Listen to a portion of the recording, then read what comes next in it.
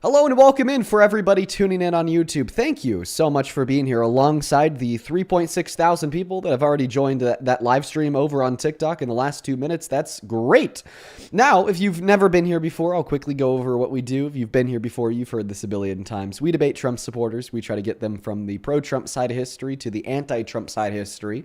Why? Well, it's because Trump is the worst president of your lifetime. I mean, every single day he seems to prove that again and again in some new way that was totally unexpected 24 hours ago. And matter of fact, there's still millions of people in this country and overseas, honestly, globally, that still support this tyrant. So the reason we do these live streams is to attempt to change their minds in the process. We hear from them every so often. In fact, yesterday we had a great 28-year-old man join the stream, tell us he voted for Trump twice, started watching these streams, and his mind was changed, and then he was able to turn around and change the mind of his wife. So that's awesome. But it's also just to advocate for more critical thought in society at large, and to hopefully give you guys the education if you were a anti-Trumper tuning in, and really good talking points that you could use if you were to turn around and attempt to maybe change the minds of the pro-Trump family members or friends within your own life. But folks, every single day before we hop into the debates, we also like to go over the breaking news. Breaking news of today's kind of crazy, because guess what? The liberals are now the pro-Jesus, pro-gun party, I guess, okay? The tides have completely turned, because Donald Trump earlier today told a reporter, quote unquote, "You can't have guns." In fact, let's just go ahead and get the full quote up here right now. I'm going to play you the clip of Donald Trump making a statement. It's a little bit hard to hear, but after I play the clip, I'll just read the quote off of what he said.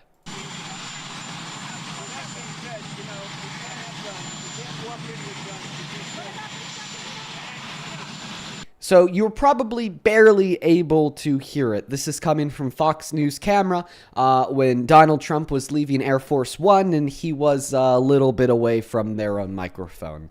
But anyways, he said, and I quote, "You can't have guns. You can't walk in with guns.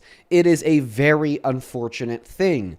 I have been doing these debates for years, folks, and let me tell you, before the election, one of the most frequent arguments that we would hear was from the conservative constitutionalists joining this live stream, saying that the Democrats are anti-American, unpatriotic, and have attacked the Constitution for years, most notably the Second Amendment. We've heard from many pro-2A conservatives that will literally just tell us that they're going to vote red no matter who, simply because they think that the Republican parties really hold a lot of respect near and dear for that Second Amendment. But now we have Mr. Trump, who's labeled himself as a king, attacked the First Amendment, saying that it's now illegal to criticize him in the media, attacked the Second Amendment by illegally deploying the National Guard in states like Illinois, attacked the 14th Amendment by attempting to reclassify citizens as undocumented immigrants to deport, or attacking the 22nd Amendment by saying that he wants to run for a third term, now attacking the Second Amendment, saying that you can't have guns. You can't walk in with guns. It's a very unfortunate thing. Where's the outrage, may I ask? Why is the NRA not releasing the largest public statement they have since their conception? Because since their conception, we've never had a president say, you can't have guns. Where are the pro-American militia gun owners that think they reserve that right to fight a tyrannical government? Well, instead of saying, don't tread on me, now they're saying, tread on me harder, daddy. So I'm sure that we'll talk to many people today that support the Trump administration. Of course, that's what we do. And I'm very interested to hear what their response to their favorite president saying you can't have guns. But folks, at this point in time, let's go ahead and hop into the debates. Hop inside of that queue over on TikTok if you happen to be an American adult that supports Donald J. Trump as president. And honestly, before we even get that very first guest up here, we have somebody to thank. I just looked down at my phone and saw this notification.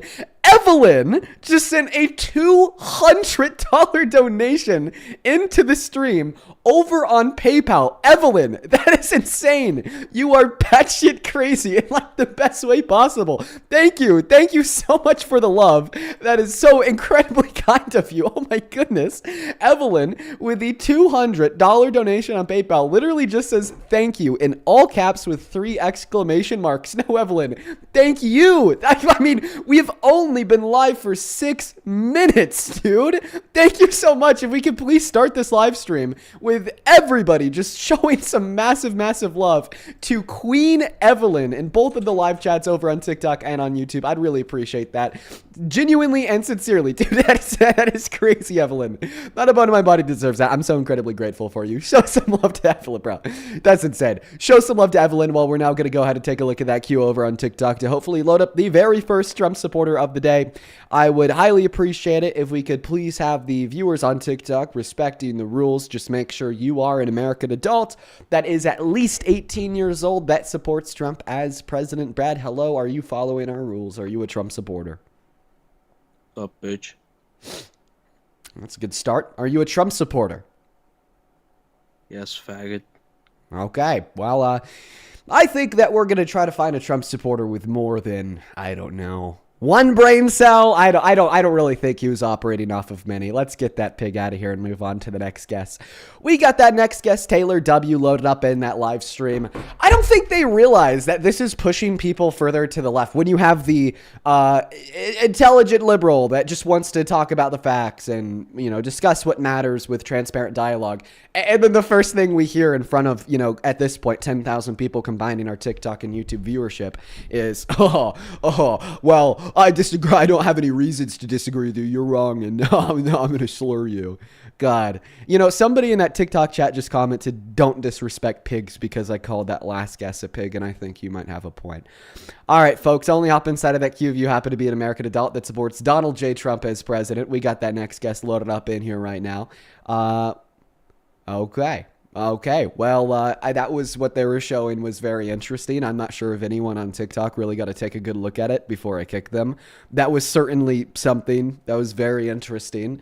Moving on to the next guest right now. By the way, for the 9,000 people tuning in on TikTok, once again, good to see you. Make sure we're double tapping on that phone screen, sharing out that live. For everyone that we've had tune into YouTube so far, appreciate you for being here. First, we'll get that. I promise that we'll get that first debate underway here shortly. Hello, Wyatt. Do you support Trump? I'm not here to debate you, man. I just think you're a Okay, well, Ben, unfortunately, I heard that you weren't here to debate me, so I kicked you. What's the over-under, folks? Do you think he was going to say something nice or say something mean? Because he said, I'm not here to debate you, man. I just think that you're a little, like, what was he going to say next, you know? A little handsome fella or like a little insufferable bitch or something else? Tell me what you think down below. Let's go to get that nice guest, that next guest loaded up into that box. Hello, do you support Trump, Jack?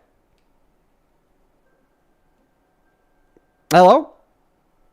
Jack's last name is Peacock. What a last name, dude. I don't think I've ever seen that last name before. Jack, are you with us? I don't think that Jack is with us. Folks, we have the rules up on that phone screen if you happen to be watching on TikTok. They're very simple. You just have to be 18 plus, American and MAGA. All rule breakers will be permanently banned.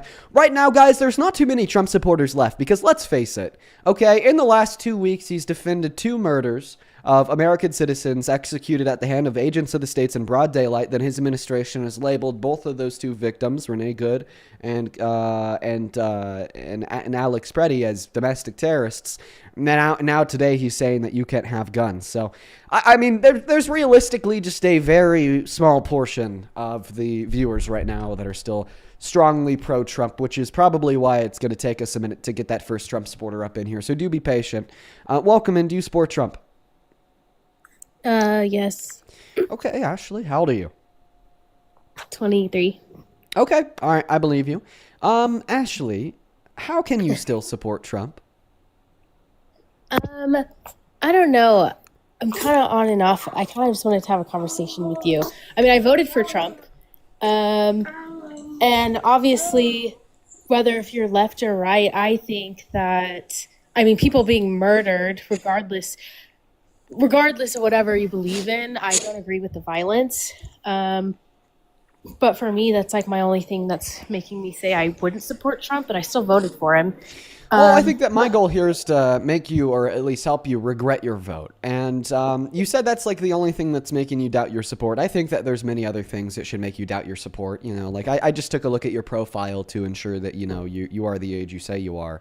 And I see that you have 3 young children. If Kamala Harris were president right now, you'd be getting thousands of dollars back per year. She wanted to double the child tax credit to $6,000 for the first year of a child's life, $3,600 from the age of 2 to 5, and $3,000 from the age of 6 to 17. So you'd be significantly better off financially speaking. Plus, Trump's big beautiful bill and tariffs have really done a number on our economy.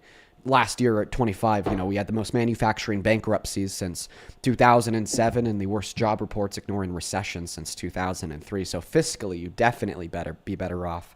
And then other reasons why you shouldn't support Trump range from him being, held liable for raping a woman, boasting about sexual exploitation, to attacking women's rights in the sense of access to abortion, and of course what you brought up with now defending the broad daylight murder / execution of American citizens on the streets of this country.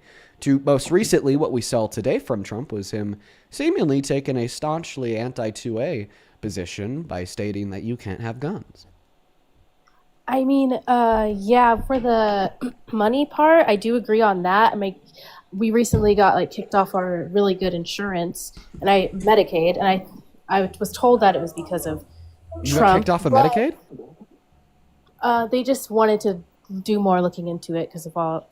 I don't know. Wow. Yeah. So 10 million people lost coverage under the big beautiful bill, and then 45 million people are having to pay, in many circumstances, 3 times the amount that they did have to pay prior for their premium. So yes, you are directly suffering immensely because of the Trump administration. So why did Biden and Kamala open the border though? I mean, I guess because of my kids, because if we're gonna talk about both, I do agree with what you say, but. From when I voted for Trump, the reason why I voted for Trump was because of the open border thing. Wow. Can you tell me how this mysterious open border negatively impacted your life in the slightest?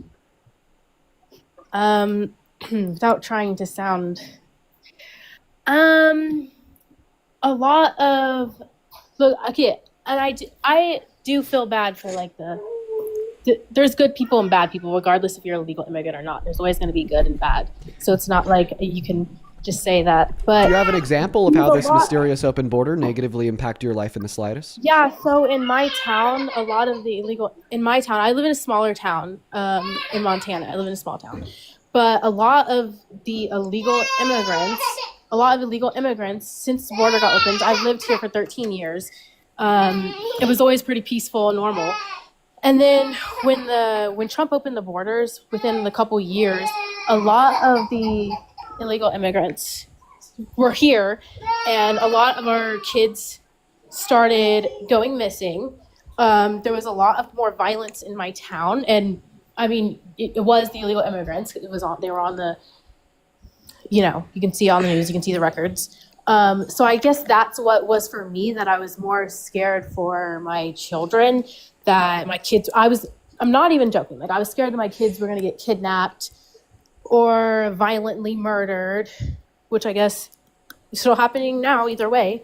But I'm saying that is what was stopping me from voting for the other side. I saw the violence and I thought that Trump was going to take that away. I didn't think that this was going to happen. Chad, so listen, we've been talking about this for over a year at this point, how Donald Trump fulfills many of the tenets of fascism as described in the literature. But one tenet that he really exuberates himself in fulfilling would be the 4th tenet of fascism, which is identifying an enemy as a unifying cause for your base. And I feel like this is the propaganda that this guest has fallen victim to, because think about it this way. We had a conversation, you and me, both Ashley, about how you and your family are being negatively impacted to a significant degree by the Trump administration. You've lost health care. You would have had thousands of more dollars in your pocket because of having access to health care and having the significantly increased child tax credit. But instead, you just kind of brush that off your shoulder. You say, no, I'm still going to support the guy that's actually causing this harm, because he was able to convince you that undocumented immigrants are violent people that are going to do bad things to you and your family. You know, and this is exactly what he said. I mean, I don't doubt that this is what you believe, because this is what he's been saying on repeat for years. This is the sentiment that Newsmax and Fox News have been echoing. That's all they've been saying. I mean, I could pull up a clip on my phone right now of Donald Trump saying that all these violent undocumented immigrants, illegal aliens is what he calls them, have escaped gangs, have escaped, not escaped gangs, are members of gangs, have escaped prisons, have escaped mental institutions, and they're just so violent people. He'll highlight false narratives and stories about how the violent illegal aliens that are Somali and Minnesota are eating the pets and dogs, about the violent illegal aliens that are killing all the women, raping them too. But I mean, listen, the facts matter. The propaganda needs to be disputed, because it's been a long withstanding fact that undocumented immigrants aren't just not too violent, but they're actually significantly less violent when compared to citizens. The average American citizen is 2.5 times more likely to engage in a violent crime compared to the average undocumented immigrant. And this tells us, statistically speaking, if your town was just swarmed with undocumented immigrants, in fact, they just kicked the citizens out of their houses and set up camp, you would be significantly safer in accordance with those statistics. So what you believe in here is just pure, baseless, bigoted propaganda used in an attempt to demonize this demographic of people to get you to continue to support Trump even when he's hurting you and your family. I don't think I was, I mean, I think I said that when I first joined, but I was just saying that so you wouldn't kick me off. But I don't think I would say I still support him just because of that one reason. I was giving you my reason why I voted for him over Kamala. Obviously, I didn't think this would happen, but do you understand now how that reason is just a blatant lie? A lie? Yes, a lie. Undocumented immigrants, okay, are significantly less likely to engage in violent crimes compared to citizens. I mean, I didn't know that. Okay, well, you do now. So can you acknowledge that what you said there about being scared of all the illegal aliens coming to your city and hurting you and your family? I mean, that's just no, I was saying I was a bigoted scared for a lie reason, that you fell for. Because they were causing. It wasn't a lie that I fell for. It was something that I saw with my own eyes. It's not something that you saw with your own eyes. It was a false narrative With my created own by your local eyes. media outlets. Listen, if I'm a Republican and I am bigoted and I want to convince as many people as possible to despise undocumented immigrants and villainize them, and I own the media outlet, what I would do is I would turn around and I'd make sure to highlight and only cover every story of undocumented immigrants committing violent crimes. But then whenever a citizen commits a violent crime, I either give it maybe 25 seconds of media coverage or not at all. So then I'm creating this cherry-picked narrative that all the violent crime that we're watching and we're seeing is being perpetuated and committed by undocumented immigrants. Like, legitimately, in accordance with the statistics, for every news story that you saw reported on in your area of an undocumented immigrant committing a violent crime, okay, 2.5 citizens committed a violent crime. Okay, I guess I see where you're coming from. I guess my next thing just would be, what do you think about, this is just all a big thing to divide us, and it's really just all the Jews. Trump's a Jew, Biden's a Jew, it's just all the Jews. This is just a big scam to divide us. ICE against What? ICE. Wait, with what? ICE. This What? is just all a big Whoa! scam to try to I'm divide sorry. America and make it Slow down. What? I mean, think about it. What are we doing right now? We're debating over ICE. One second. Hello? I'm sorry. That's like left field. It's all the Jews? What the hell are you saying? That they run our country. Okay. And this is just all a big thing. So the mental brain rot of the anti-Semite, okay? It's anti-Semitic to say that Jewish people run our country. It's anti-Semitic to say that there's any issue with Jewish people at all.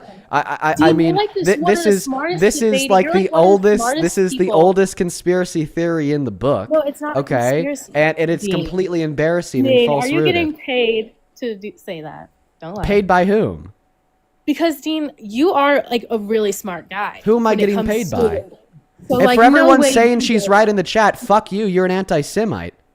Dean, no way you don't know. You're like one of the smartest guys I watch on No, TikTok. inform me, please. So no way that you have not done your research, because you do your research when it comes to the left stuff. You do your research. Oh my God! So Why? now- And now everyone in the chat is calling me a Zionist for saying that it's anti-Semitic to attack Jewish people. Fuck you! You're also an anti-Semite. I mean, we have some dumbass fucking children watching this stream right now. So what's the argument? Dean, come on. You do your research, right? I know you do. Yes, I do You're my smart. research. So you have not. So have you done your research about it? Like, have you looked into that? Like, why is everyone saying Jews running our country? Let me look into this. Let me look into the media. Let me look into the left and the right because they're the same. How about you tell When me you look the into- culmination of the When you look into the left and the right. have tell you me the done- conclusion of your research. and What do realize we that we're all see the here? same. What do we see here about the Jewish people?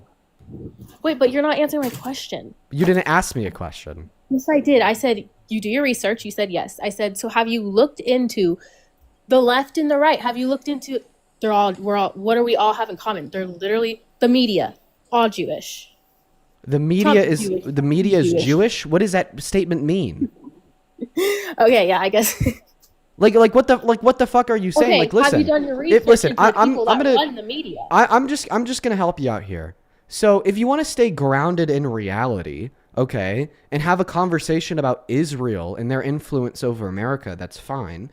But having a conversation about the state of Israel's influence over America with use of AI pack, okay, is distinct and different from then therefore portraying those same virtues on all Jewish people.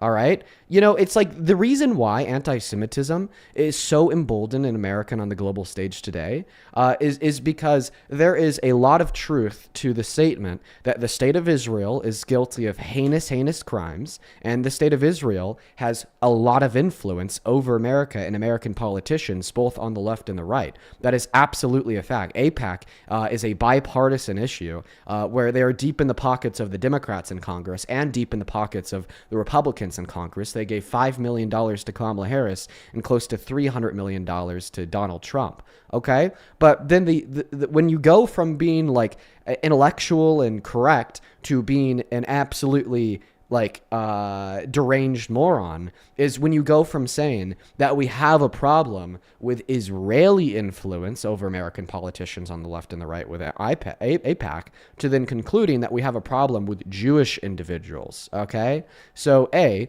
Jewish individuals are not a monolith.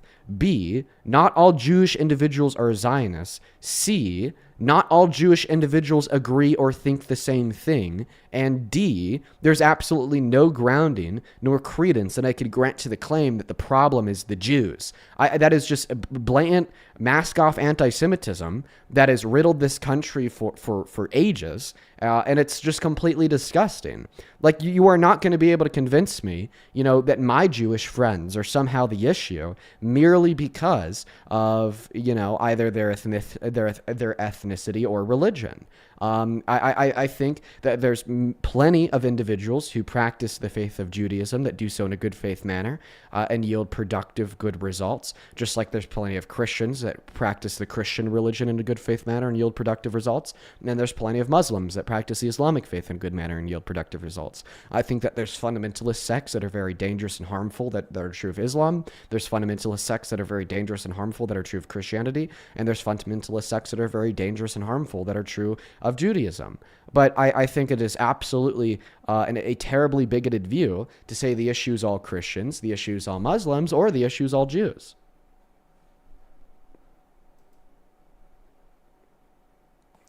Okay, yeah, I don't think I should have said Jewish people. I think I should have said Jewish government. But, so Dean, I just want to ask you one last question. Look at the camera. One second. It's not even the Jewish government, okay? That's not even true. I understand that Israel is a Jewish ethno-state. That is 100% true, but that doesn't make the state of Israel the Jewish government, as they do not govern over all Jewish people. They are the Israeli government. So no one's paying you to say that? No, I'm staunchly anti-Israel. Smiling every time I say Yeah, that. the reason why I smile when you say that is because I've been staunchly anti-Israel and pro-Palestinian for years. You've been anti-Israel? Yes. Dang, I can tell you're trying not to laugh. I'm not trying not to laugh. I am laughing in your face.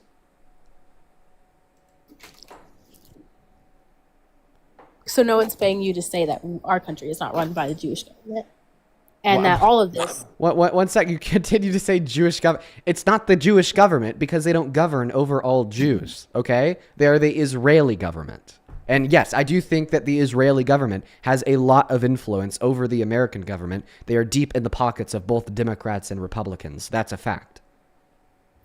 And that this whole thing, left, right, ICE, all of it, like all the things we disagree on, do you think that this is just all a big thing to try to divide Americans, make us weaker, and make us sheep?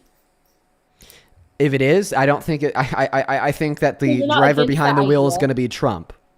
So you're not against the idea of that it might just be that? Well, I mean, you still have your belief. If it is just division to weaken America, then I think the driver behind the wheel creating that division is Donald Trump. I mean, we've heard, some of his closest senior advisors, Steve Bannon, actually explain the approach, which is flooding the zone. When you want to deflect away from one important issue, you flood the zone and create many issues. So then the attention of the people why is everybody divided. In the chat saying kick her? Everyone else that joins just says stupid stuff.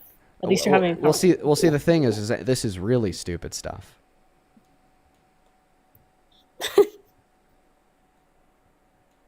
Okay, at least you're actually getting to talk. Normally, the people just say weird stuff to you. So can you respond to what I said there? I think that I do agree that there's intentional division being created in this country to weaken the people, and I think that the driver behind that wheel is Donald Trump predominantly. I mean, we've even heard his closest senior advisors be transparent, open, and honest about their method of flooding the zone with multiple issues to divide the attention of the people to distract away from the more important ones. I mean, I think that we saw this happen after the Epstein files by Donald Trump recentering his focus on Greenland, saying that he wanted to invade one of our allies and take it over. What the hell happened to that? We don't hear much about that anymore. And I think that's maybe why he so strongly and staunchly started running defense for the murder of Renee Good, defense for the murderer of Alex Preddy, is just to further create division to distract away from other things. Like, I think that there's some truth to those statements. Now, do you still support Trump as president? No, I don't support anyone. God. Okay, yeah. Well, we're going to move on to the next guest. By the way, I really want a lot of my viewers, okay, especially on TikTok, because I saw this really predominant in the chat, to sit back and reflect, okay, on your beliefs that have concluded to a confusion between disdain for the state of Israel and disdain for all Jewish people. When she started talking, okay, about how she thinks the problem is Jewish people, there were plenty of people watching on TikTok automatically hopping to spamming, she's right, she's right, she's right. And there was plenty of people that also hopped to spamming that I'm a Zionist because I think that anti-Semitism is wrong. Okay, and I bet a lot of those people are also probably on my side of the aisle. I could definitely see that. So please, okay, take some time to reflect on how there is a massive difference between launching legitimate critique and condemnment of the state of Israel, of the governance of Israel, and Zionism as a whole. And then the distinct separate notion, okay, of hating all Jewish people. Hating all Jewish people is prejudice. It is bigotry. As I said earlier, Jewish people aren't a monolith. Jewish people don't agree on everything. Jewish people don't hold the same beliefs or practice the same things. So it is just a very disgusting form of bigotry. So please make sure that you engage in intellectualism, value nuance, and make that distinction. Let's go to move on to the next guest right now. Only hop inside of that queue if you happen to be an American adult that supports Donald J. Trump as president. Hello, you look a little greasy, bro. I look a little greasy. Is it because I put Vaseline on my lips before I went live? Nah, your hair looks a little greasy. Okay, well it maybe is. I mean, I just got done at the gym before I hopped on live. Did you get a shower before you hopped on? I have a dinner in 4 hours, so I didn't have time. I'll have to shower after my stream. 4 hours. Are you gonna shower before the dinner though? Yes. So how old are you? I'm 23. Okay. So why do you support Trump? Why not? Why wouldn't you support him?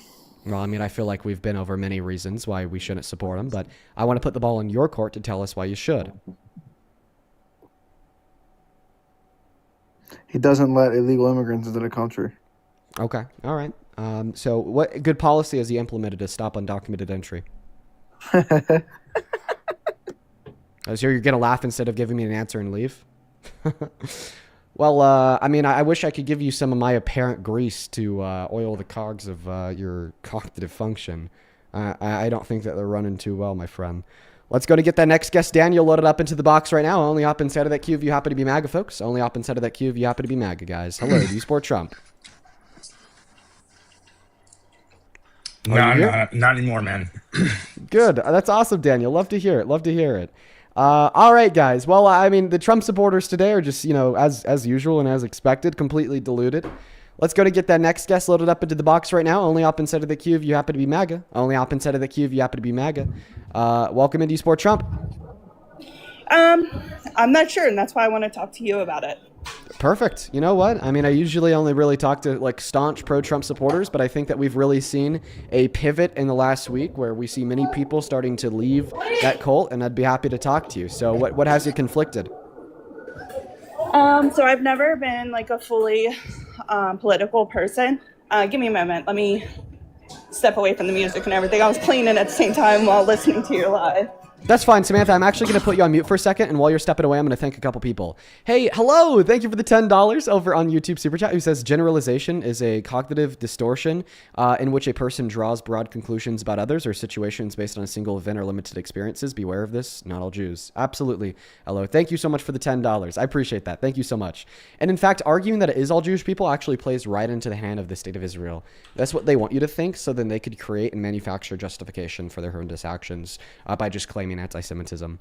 So I appreciate you so much for the $10, Panda. Showed some love to Panda down below. I'd also like to quickly thank Micah for the $10. I appreciate you so much for the love. Please show some love to Micah down below in that chat. Thank you, thank you, thank you. Joseph, I appreciate you so much for the $5, who says, hey, Dean, Shelby here. Ooh, well, Shelby, I appreciate you so much for the $5. Pernell, thank you for the $10, who says, paying you to say that you're anti-Israel because apparently that's a thing. I've actually heard that many times before. I think it's manufactured and created, what is it called? Opposition. I think I had a Groiper tell me that in person a while back. Thank you for the $10, Pernell. Elizabeth, I appreciate you for the $10 as well. Let's get 100 Elizabeth W's. And then Fussy, dude, thank you. Sorry. Thank you so much for the $50 over on PayPal. I appreciate you so much for the love, Fussy. That is FASIH. Please, for everybody watching, show some love to Fussy down below in that comment section. Brother, that is incredibly, incredibly kind of you. Fussy actually asked me to not read their message out loud, so I'll keep that to myself, but I do appreciate you so much for sending me that follow-up, Fussy. Let's get 500 Fussy W. Seriously, thank you so much for the love. As well as Viviana, thank you so much for the $5 over on PayPal. I appreciate y'all all so much for the love, as well as Jessica. Thank you so much for the $15 over on PayPal. Thank you so much for the love, Jessica. Please show some love to Jessica down below in that chat if you happen to be watching. Jessica with the $15 says, please take care of yourself, Dean. You are a voice and educator for so many of us. We need you. Well, Jessica, thank you so much for the kindness, and thank you for the kind words. And we are going to continue to do this every single day. You already know it. Thank you so much for the love, Jessica. And then Mary, thank you so much for the $20, who says, I actually caught a live today. Keep on kicking ass, Dean. Thank you so much for the love, Mary, and it's good to have you here. I hope that you enjoy the stream. Let's get 200 Mary W's as well as 150 Nick W's for the $15 donation, who says the last girl's mind is so far gone. No, she was just completely brain rotted. And then Michelle and Toby, thank you guys both so much for the love. Please show some love to Michelle and Toby down below in that comment section. Thank you so much. Michelle with the $20 says you were 100% correct. We need to keep talking about the murder of U.S. citizens and violations of human rights, but people shouldn't forget about the Epstein files. Yeah, absolutely. Thank you so much for the love, Michelle. It's good to see you. Show some love to Michelle down below. And then Toby, thank you so much for the love. Toby just says, I love what you do, Dean. Thank you for your work. Thank you so much, Toby. Please show some love to both Toby and Michelle down below. And then Opaphalia, thank you so much for the $11 and the 11 cents, who says, for wiping the floor with the anti-Semite on Holocaust Remembrance Day. What an unexpected brainless attempt at a debate from that lady. She has 3 kids. Yikes. Absolutely. Big ass yikes. Opaphalia, thank you for the $11. Then Rose, I appreciate you for another $25. Let's get 250 Rose W's. Thank you so much for the love. Rose says, I would say that this conspiracy theory guest deserves a tinfoil hat, but if you started wearing that again, you'd end up having to put one on the whole stream now. The whole fucking stream, indeed. Absolutely. And then Mary, thank you for the $20 on Venmo. Thank you so much, Mary. Mary says, for guests that are crashing, you could also play soft music. As their heartbeat synchronizes with the rhythm of the music, they'll calm down. Does that actually work? You'll have to let me know down below. And then Brady, thank you so much for the $10 over on Venmo. I appreciate you for that love, Brady. And then Alexis, thank you so much for the $50 donation over on Venmo. Holy shit, Alexis. That is AAAS. Show some love to Alexis down below in the chat for such An incredibly kind donation. That is so much money, Alexis. Holy fucking shit. Thank you. Alexis with a 50 says, thank you so much for everything that you do. I literally enjoy how you so eloquently dismantle these idiots' logic and reasons. I do understand how hard it is to stay humble and compassionate with their blatant stupidity. Well, Alexis, thank you so much for your kindness and the $50 donation. That is so incredibly kind of you. Thank you, thank you, thank you. And it looks like we're all caught up for now. But before we hop back into the debate, I just want to say one thing. Hannah, I know that you're watching right now. Happy birthday. And shout out to your awesome, awesome father. Show some love to Hannah down below in that comment section. It is her birthday. Her and her father are both watching right now. Please show some love to both of them. Now, at this moment in time, Samantha, I'm going to go ahead and send you an invite to turn back your mic back on. And let me ask you a question. So do you feel like you're kind of sitting in the middle of the road right now? You don't really know if you should or shouldn't support Trump as president? I don't know. Like, there's some things that I've seen, but again, you got to think about propaganda, right? Everything's put into your news feed and oh, sorry, I can't, for some reason, can't say the word, but everything gets put in your way. And I would like to believe I'm a Christian woman because I do believe in God and I do believe in Jesus, which obviously does influence a lot of my beliefs. But there's also a lot of things that kind of contradict what the right side does that is against the Bible as well. Oh, yes. There absolutely is. So I like to play a little bit of a game. It's not really a game, but, we gamify it for the purposes of engaging more people.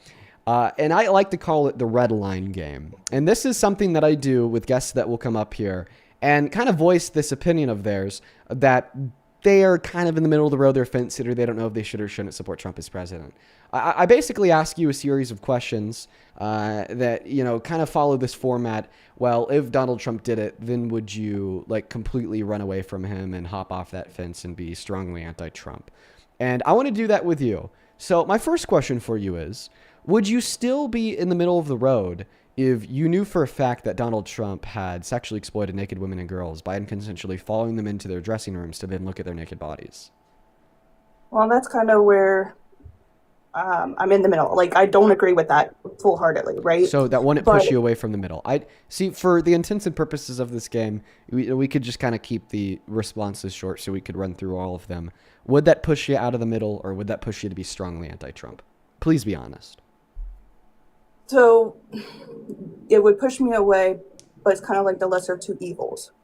Okay, That's so why I said you wouldn't be strongly anti-Trump? I mean, I'm strongly anti-sexually exploiting women in general. But you could just give a clear answer. Would that make you strongly anti-Trump? I wouldn't. It's hard because it's all of them. All of them are like that. So how can I say I'm strongly against anti-Trump and anti-Biden? The person who ran against Trump has never engaged in sexual exploitation. Again, I don't know because propaganda, right? What's propaganda?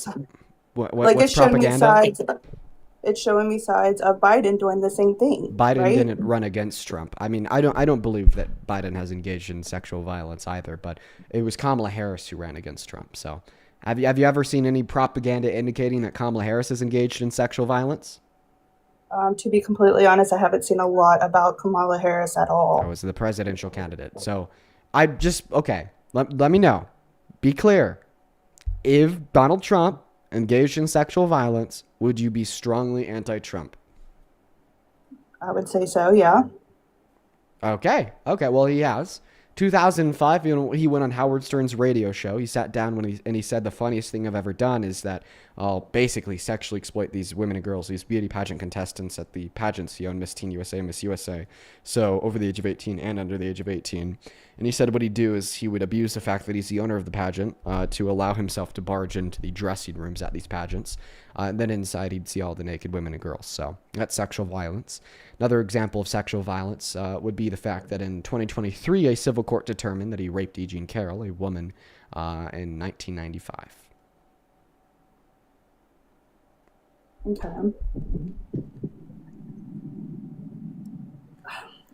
Like I said, I'm still struggling politically. Okay. If you're still struggling and you're not strongly anti-Trump, okay. So just one thing I will ask from you. It's not just personally that. Okay, we can judge him based upon his actions, right? But we're talking about politically. One thing I'll ask where you I'm here is, struggling. just the one thing I'm going to ask you here is to be honest. A minute ago, you told me if you engaged in sexual violence, then you'd be strongly anti-Trump. I now see that you didn't mean it. Right. No, Okay, no. I so can let me still ask the be next question. anti-Trump, but not anti-Republican. Does that make sense? So the purpose and intent of this live stream is to get you to stop supporting Trump as president. The closer we get to the midterms, we'll start voicing reasons and arguments to compel you that you should probably vote blue. Okay, which I understand that, but I want to see. Okay, voting blue isn't. But It is so against the I person. so are It you is now about the strongly person, but anti-Trump? It's about the beliefs. So are you now strongly anti-Trump? Well, yeah, but I'm not. I would say I'm strongly anti-Trump because, again, he's Republican, right? So he's fighting for something what So then Republicans don't tell believe. me that you would stop supporting Trump as president if he engaged in sexual violence, because obviously you didn't mean it. Okay, next But one. I don't. Would you be I'm strongly against him anti-Trump if personally he as a pardoned both? person. One moment. Would you be strongly anti-Trump if he pardoned both domestic and narco terrorists? I'm sorry. Can you repeat that? Would you be strongly anti-Trump if he pardoned both domestic and narco terrorists? I don't know what narco terrorist is. Can you inform me about that? People that bring a bunch of drugs into the country. Okay, if he supported them, because from what I'm If seeing, he he gave them doesn't. presidential pardons, would you be strongly anti-Trump if he gave full and complete presidential pardons to both domestic and narco terrorists? Well, isn't that what he stands against? Why aren't you answering my question? Because I don't know the story behind it. I can't. There's no story behind it. It's just a question. It's a would you. It's a hypothetical. Would you stop supporting Trump if he gave full and complete presidential pardons to both domestic and narco terrorists? I don't know. I can't give you yes or no. I can't. Next question. Would you stop supporting Trump if he called for the execution of Democrats serving in Congress? Has he been doing that? Can you answer my question, please? I don't know. You That's don't what I'm saying. know? I don't know. You don't know? I want to know the story. I can't just say yes or no. I don't think anyone should be executed. If Donald Trump, let me tell you here, if Donald Trump baselessly called for multiple Democrats in Congress to be executed via hanging, would you definitely not support him as president? Okay, kill him? No, I would not support him. Okay. 7 weeks ago on Truth Social, that's exactly what Trump did. He responded to an article published by the account Washington Examiner with an article that was titled, 7 Democratic Lawmakers in Congress Urge Members of Our Military to Disobey Unspecified Unlawful Orders. And he responded to this by calling the Democrats who urged members of the military to disobey unlawful orders by calling them seditious traitors. He then followed that up with a secondary statement that their sedition is punishable by death. Then he followed that up with a third repost of one of his followers' comment that read, "Hang them, George Washington would." Okay. Well, I don't agree with that. So you no longer support Trump as president. You're staunchly and strongly anti-Trump. I guess. Because What do I you don't mean know. the hell? What do you mean? You don't know? I don't support Trump. We're like okay. legitimately witnessing cognitive dissonance in real time. We listened to Samantha say that she would be strongly anti-Trump if he engaged in sexual violence. I bring up clear scenarios of him raping and sexually exploiting. Samantha, one moment. Of him raping and sexually exploiting women. And then the next thing that we heard from her was, "Oh, I don't know. I don't know." And then she said that I would strongly stop supporting Trump if he called for the baseless execution via the means of hanging of Democrats in Congress. And then I proved to her that's something that he's done. And then all of a sudden she's like, I don't know. I don't know. Can you make the explicit verbal recognition that you're very clearly engaging in cognitive dissonance? Because in one breath, you're saying if Donald Trump engaged in this action, you'd stop supporting his administration as a whole and stand strongly against it. But when you learn that something he's actually done with no counter argument, all of a sudden your mind reverts back to an argument coming from this place of still being in the middle of the road and unsure if you want to support them or not. Can you verbally and explicitly acknowledge that right now you are experiencing cognitive dissonance?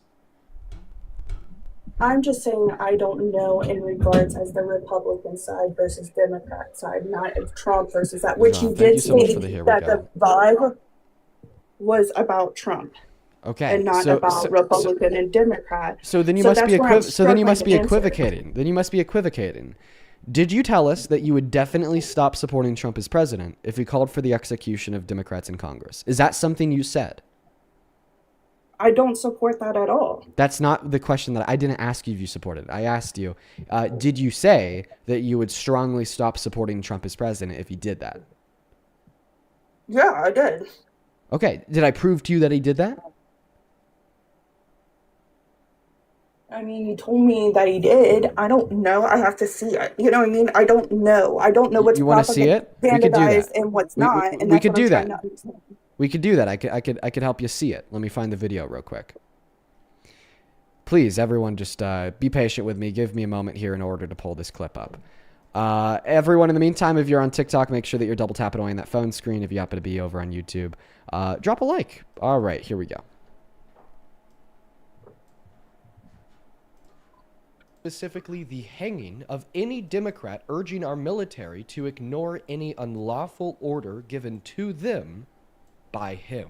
I can't believe that this is a real. What's going to be relevant here? I would be reporting this headline in my life. And just declare, you need to know, Donald Trump posted this on Truth Social. He responded to a post published by the Washington Examiner titled, "Democratic Veterans in Congress Urge Service Members to Refuse Unspecified Unlawful Orders," by saying that this is really bad and dangerous to our country and that their words cannot be allowed to stand. He then followed that up with a second post that reads, "This is seditious behavior, punishable by death." And then he reposted a comment that reads, quote unquote, "Hang them, George Washington would." This is the most...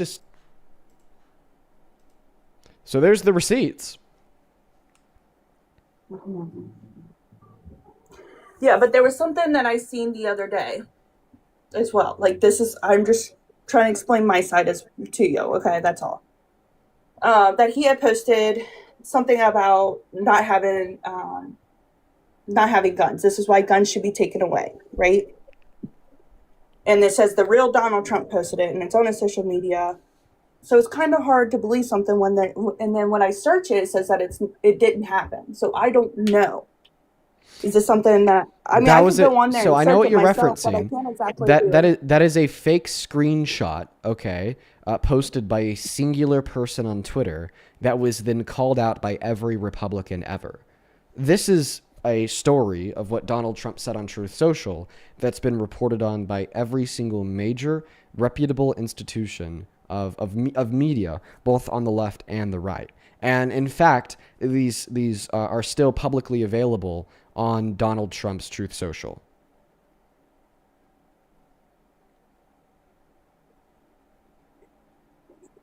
Like literally, look at this. Look at this.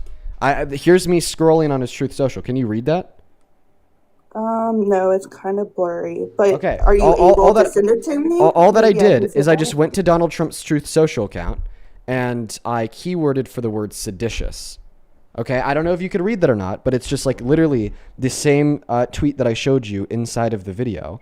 It says seditious behavior punishable by death. And like I'll even hit the X right there and show you that this is like really Donald Trump's real Truth Social. Okay. Okay, so you can't can you Like, dispute the validity of the screenshots I showed you? No. Okay, so you no longer support Trump as president. You're strongly anti-Trump.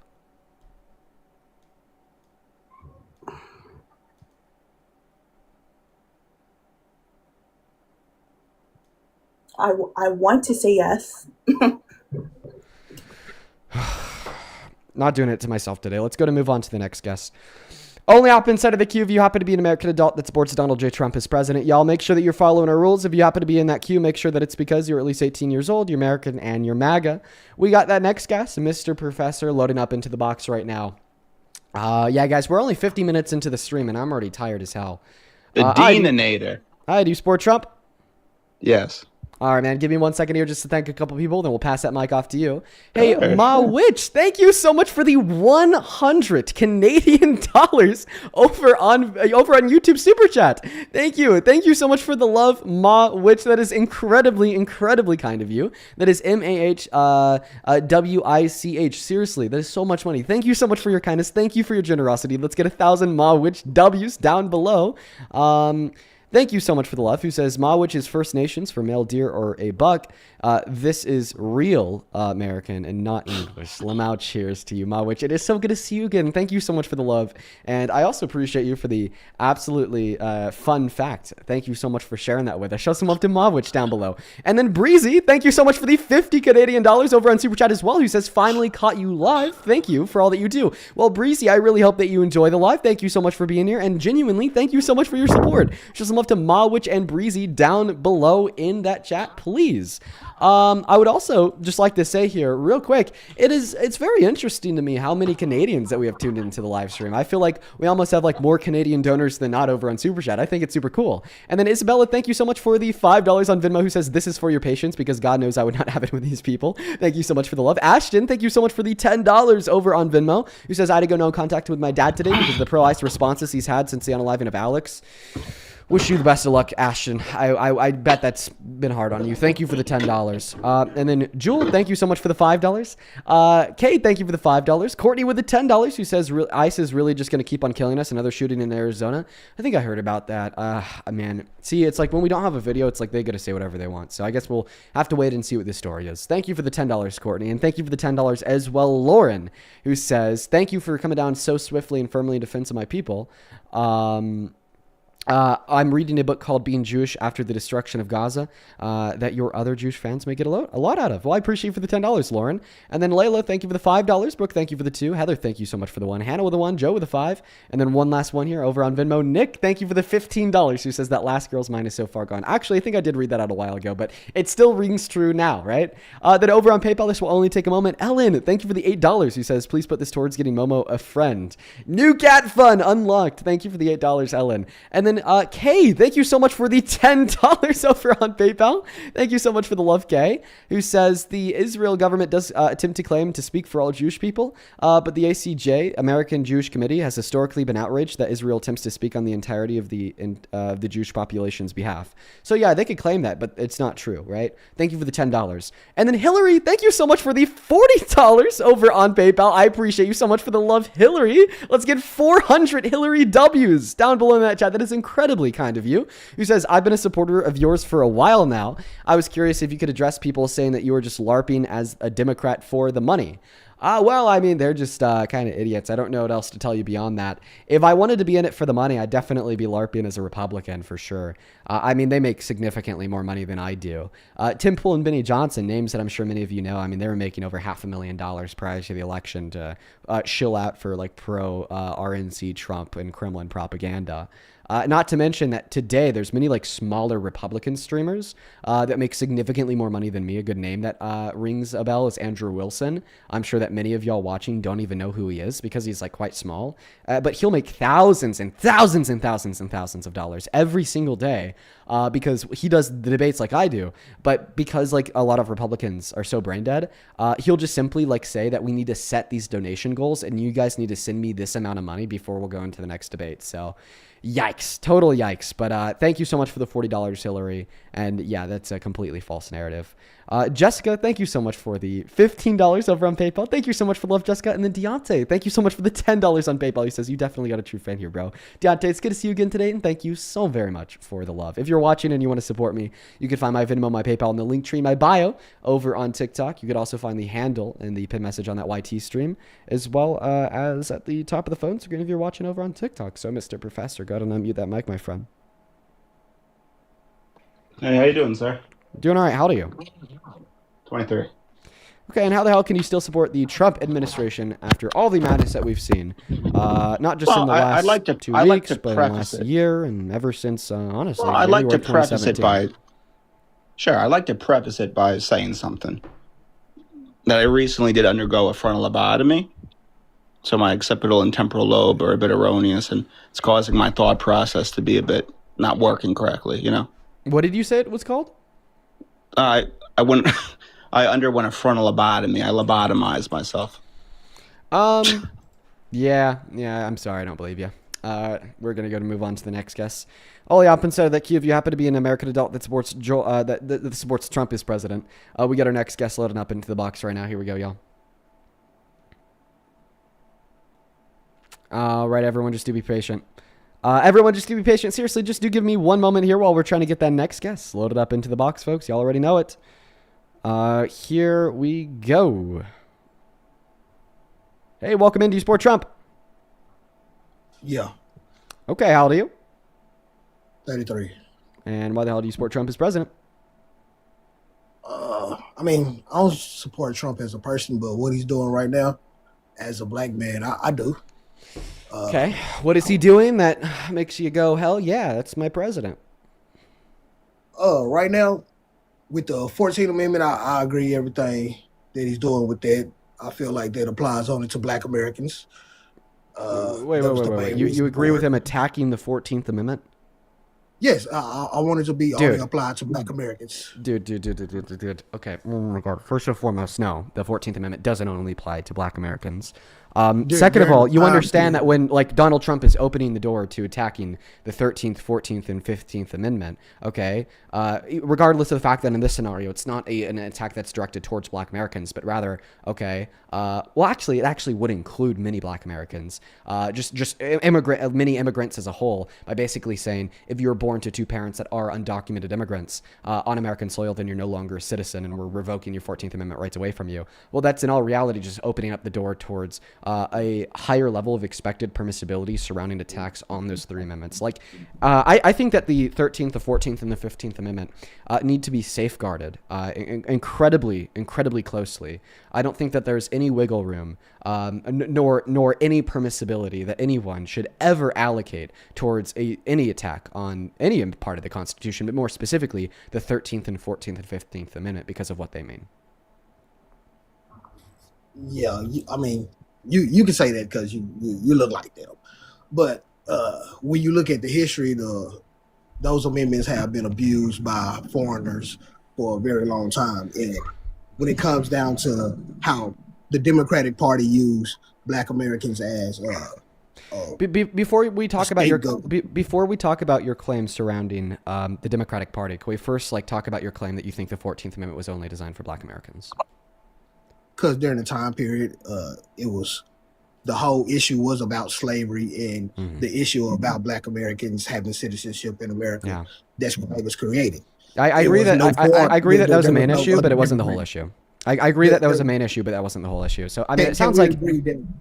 Can we agree that there was no other immigrants that was trying to come in during that time period? No, we cannot agree. We cannot agree. We can't agree on that, and I'll tell you why. So first and foremost, okay, we need to make it clear that yes, giving black Americans birthright citizenship was the main issue surrounding the birthright citizenship clause of the 14th Amendment. Why? Well, I mean, it sounds like you know your history, so you're probably already familiar with this. The very infamous Dred Scott decision, where we had SCOTUS rule that, you know, if your parents were enslaved black Americans, that you're actually not an American yourself, even if you're born on the soil. Congress had to do something. They acted. They passed the 14th Amendment and the birthright citizenship clause, saying that if you're born on American soil and you're subject to the jurisdiction thereof, then you are a citizen. Of course, yes. The main priority with passing the birthright citizenship clause was to counter the Dred Scott decision. However, it is not true that was the only priority. If you read the congressional debate record on the floor of the House and the Senate for passing and ratifying the 14th Amendment in 1868, they strictly debated if this would apply to immigrants. And what they concluded is that yes, it would. And I mean, it wasn't even 40 years later that we saw the U.S. versus Wong Kim Ark SCOTUS case in 1894, where SCOTUS explicitly ruled that everybody who is born in this country, not to a parent that is a member of a militant invading force from another country, okay, not to a foreign diplomat, and not to an indigenous American, okay, would be citizens. Now, of course, we later did give birthright citizenship to indigenous Americans. Of course, that's something I'm really happy that we updated.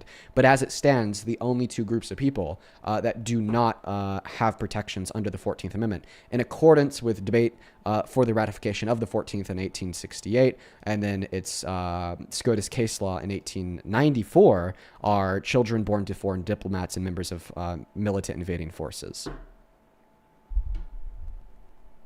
You do know the reason why they even used the one count art case, well, even brought it to court, was to try to challenge the 14th Amendment to stop immigrants to come here anyway.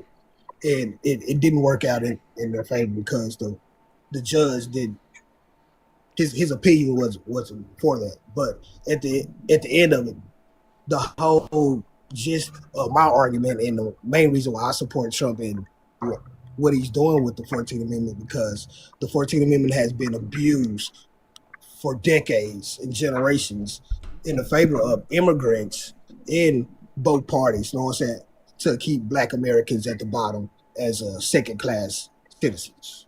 Okay. Well, first and foremost, you're wrong about how the U.S. versus Wong Kim Ark got brought to SCOTUS. You said that it got brought to SCOTUS to contest immigrants and their application to birthright citizenship under the 14th. No, it was actually an appeal launched by Wong Kim Ark. So he was denied citizenship when he came back into America from visiting his family in China, and then he said, "This is wrong. Okay, this isn't how it should be." Of course, the U.S. then contested that. It worked its way up through the courts, through the appeal system. Ultimately, SCOTUS heard the case and they ruled in his favor unanimously. And then second of all, you're saying that you're kind of equivocating on your argument here because you're ping-ponging around point number one. You're saying legally the birthright citizenship clause of the 14th Amendment only applies to Black Americans. And you're bouncing between that argument and then the second No, I argument. said it should. I said it should. Okay, you said it should. So you agree that as it stands legally, the children born to undocumented immigrants on American soil do have birthright citizenship. Yeah, that's the abuse of it. Okay, and then you're just calling that abuse. So why is that abuse? It's a misuse of it because why so? They Well, it can't be a misuse of it. I just want to clarify. If you agree that legally that is a right in which they have, it's impossible to like misuse a right. Okay, like legally speaking. That's because it's been misapplied for decades in generations. The whole reason was so that we know that the American government used buffer classes between white and Black people. You know what I'm saying? And those buffer classes keep both poor Holy white. shit! 1 second. I'm sorry. Your second repost is crazy. Wow. This is nuts, dude. Well, I'm foundational Black American. I told you I'm very anti-immigrant. Yeah, so you are like incredibly bigoted against immigrants. No, I mean, hey, I have racial pride, if you want to call it. Well, I just want to let you know. I just want to let you know. Okay. And when you understand the Black community, I want to make this point incredibly clear. Okay. The same thought process, and which is guiding you to the conclusion that you should hold the beliefs in which you do against immigrants. Okay, is the same thought process that has historically led white Americans to hold incredibly racist views against Black Americans. I just want to make that clear. Okay. I mean, the thought process in of itself is identical. It is one form of bigotry to another form of bigotry. The logic in which you are using to build the beliefs you are is the same logic the white supremacists use. Look, I could care less. I stay in all Black. What the fuck? Okay. So it's like you recognize that it is the same logic that white supremacists use against you, and you could care less. So you don't care about the logic that white supremacists use to kill Black people. If you don't like me, you don't like me. I could care less. That just means. Wait. So are you defending the proposition that you could care less about white supremacy? Yeah, because it does. And this is why I say that. When it comes down to like people being bigoted and hatred, have hatred towards somebody's skin color, that's what the fuck? Human activities. Oh my god! Normal human activities? Yeah. Look, I don't have to like you if I don't know you. You can't force anybody to like you, and I'm not going to force anybody to like me. Like, if you don't like me, you don't like me. Hey, I don't give a damn. You're not going to stop my life. You're not going to stop me from doing what I want to do. That's why I stay within my own community, and I deal with people I can deal with outside of my community. Well, I mean, it sounds like you're like advocating for like harm directed against your community, right? Like, listen, dude. Just give me a moment here. Just give me a moment here. Okay. I'm a white dude, okay? That is true. But I have this... It depends, because not all of y'all are white. Just give me a moment. I'm a white guy. That's 100% true. I'm a fucking white boy. But I just, like, have this feeling that there are, like, thousands of black viewers watching this stream right now that are hearing you go, I don't have a problem with white supremacy. Okay, not liking somebody because the color of their skin is a very natural and normal, like, thing and a thought process. And then their takeaway is like, what the fuck? Like, this guy is saying that he doesn't have a problem that has directly plagued his own community, okay, for generations on top of generations on top of generations, okay? Like, the mental thought process that then resulted in the material actions, okay, of black bodies being turned into leather after they were raped, after they were murdered, okay? Right? It's like, come on, dude. That's insane. That is something that, like, every single person should, like, take a problem with. And I feel like, you know, you have insight that I, as, you know, a white boy, don't. Like, you have definitely seen the direct and material impact of white supremacy, okay, on, you know, your ancestors, on your grandparents, on your parents, and on yourself, and on your friends and family. You know what I mean? It's like, for you to then turn around and say that, like, you don't care about it, I feel like is a big slap in the face to, you know, every person that, you know, you've met and engaged in with your life that's also black, you know, part of the black community, and like a slap in the face to yourself. I'm gonna tell you why you confused, because your view of white supremacy is not my view of white supremacy. The propaganda that the Democratic pushes white supremacy is not what we advocate and what we call white supremacy. Because at the end of the day, both parties is racist. White liberals, white Democrats are more racist than white Republicans, in my view. And I stay in Texas. Trust me. Wait, I'm real with the Democratic Party didn't like black. I have a question. Okay, so earlier you're telling us that, like, you really care a lot about, you know, like, the 14th Amendment, and you think that it's been abused because it was designed for, like, black Americans. Okay, why do you care? Okay, because if from your perspective, okay, somehow, just give me a moment here, because from your perspective, like, you think that, like, immigrants are, like, abusing this amendment in which was designed for black people, but I mean, you just got done telling us that you don't really care about the abuse of black people because you don't care about white supremacy. That's why I just said your version of white supremacy is not my version of white supremacy. Bro, you just call it is not what I'm calling it. Because listen, if one similarity, I really hope that one similarity that my version of white supremacy and your version of white supremacy shares, okay, is a type of othering of people because of their race. No, we don't share nothing, and that's what you got to understand. What the fuck? Because your view, look, you're trying to white explain shit, and I'm not going to let you do that.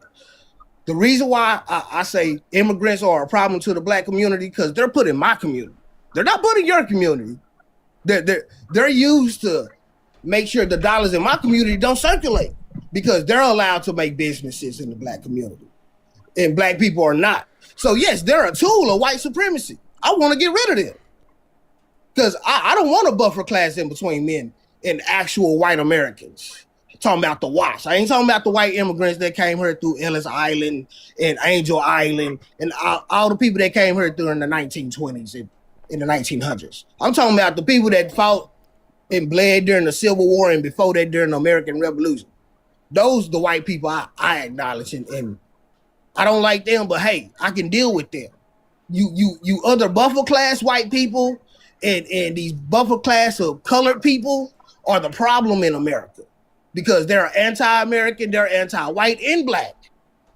And they make it harder for us to even come together and deal with our issues, because we continue, if you look at history, every generation we try to fix our racial issues, we bring in a whole lot of shitload of immigrants as buffer classes. Okay, I'm gonna hop in here real quick, then I'm gonna pass the mic off to Erica. But just first and foremost, okay, like, the logic that you're describing seems to track the logic that underpinned Jim Crow era segregation, because you're saying that immigrants should be segregated from your community. That's what white people said about white people. Immigrants shouldn't be allowed and hopefully that is an issue. Okay, that, like, you deem is, like, wrong and downstream of white supremacy. Just saying. Okay, but Erica, the floor and the mic are yours.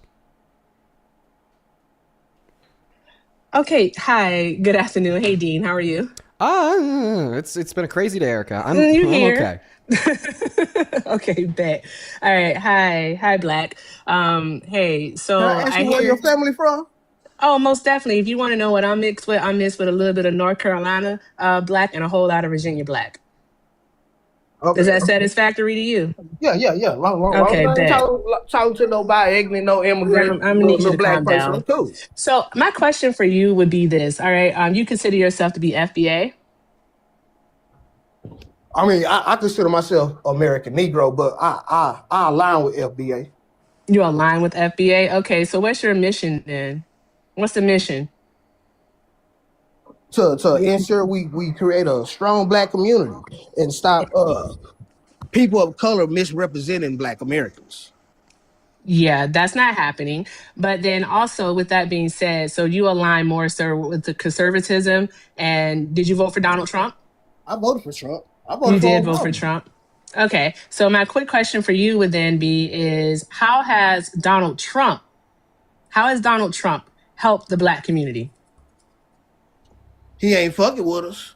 He's not fucking with us. Are you sure he's not fucking with us? That's Oh, the no, most no, I can no. ask for any You answered president. you answered the question. Hold You on, said that let me he's not finish my fucking answer. with us. Yeah, let me finish my answer. Go ahead. That's the only thing I can ask for any president, because our presidents, no matter what color they were, they are all anti-black American. He's not making any laws or anything to actually harm directly the black community. Now these other people of color, I don't give a damn. Whoa. I'm so sorry. What about the Somalis in Minnesota? They not black. They tell No, look, that's not they true. say Excuse themselves me. they're not black. That's not true. We have a history of them saying they're not black, no. they're Somali. That's not true. That is untrue. Come on, Now, stop no, it, stop whatever it. it is, excuse Stop me, it. one moment, please. I got a you. Somali partner up the street. He I don't tells me care all the anything time about he's your not black. He's personal Somali. life. It's not indicative of anything that happens on a larger scale. Okay, no one cares about your anecdote here. All right. With that being said, I mean, go ahead, the Dean. majority of black Americans don't give a damn. That's why you don't see no black Americans in Minnesota. I'll make this super quick. I'll make this super quick because you just said he's not black, he's Somali. Somali's not a race, that's a nationality. That's like saying that but they don't identify as just give me a moment here. Just give me a moment here. Okay, this is like maybe like a black person in South Sudan saying, oh, that black person in South Sudan, they're not really black because they're actually South Sudanese. So you as a white boy, do you understand that all these African countries, all these African nationalities and ethnic groups have racial slurs against black Americans? You're moving. You're no, I'm going being all real. over the place. So why Let's would get I back identify to it. and try to Excuse team up me. with a person that has a racial ethnic slur for my people? I don't align with that. And then they don't identify it. They don't like when we try to identify as African. They don't like us because we're Americans. So yes, they're very anti-black American. So I could care less about these folks. I care about only and Americans. So are you by and then supporting black Donald Americans Trump first. I'm gonna have to do this. Give me 1 second, Dean. Okay. I mean, you can easily find many videos on TikTok, on all social medias of Somali people saying they're not black. Me no black, me Somali. You could go down the list of all these black ethnic groups that come over here. They have videos years. We have documentation of these people saying they're not black. They don't identify with us. They don't want to align with us when they come to America. So why would we continue to let a buffer class of people that blend in with us? I can't, Erica. I have one last question. I have one last question for him, and then I'm going to pass the mic to you. He's Panamanian. He said he don't agree with reparations. I just have one question for you. Receive reparations. I just have one question for you. If I said I was black, would you believe me? Fuck no. Exactly. So just because a Somali person may say they're not black doesn't mean you got to believe them. But see, yours. This is what I'm saying. Like, because here's the way we identify. The thing about it, Somalis identify as Somali because that is an ethnic group over in the continent of Africa. So it's actually an ethnic group. That's why they do at times differentiate themselves. But here in the United States of America, based off of their phenotype, they are black. All right. Yeah, that's flat black. Okay. So with that being said, we ain't pushing you flat did a lot of no talking, more. but I'm gonna need you to stop crashing out. Like, hey, slow down, breathe a little bit. I mean, I ain't gonna let you lie out here and like we pushing catch flat a bubble. Catch a bubble. Now, what was happening here, sir, is that you said that you did in fact vote for Donald Trump. That's what you said. And you said that Donald Trump is leaving us the fuck alone. Those were your exact words. All right. No, Donald Trump is not leaving us the fuck alone. Okay. And the reason why he's not leaving us the fuck alone is because Donald Trump is a full-fledged racist, is what he is. Donald Trump, all right. Donald Trump, as part of his efforts to get rid of DEIA, all right, and we don't have to have a whole conversation about what that is. Donald Trump did Executive Order 14151. All right, he called it ending radical and wasteful government DEI programs and preferencing is what he did. All right. Hold on. Do you know, excuse me, Black, I'm going to need you to be quiet. I have a question for you. I need you to be quiet. It was just like affirmative action. It went to white women first. It helped white women the most. Okay, so if it helped white women the most, that's what you're saying. It did the gay community. It did people of color. You got to stay out of Black Americans was the last people to benefit from DEI. With just like we was the last to benefit from. Okay, I know you hear me talking. So don't lie. I know you hear me talking. I'm just saying, don't come up here and push your propaganda.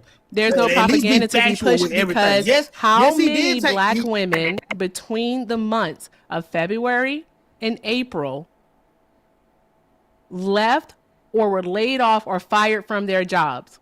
And they can't find other jobs? How many? So you saying they can't find other jobs? Answer the question. You were asked a specific question, so I think that you should answer it.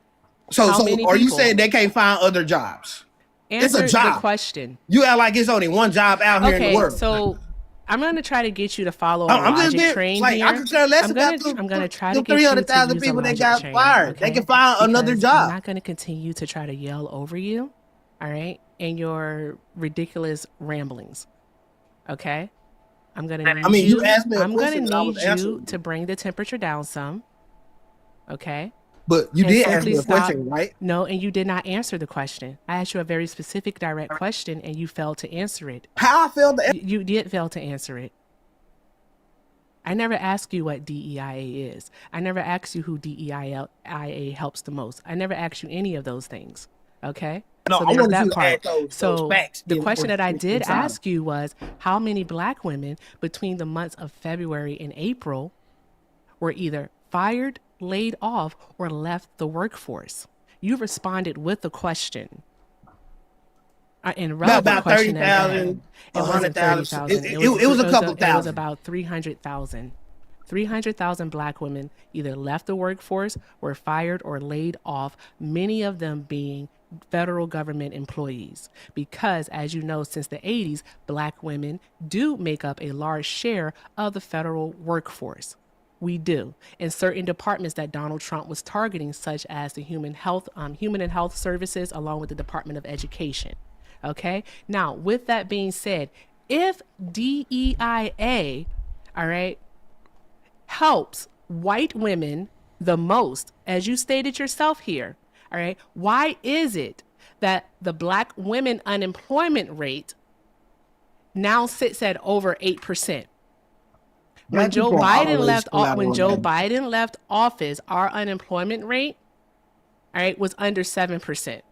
So please tell me, why is it now, within the first year of the Trump administration, since he's not fucking with us, why is it so that our unemployment rate is now over 8%? Make it make sense. First, we have to disaggregate all those numbers of Black women, because I'm sure a lot of those Black women were immigrants or first generation. And like I said, I can care less about these other people. Can I ask you a question? That's not the point. Can I ask you a question? At the end of the day, I need to ask you a question. These people can find other jobs. It's called a job. Hey, I have a question. If a Black person living in South Sudan or the Congo were to flee to America to escape the current genocides going on in both countries, and they were a first-generation immigrant here, would you recognize their Blackness? No, because they don't recognize their Blackness. They don't identify as Black. Okay. And this is what I continue to tell you. And this is proven. They only identify as Black when it's beneficial to them. Wait. I have a question. So do you think that there's any legally, Black people? yes, they can identify as Black. I have a question.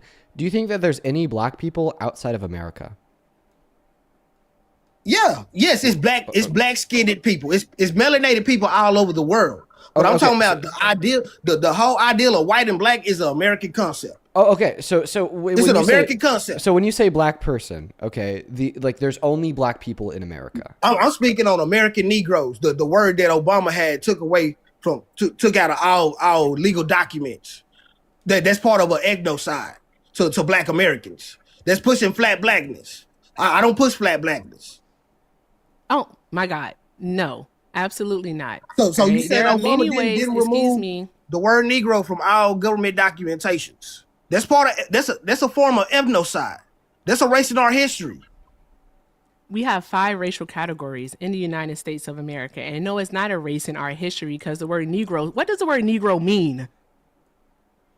If you look at What legal does the government, word Negro mean, sir? if you Just look at answer the legal question. You government, haven't answered a question that I've asked you if you since look I've at joined this panel. government documentation, What the the word Negro means black American, The word Negro African means black. slave mixed with a Dean, I'm white about to start settler calling and him Native names. Americans. That's what American wait, Negro wait, is. I'm sorry. So We he's are a saying, triracial so he's group saying the of people. fact that black people are no longer referred to by that term is like wrong. I mean, we was the term African American was forced on us by Wait, so are you like saying that like you would prefer? I to don't be referred identify to, as African American. I'm not an African. Are you saying that you would prefer to be referred to by like white people, for Negro. instance? As I don't. Yeah. Look. I have pride in the word okay. Negro. I don't feel One shame moment. in the word Negro. Black. But my ancestors made sure that Stupid. the word Negro was capitalized in all documents and respected. So why would I disrespect my elders?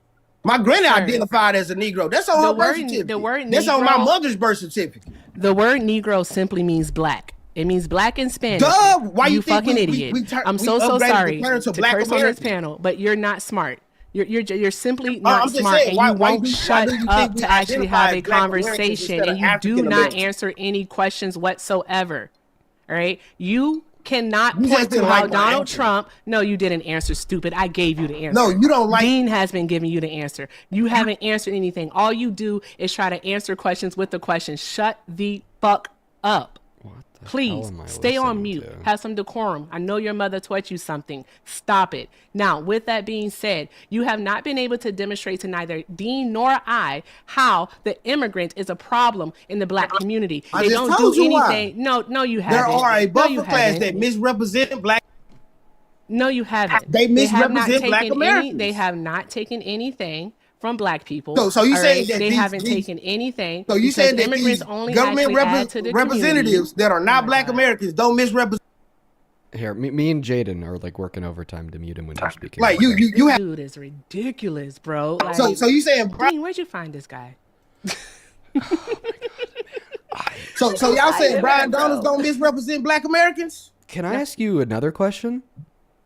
Do you think it's like? I'm asking her a question. So Do you you saying think Brian it's- Donalds don't misrepresent black Americans? I just have a question. Do you think that it's wrong when white people call black people the N-word?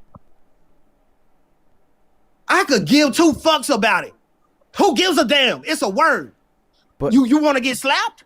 Don't get mad about the consequences that come behind it. If you feel bold, Then you like do you gonna care say it. about it. Because Then I your don't give a answer damn. is yes, you do care Look, about I live it. in Texas. I would slap a This white man boy is not real smart, quick. I swear. I don't give a damn. You Look, do give a damn. I'm not a scary little Democrat Why are you- Negro. but why I'm not are a you- sassy ass Negro. Like, you really need to you're on 25. I need you to bring it down to like 5. I'm Like, from chill Texas, out and baby. try to I actually talk have a loud. conversation. Look, I'm a little country. I talk loud. I'm from Texas. Hey, You doing way too fucking much is what you're doing. Like, calm down, okay? With that being said, you haven't demonstrated, all right, the negative impact. You keep saying misrepresenting black people, yet you haven't given any examples. I tried to because we give an have example. But everything that you have said thus far, all right, has not been substantiated in fact. Is not in truth. All right. Everything you said is based off of the fee-fees, all right, that you have in your tum-tum. That's all it is. So- and so no you one said- cares about your feelings, all right? I need you to be able to substantiate these things because we have the data to actually show that undocumented immigrants and immigrants in general do actually contribute not just to society as a whole, but specifically to the Black community. Not in my community. Not in your community, but we can look at the past and currently the present. We can talk about people like Marcus Garvey, who's Jamaican, and how he Who was stealing from spearheaded Black Americans. who spearheaded the Pan-African movement. All right. We can talk about people like Shirley Chisholm, who has island roots, the first woman to run for president, and all that she did for the Black community. Like, Even we in can her- continue on and on and on. All right, we can keep doing this. I need you to really, really stop and think about what it is that you're saying. Because what you are suffering from, Black, and this is what I want you to take from this, forget everything else I said. What you are suffering from, love, is last place anxiety. All right? Shout out to the Black Cabinet. Shout out to Swan for it. All right? You have allowed white supremacy to convince you that there is only one seat at the table.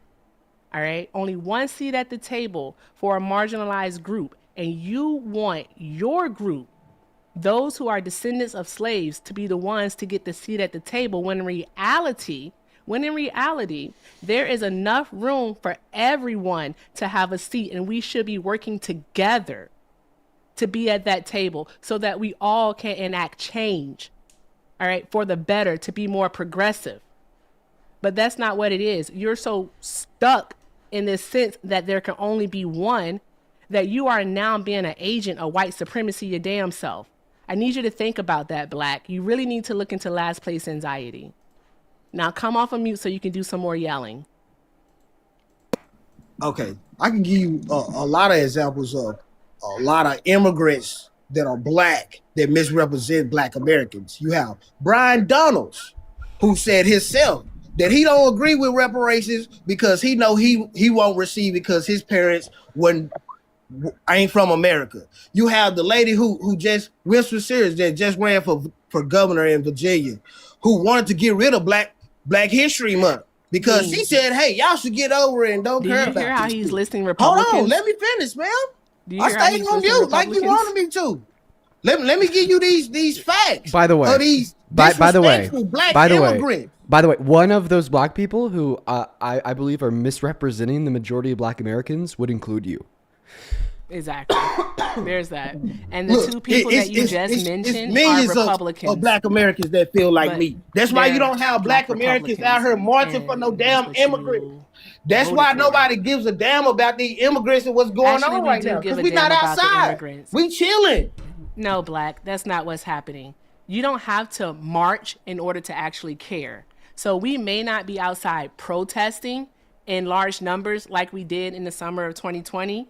All right, we may not be doing that, but yet we are still getting the word out. There are still people who are advocating online, who are working with their local city councils, who are helping to clothe and feed people, who are helping to take care of people who have been injured at these protests. There's that. There are people like myself who get up every single darn on day to spread information about what is going on. So we're still involved. Ain't nobody. We're still involved. Look, not the actual grassroots Black community. We minding our business. It's You more don't know videos what of Black people grassroots telling you is. don't go outside and march for these immigrants. And most of the people that's making videos supporting this shit are by ethnic or first generation immigrants. So let's be real. We know our people. So stop playing and pushing this propaganda for these white folks that don't give a damn about you because these Democrats are more racist than these Republicans. Your Both of them small are racist. window, I could give a damn small about window any of that them. you get to look out of is extremely narrow. Extremely narrow. I would convinced rather that be you ain't narrow. I never want to be been narrow. outside of I focus Texas. on owning my Black American people. I could care. Yeah, super ignorant. As Super an American, ignorant. I have the right to be narrow and only think about America. Yeah, you're an agent of white supremacy. Is what Hey, you are. can call it what you want. Nah, Don't you call can me no accept scary it, though. Negro that's gonna do whatever y'all want a nigga to No do. one said anything I'm a- about you being scary, but you are an agent of white I'm gonna mind my supremacy. business, make my money, and provide for my family and my community. And your how Cause are you we live good in how are Dallas. how are you helping We your live community good in right now? Dallas. How are you helping your community right now? Hey, I do a mentorship program teaching young men how to fix on houses. Hey, I do a lot in my community. So at the end of the day, I could care less about any other community outside of mine. Because what you don't know, these Mexicans down here in Texas, they very anti-Black American.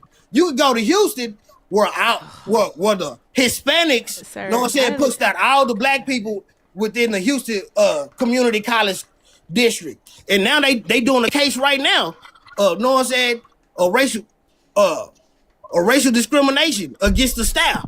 So you can't tell us that these so-called people of color, the so-called Democrat coalition, have supported and helped Black people when we have received the less, but always been the front of all these battles. That's why you don't have Black Americans out here fighting and capping for nobody, unless it's another Black American. We minding our Black American business, and we're appreciating our Black American history. Because we have a beautiful history here. We have contributed the most out of any group in America. So why would I deny that and push blackness and think about some damn Africans that don't like me? Yeah. Stop it. And again, and when they said come that over here, Donald these still going Nigerians call you a Kata. Okay. These North Africans call you Jareer. Say, stop it. That's just like a white person calling me a nigga. That's how I look at it. So who gives a damn? Erica, I'm gonna go use the restroom, but when I get I'm back, gonna slap you just like I slap a white boy. Okay, all right. That's how I look at it. All these people are anti-Black. They misuse Black Americans and misrepresent us. Probably want to move on. So fuck them out. Yeah, this dude is fucking outrageous. I'm so being real. No, you are outrageous. But what you're not gonna do is get his live taken down. Because the nigga ain't pushing no Democrat talking points and all that bullshit. It's not about the Democrat talking points. It's more so about being progressive. Because you can't tell anyone in here how conservatism has actually served anyone in the Black community. All right. Only thing that you're going to mention, because I'm going to answer for you because I know that you can't. The only thing that you're going to say is the nuclear family. That's all that you're going to say, the nuclear family. But you can't even say how the nuclear family has served the Black community. So go ahead, come off mute and answer. How has conservatism actually served the Black community? I'm not a conservative. I could give a damn about any of these political ideologies. But you voted for Donald Trump, who you just sat here and lied and said that he is leaving Black people alone when that's a fucking lie. Donald Trump also signed another executive order. Okay, I'm in Texas. Why wouldn't I vote to get rid of immigrants? I'm in Texas. Where they already don't teach Black American history, right? So people don't know about it. Donald Trump actually took it to stifle that anymore, where they can actually choose to not teach it at all, where it doesn't even have to be celebrated at all. All right. And the only thing that you're going to fucking say is that, oh, well, we should teach our kids ourselves. You already know that that's not happening. Why would you rely you're so on fucking the government? Stupid. You are so stupid. Like, why would you rely on the government stupid. and white people to teach your own children? The reason why is because some people you have do the Democrat not Party know. misrepresenting You your history. fucking idiot. Some people do not know. Look, I come from a long line of free people of color. So the kids have to learn it somewhere, and it's not just about Black children learning it. It's also about white children learning it. It's also about Hispanic children learning it. And who gives a damn about these other communities learning our history? It is also about, because I'm tired of him yelling, it is also about Asian children learning it. It's about multiple children learning our history. Because then they will know. They will be able to know what the truth is. And I do not like yelling. I just kicked him out. I'm going to be honest, Erica. I just kicked him out. Oh my God. My head hurt. I'm only an hour and a half into the stream. And honestly, like, I'm already done for the day. We're of course gonna do, another let's see here, 2.5 hours. We go 4 hours a day. Jesus. But holy shit, dude, I am tired. But Erica, I appreciate you so much for coming up, and I apologize that you had to deal with all that. Can I say some thank yous, and then I'll be out of your hair. I'm supposed to be off today. Cool, yeah, of course. Hey, cousin Jesse. Cousin Jesse sent $2 and says, "Sorry you're dealing with that rocket." Yeah, he's horrible, but exact representation of FBAs. Exactly. He cannot tell us how conservatism benefited the black community because it hasn't. Thank you so much, cousin Jesse. Also, thank you to Megan for the 20. Megan said, "Love it when you co-host with Dean. Follow. Keep up the awesome work. Love it when intelligent women use their voice." Thank you so very much, Megan. I appreciate you. Also, Heather, thank you so much for the 3. Yeah, he wouldn't be able to answer that question, love, but thank you so very much. Also, Nisa, thank you for the 10.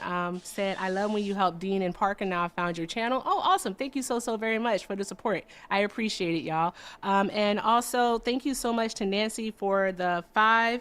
And let me see, Lauren, thank you so much for the 5 too. I'm so sorry this guy won't let you speak. You're amazing. Thank you so very much, love. The mute button was not muting today. But Aisha, thank you also for the 5. They said, "Just saw you on Dean's stream, but also wanted to say hi to you." Hi, love. Thanks so much for teaching folks and having the patience I don't during debates. You're awesome. Thank you guys so very much for the love. I appreciate y'all. Keep doing all the good things for Dean, guys. I'm out of here. Have fun, Dean. Have a good rest of your day. Thanks, bye. Show some love to Erica down below in that chat, folks. Seriously, huge shout out to you, Erica. Thank you so much for coming up. That dude, oh my goodness. We're just going to go ahead and hop into the next debate. We already got 2 people up here. What's going on, firefighter? Do you support Trump? So it's more of a question of, I guess, the opposition to the Trump being elected, not taking power. This goes back to Obama and Operation Timber Sycamore, the Camp Spiker massacre. I view Trump as Can I a just get wild card. And clear answer here? Go ahead, sir. Do you support Trump? I don't think any American can this day and age with, the Greenland and everything. I hope that doesn't get me. Perfect. Hello, Emily. Do you support Trump? So I voted for Trump. Okay. And knowing everything that you do now, if you were teleported back in time to last November, would you vote for him again? Possibly if I saw some changes. So as it stands, you want it? As a date, like right now, if we were to vote right now this second, no, I would not. Okay. Well, before I kick you, do you support his mass deportation?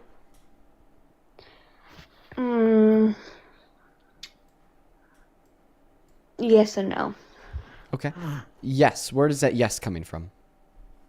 Because I do agree with some of the people he is kicking out, but I don't agree with the just random people walking down the street and him just an ICE agent just seeing someone that looks Hispanic or of a different accent and just basically coming up to them, because I'm Portuguese, but like everyone's just like, "Oh, you're just white." So if I were walking down the street, I don't look just white. So if someone were to come up to me, and my family migrated here, so I would get like upset if someone came up to me and be like, "Hey, you're not belonging here," or whatever, something like that. But I do agree with like. So it sounds like a no. I do agree with him. So like taking out like predators, like people that have done things to Americans and to people that are here. Okay. So everyone agrees with that. So literally everyone agrees, okay, that if an undocumented immigrant has like a violent criminal offense on their record, that they should either be sent to jail here or deported so they could land in a jail somewhere else. Okay. 110%. But one thing I will just simply ask you here real quick is, well, if you don't want a predator, on the streets of this country, why do you want one in the Oval Office? I honestly don't see Trump as a predator. I don't. Okay. Yeah, okay. I was like kind of considering, like removing you and moving on to the next guest so we could find somebody who does support Trump. But if you don't think that Trump is a predator, hopefully it could change your mind. So I'm going to keep you here. Before we hop into the debate, I am just going to thank a couple people that have sent in some incredibly kind donations over the course of the last 45 minutes. So please just do give me one moment. First and foremost, let's see over here on YouTube Super Chat, since they're a little bit more time sensitive. Kat, thank you so much for the 20 Canadian dollars over on YouTube Super Chat. I hope Erica is still here, because this is actually a message to her. Kat says, "You are a queen, Erica. We appreciate you so much, and I admire your patience and intelligence. Thank you for being you." Well, shout out to Erica, and shout out to you, Kat. Thank you. And then Darian, thank you for the 30 euros, who says, "Please pass this to Erica. She's so polite, elegant, and logical. Even when she's driven to swearing, she's intellectually swoon-worthy." Well, we definitely love having Erica up on the panel, and I'll make sure that I pass that over to her. Thank you. Thank you so much for the 30 euros. Thank you so much. As well as Jace, thank you for the $10. Didn't leave a message, only the love. Thank you so much. And then AM with a $25 who says, I don't have a TikTok, but I'd love for this to go to Erica. Love her. Okay, we'll also make sure to pass that along. Let me write this down. So 30 euros, $25. Thank you so much, AM. Show some love to AM down below. And then Link, thank you. Thank you so much for the 100 Australian dollars over on YouTube. Wow, Link, that is so good to see you today. And thank you so much for the love. You've come in here multiple times and just dropped so much love and been so kind. So Link, thank you so much for your kindness. Who says that last conversation was terrible, but the people I argue with on TikTok are worse. Honestly, I've also debated some people when I'm not in front of a crowd or on a large live stream, and somehow it does get worse. So Link, thank you so much for the 100 Australian dollars, my dude. That is incredibly, incredibly kind of you. As well as Rana Lee, thank you for the 5 gifted subs over on the YouTube channel. And Dreaming, thank you so much for the $5. Let's quickly catch up over on Venmo. Mr. Jesse, thank you so much for the $10. Who says your guests have been so atrocious this past week. Couldn't agree more, man. Samantha, thank you so much for the 5. Then Ducky, thank you so much for the $20 on Venmo. Let's get 200 Ducky W's. Ducky says, hey Dean, trying to narrow down 3 solid points to put on a brochure for the Progressive Democratic Party in my small town. What 3 main points would you suggest that we let people know what we are about? Ooh, dude, I'm gonna have to think on that one, Ducky, because there's just so many. It'd be hard to condense them down to 3. Let me think on that, Ducky, and I'll get back to you. Thank you for the $20. Show some love to Ducky down below, as well as Peyton. Thank you for the 5. Kalia, thank you for the 5. Demarcus, thank you for the 5. Peyton, thank you for the 2. Then Jason, thank you for the 10. Who says thank you for what you do, Dean. Well, I appreciate you for your support, man. And then Miss Maya, thank you so very much for the $50 donation over on Venmo. Holy shit, Maya! I want to see 500 Maya W's in both of those live chats. Thank you so much for the support. Maya says, daughter of Mexican immigrants living here in Texas, this conversation hurts my heart. I've experienced a great deal of racism and abuse by white people, including being jumped and having a tooth knocked out just a month ago. I hope this man finds help. Well, Maya, I'm so fucking sorry that you had to experience like literal fucking abuse, having a tooth knocked out. That is insane. And that is the type of actions that are emboldened by the Trump administration, because you see in the eyes of many Trump supporters, Maya, because you are Hispanic, because you are Mexican, by default, you are a bad person that probably escaped a prison or a mental institution, because that's what Trump says about you. Thank you for the $50, Maya. As well as Caitlin, thank you so much for the $25 donation, who says, I'm in Dallas County and I can confirm that we're not okay, as this dumbass has claimed. Fuck him and fuck Trump. Deadass Caitlin, appreciate you for that 25. And then Lupin, thank you so much for the $8, who says, I'm so pissed at my own ethnicity being against ourselves and our own communities. I'm so sad.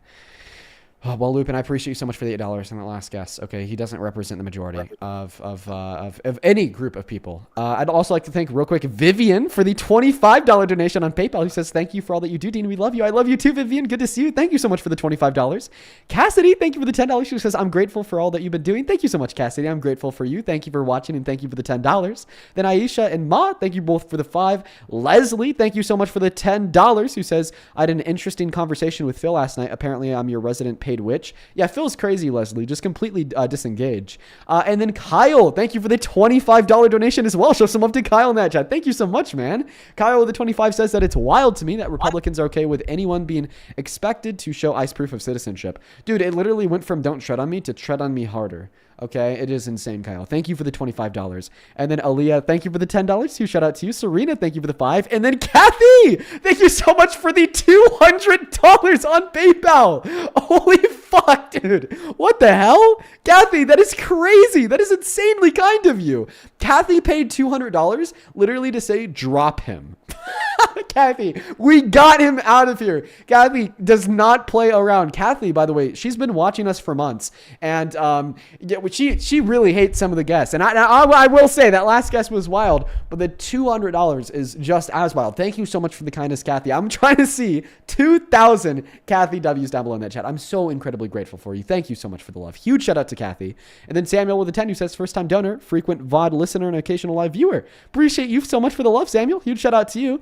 Abigail, thank you so much for the $15, quote unquote, for even letting that man talk. I would have kicked him after the first thing he said. Yeah, that was a hard conversation. Thank you so much for the $15, Abigail. Then just one more here, Destiny. I appreciate you for that penny. And then Anonymous, thank you for the $10, who says, please don't mention my name. I was raised Republican and voted that way out of habit. I feel awful every day for it, but your work opened my eyes. Republicans often care only when it affects them. Dems work to make sure that it doesn't affect anyone. Well, you see, Anonymous, that is why I do what I do, okay? Just be proud of yourself for making that change and realizing, what's true and what's false. Appreciate you for the $10, and thank you so much for tuning in. Now let's go and hop back to that debate. So, Emily, you said that you don't think Trump is a predator. I'm gonna say before you even start, I'm not a good debater. I just wanted to get in with that guy because I didn't understand what he was saying and I wanted him to calm down, but I understand that like no one could calm him down. So like, Okay. Okay. Well, I mean, it's just you on the panel now. So here's what I want to focus no, on. yeah, Your statement. you can try to. Your statement that Trump's not a predator. And then you said that you're not a good debater. Okay, well, think about it this way. Don't think about it as a debate. Think about it as like a conversation about reality. Because at the end of the day, that's all that we're doing. We're just having a good old chat about what's true and what's not true.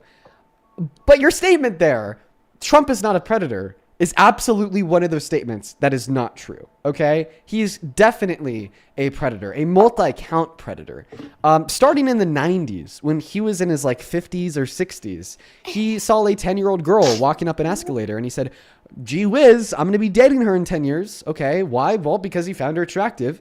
Predator. Okay. And the late 90s and early 2000s, he owned Miss Teen USA and Miss USA. He would walk and barge into their dressing rooms unconsensually, where just the women and girls were allowed to look at their naked bodies, and then boasted about it and admitted to it, saying it was funny to Howard Stern on his podcast in 2005.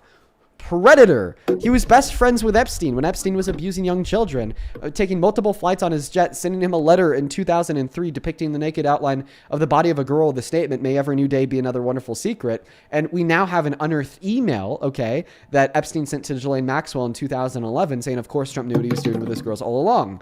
Predator. We have another letter that Epstein seemingly sent to Larry Nazir, another convicted child sex pest, days before he died, stating that Trump shared their affiliation for young sexually attractive girls. Predator. 25 multiple and independent credible accusations of sexual violence. Predator. Civil court that determined, okay, he raped E. Jean Carroll by forcefully penetrating her female member with his fingers in late 1995 or early 1996. Fucking predator. He's hit on his own daughter. He was talking to Howard Stern, and Howard Stern called her a hot piece of ass, and he nodded in agreement. Predator. On another episode, when he was sitting down with Howard Stern, one of the ladies on the show literally asked him if he considers himself a sexual predator, and he laughed. Predator. Okay, so thank you so much for my TED Talk. What is your response? Okay, so those are very, very good points, and I told you that I was going to listen to you and I was going to take in what you said. But do you not think that other presidents have been the same way in the past? Not just Trump. The same way? No, not the same. Just because Trump not the same has way. been more vocal and more open about stuff he's done, do you not think that other people behind closed doors have done the same thing? I'm not saying what he's doing is right or correct. All the things you said is horrible. Listen here. And I already said I wasn't going to re-vote for him. So here's my response. Here's what I want to tell you, okay? So I don't think any other president that served during my lifetime has been the same way as Trump. No. But let's assume that they have, okay? Let's assume that Biden was the same way, Obama was the same way, Bill was the same way. They've all been the same way. Well, just because a lot of other really bad people have done really bad things doesn't mean that when you do it yourself, you're not a bad person, okay? Because you came in here arguing that Trump's not a predator. I then give you like a billion circumstances that prove he is, and then you're like, oh, well, these other presidents were too. So that just means that they're all condemnable, terrible predators. Not that they're all like therefore great people because they all engage in the same actions. Honestly, I don't think any of the presidents we've ever had were good for us. Okay, but I'm being completely honest. Do you concede your claim? You said Trump's not a predator. Do you concede that claim? Let's just get down to the okay, perfect. So Trump's a predator. Fantastic. Okay, well, I'm happy I could convince you of that. You said that, maybe you wouldn't have voted for Trump knowing everything you do now, and you wouldn't vote for him again in the future. So we are going to move on to the next guest to try to find a Trump supporter. But sounds good. Let's go to get that next guest loaded up in the box. Y'all only hop inside of the queue if you happen to be an American adult that supports Donald J. Trump as president. I'd really appreciate it if you guys could follow the rules. Guys, is it just me, or have like a vast majority of our guests today just been like nuts? Is it just me, or am I just like tired, or is this like true? While we're getting the next guest loaded up here, Miss Luna, thank you for the 24 euros over on YouTube Team Chat. It is so good to see you. Let's get 200 Luna W's for that love. But before I read off your message, we need to check with this guest and probably kick them because it sounds like they're driving. Are you driving? Yeah, well, I was. Unfortunately, I cannot have you up here while you're driving, violating TikTok TOS. Feel free to hop back in that queue when you're not driving any longer. But back to Luna. Luna with the 24 euro says, Erica is our secret wizard. Against all the Trumpies. Love from Europe. Love to Europe and love to you, Luna. It's good to see you again. You have been hanging out with us day after day after day. All the love in the world to you, Luna. Show some love to Luna down below while we're trying to get that next guest up here. We have someone else over on Super Chat as well. Hey, thank you so much, Timberlake. Thank you so much for the $20, Timberlake. Thank you so much. Hello? Timberlake says, I live in... One moment. That's a child. Timberlake says, I live in Minneapolis. ... I don't have room here to express how horrific it is. All I wanted to say is for every single person here to call their local rep and tell them to make it stop. Please be safe, Ian Timberlake. It is a shit show out in Minneapolis right now. Stay safe, okay? Protect your safety. Look out for the safety of you, your loved ones, all right? Seriously. It is a shit show out there. I mean, I've legitimately heard about people living out in Minneapolis having to like evacuate the city because they live by roads that have been getting tear gassed and the tear gas is going into their own apartments. Welcome in. Do you support Trump? Yeah, I do. Okay, how do you? 18. What year were you born in, dude? Huh? What year were you born in? Okay, he's not 18. That's what a liar looks like, chat. Moving on to the next Trump supporter. Follow our rules or you're going to get banned. You have to be an American adult that supports Trump as president. And then just real quick, we have 19.5 thousand people hanging out with us on TikTok right now. Hope you're having a good day. Say what's good down below in that chat. It's so good to see you all. Make sure that you hit that follow button if you haven't already. I do these debate streams 4 hours a day, 7 days a week. And by the way, if you want to support me, you want to support the streams, you could actually find my Venmo and my PayPal linked in the link tree in my bio on my TikTok account. The handle also lives on the top of the phone screen and in the pinned comment over in that YT stream. You could attach a message and I'll try my best to read it out loud. Hello. Do you support Trump? Yes, I do. How old are you? I'm 18. What year were you born in? 2007. Cool, dude. I'm going to thank a couple people, and then I'm pass you that mic. Let's see here. Miss Yuli, thank you for the $10. Who says, don't read out loud. Okay, I'll keep that to myself. Yuli, thank you for the $10. I appreciate you for your support. Same thing with Aiden. Thank you so much for the 5. And then Jasmine, thank you so much for the $25 donation. Who says, first-time donor, long-time watcher. Just got back from a protest in Des Moines protesting Trump's speech today. Love to see all the blue in such a red state today. Keep up the good work. Well, Jasmine, thank you so much for the $25, and I know exactly how that feels. I live in a very Republican county out here in Colorado, and whenever we have like big anti-Trump protests, it's always so cool just to see how many like secret Democrats live in the city. And then one last one, Miss Tiffany, thank you for the $40 donation on Venmo. This literally came in 20 seconds ago. Tiffany with the $40 says, I feel like the reason the guessing crazier day after day is because we have just finally reached the bottom of the barrel of Trump supporters. They're just stuck. Exactly, Tiffany. It's almost like a selection bias. You know what I mean? But thank you so much for the $40. Genuinely and sincerely from the bottom of my heart. Thank you so much. Let's get 400 Tiffany W's in both of those live chats while we're hopping into the next debate. Take it away. Tell us why you support Trump.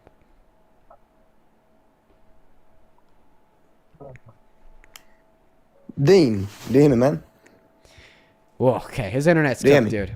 Yeah, that dude's internet is fried, unfortunately. We're going to have to move on to the next guest. Big yikes. I saw somebody in the comment section say that Trump is live. Retro. We're going to go to get that next guest loaded up into the box right now, y'all. We got Whitney loading up into the stream. Make sure that you're following the rules. Please.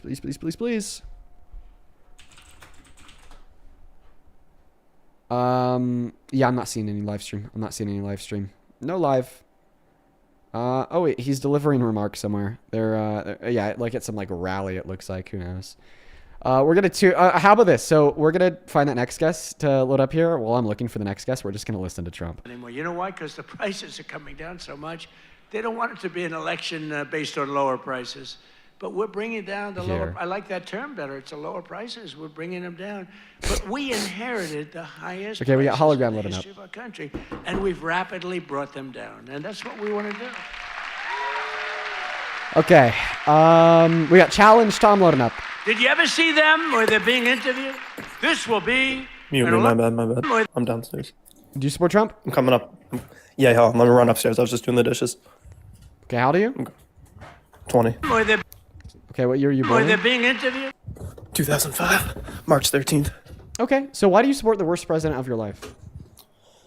All right, can we talk ICE first, or do we have to talk like policy? We could talk about ICE. Was Alex Preddy murdered? Honestly, yeah, Renee Nicole Good was not murdered. Alex Brady was murdered, but I think that they're both murdered. So you accept that ICE murdered a citizen in broad daylight, and that action is being defended by the state? See, it's not as simple as just kill or murder type of a word. Okay, so is it or is it not murder? It's a justified murder. Okay, murder is defined as being unjust. The definition of murder would be the intentional and unjustified killing of a human being. Can I just try to explain? So you don't first? think it's murdered? Well, I'm just simply explaining how the phrase justified. So yeah, I murder guess he is would. an I guess in oxymoron. my views, he would be killed then. So why do That's you not think murder. that they were justified in killing Alex? So I truly think we I don't know the exact correct term. I really do think we're experiencing some type of like mass hysteria, or like you would probably say like mass cognitive dissonance from a lot of people right now. Preferably like older white women, from what I've seen. I really don't. Are you an older white woman? No, I'm an older white man. Okay, Or I'm just a white man. then you are your own counter argument. Well, I'm not in the So why do you protesting think against? why do you think the shooting of Alex Preddy was justified? Well, honestly, we did see that it was a mistake from the ICE officers, right? They thought that the gun was discharged when they already took it, right? Or they thought that he still had it once. If it was a mistake, then it wasn't justified. Dean, I'm trying to explain. Okay. First of all, I know your guys' counter argument. I think Kyle Rittenhouse was also in the wrong. Okay. We're not talking about Kyle Rittenhouse. I'm asking you. I know, why but think you that would the have ended ICE up bringing agents that were up. You wouldn't. justified when they shot Alex Preddy. You would have ended up bringing Kyle Rittenhouse up. Okay, well, just tell us why you think the shooting of Alex Preddy was justified. The mic and the floor are yours. And first of all, Kyle Rittenhouse never went near any officials. He never tried to. We're not talking about Kyle Rittenhouse for the last time. Tell me why you think the shooting of Alex Preddy was justified. Because Alex Purdy should not have resisted arrest. First of all, that lady, too, that he was protecting, she didn't get pushed, hit her head on the ground. She got pushed into a snow pile, dude. She got pushed into a fucking snow pile, dude. That's nothing. She shouldn't have been. Yeah, I disagree. I mean, more misinformation. But let's start off with you. Well, I've seen the video. And tell me if I'm wrong. I'm not Start trying to off come with up you here and giving spew your bullshit. argument for your first claim of misinfo, which would be the fact that you think a shooting was justified. So why do you think that the shooting Was she or was of she not Alex pushed into Preddy a snow pile? was justified?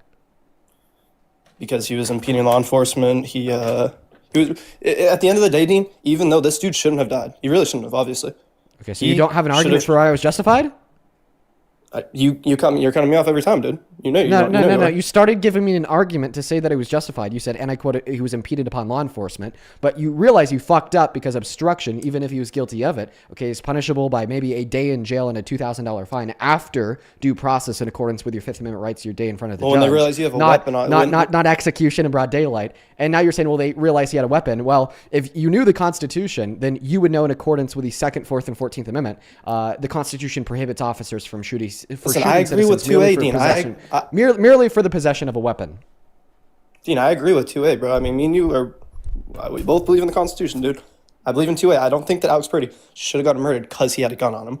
But you don't resist arrest while you have a gun on you. That's common sense. Dean, you wouldn't have resisted arrest if you had a gun on you. I know you're not that dumb. Okay. Alex Purdy was not. Yep. Okay, sorry. Continue. You can go. So if we wanted to assume that he was resisting arrest, and assuming that he had a gun on him, actually when he was killed, both of those two things were false, but we'll get to that later, that still doesn't give the right to the officers to kill him. The punishment for resisting arrest when you have a legal gun permitted to be in a side holster on you is not death. And I've already gone over the reasons why. There's case law to demonstrate that that is strictly illegal. Particularly, Graham v. Connor reaffirmed that that weapon has to present an imminent threat to LEOs in order for them to be justified with the use of lethal force. And merely being in possession of a weapon does not purport an imminent threat in accordance with their ruling, referencing the Second, Fourth, and 14th Amendment. Second of all, we want to evaluate the totality of the circumstances for, well, did he resist arrest? I would actually argue otherwise. I would say that they might be able to get Alex on a legal technicality of obstruction from when they started pushing the woman and pepper spraying them, and then he kind of like went for the officer's hand to push it aside when he was pushing the woman. First and foremost, any reasonable man would do that, okay? If you claim to be a man, That's and, not logical. and Dean, then you when you wouldn't do see that. I wouldn't do that. I would do that. Any reasonable man would do that. If you claim to be a man, but like you wouldn't defend a woman getting pushed around in the streets by masked men, well then you're a little boy. Okay. But anyways, so they might be able to get him on a legal technicality of obstruction. Do I think that legal technicality of obstruction is conducive to any moral wrongness? No, I'd in fact say I think that he was good for doing that. I'd say that was very gallant and good of him.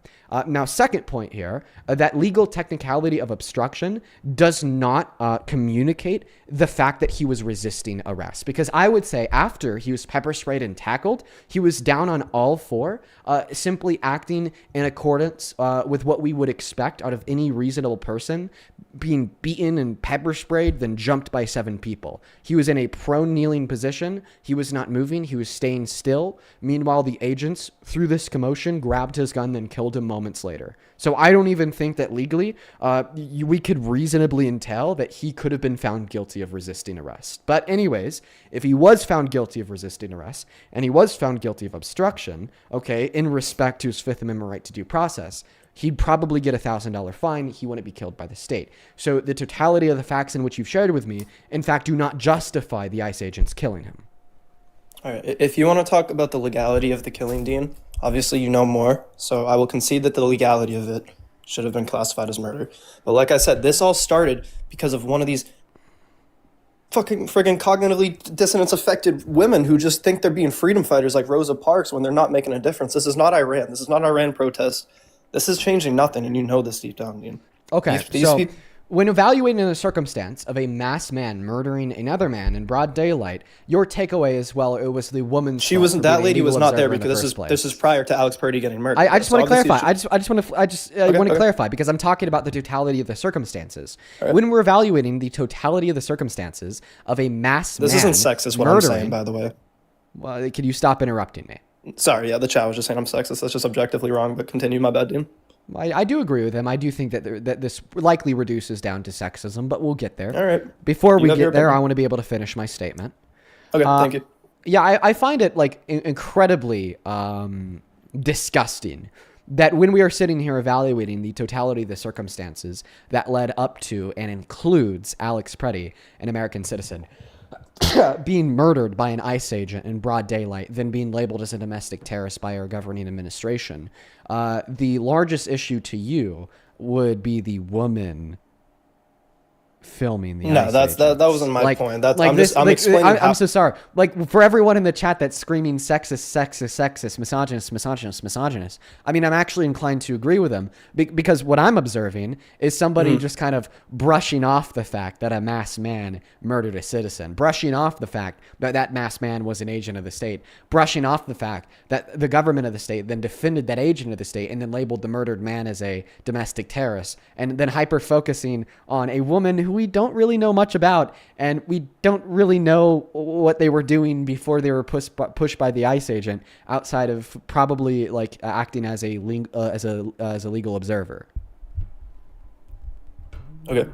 I'm not trying to obfuscate. I'll continue talking about Alex Purdy. I just want to say, what would your argument be besides saying it's like a, what do you guys say? It's a cause correlation fallacy. Is that the term you guys use when people say that ICE murder and overdoses have been down since ICE? Isn't that what you guys say?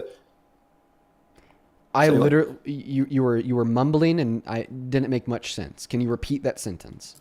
So I was just trying to get your argument to obviously murder's been down since Donald Trump has initiated his. So you can see that Alex Purdy was murdered.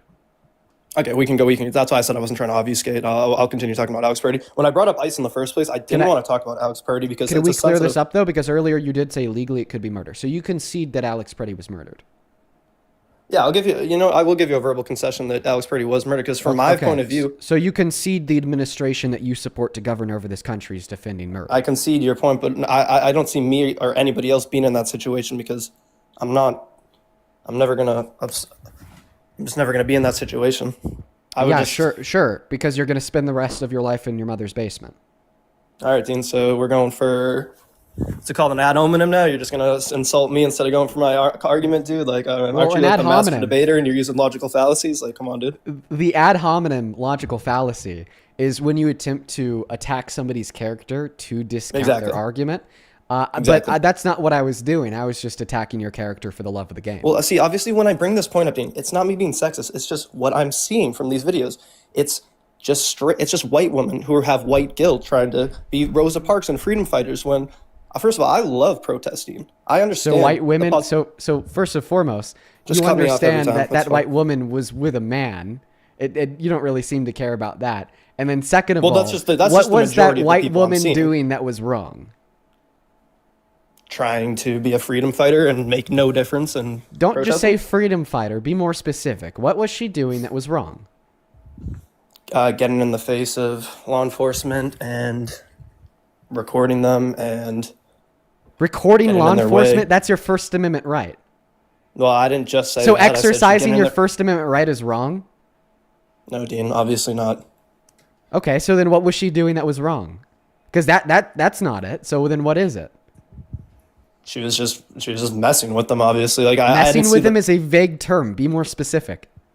That was a vague term, honestly. No. And by the way, you can legally mess with ICE agents if messing with them means saying words. You are well within your legal right, okay, to look at an ICE agent and scream, "Hey, fuck you, you're a goddamn pig," because that's what the founders Well, you're of the the one United who States of initiated the America conversation and the on Alex drafters of the Constitution give us the ability to do. So, are you arguing that this white woman was terrible for invoking her First Amendment right? Well, did she or did she not end up initiating the action that got Alex Purdy killed? Initiating what action? She was fucking. I mean, I haven't seen the full video from her angle, but I mean, she was just. No, let me give you a direct answer to that question. The direct answer to the question, did she initiate the action that got Alex Purdy killed, would be no. The person who initiated the action that got Alex Was Purdy the ICE killed officers, was yep, the okay. lawless ICE thug who pulled the trigger. Listen, Dean, when I wanted to talk about ICE, the one thing I did not want to talk about was Alex Purdy because I understand how bad this is. I don't think this is good for the United States, dude.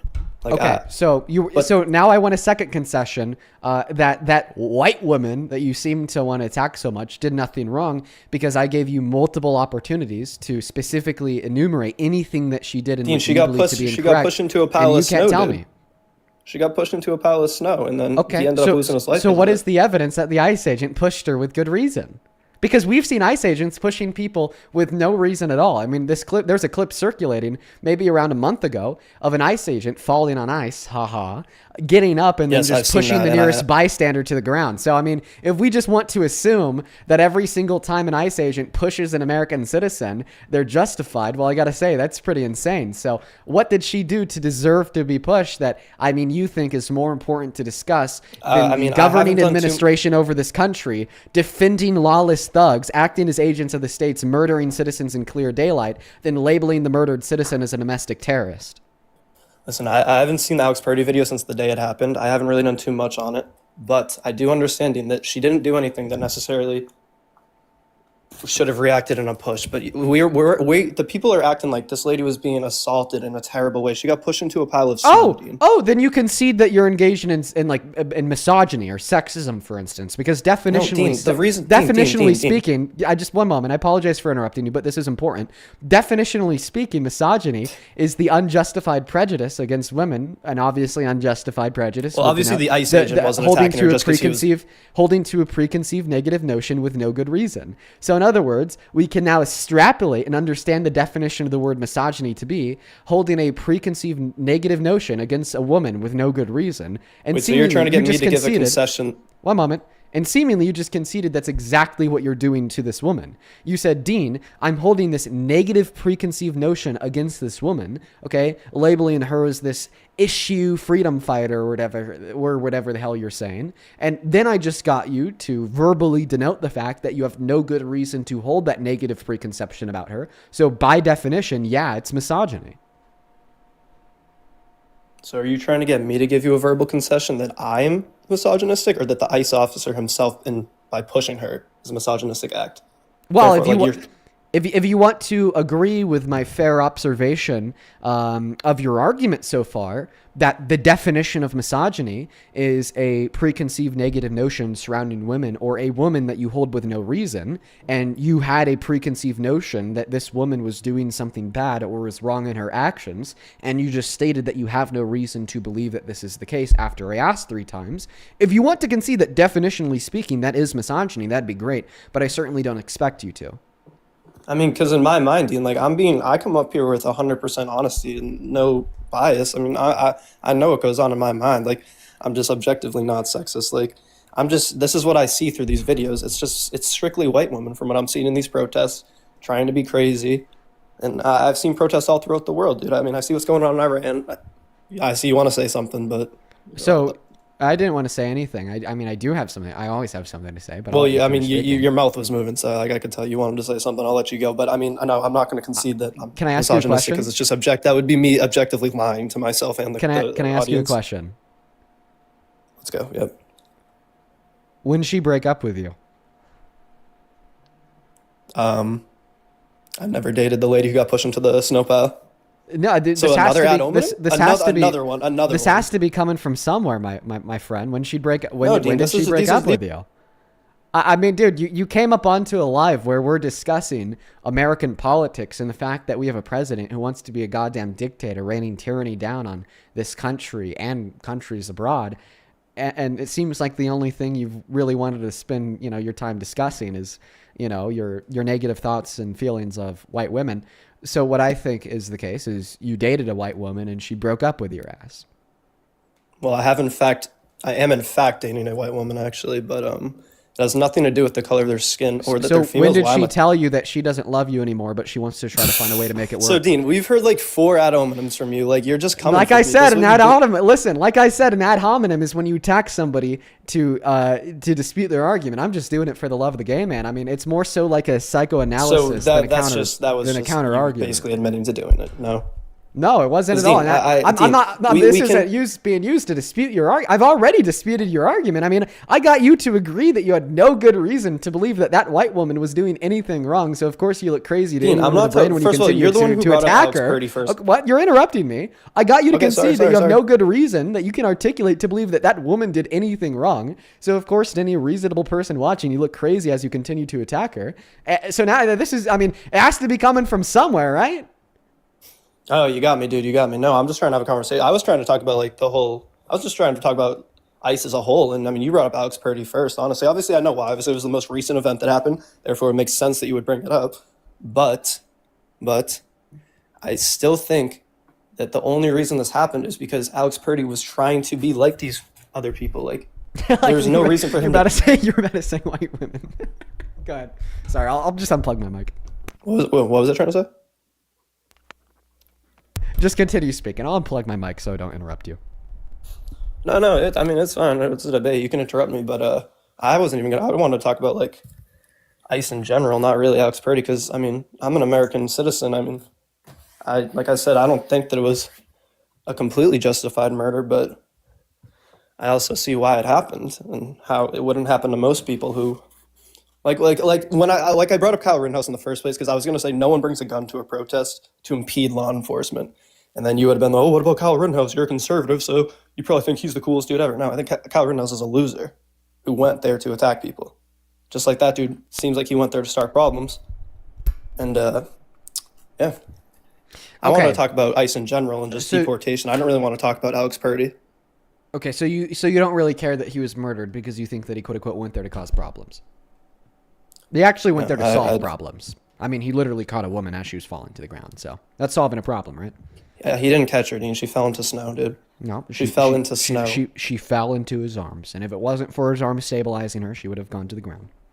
And the first day I seen when one of the videos, it was either you or someone else posted it on Twitter. She fell into snow, dude. I mean, it sucks. No one should push a girl to the ground, obviously. He stabilized her with the arm. There's a high chance that if he wasn't there, she would have fallen to the ground, regardless if that was on snow or pavement. I don't know. Can I get a That's verbal solving a concession problem.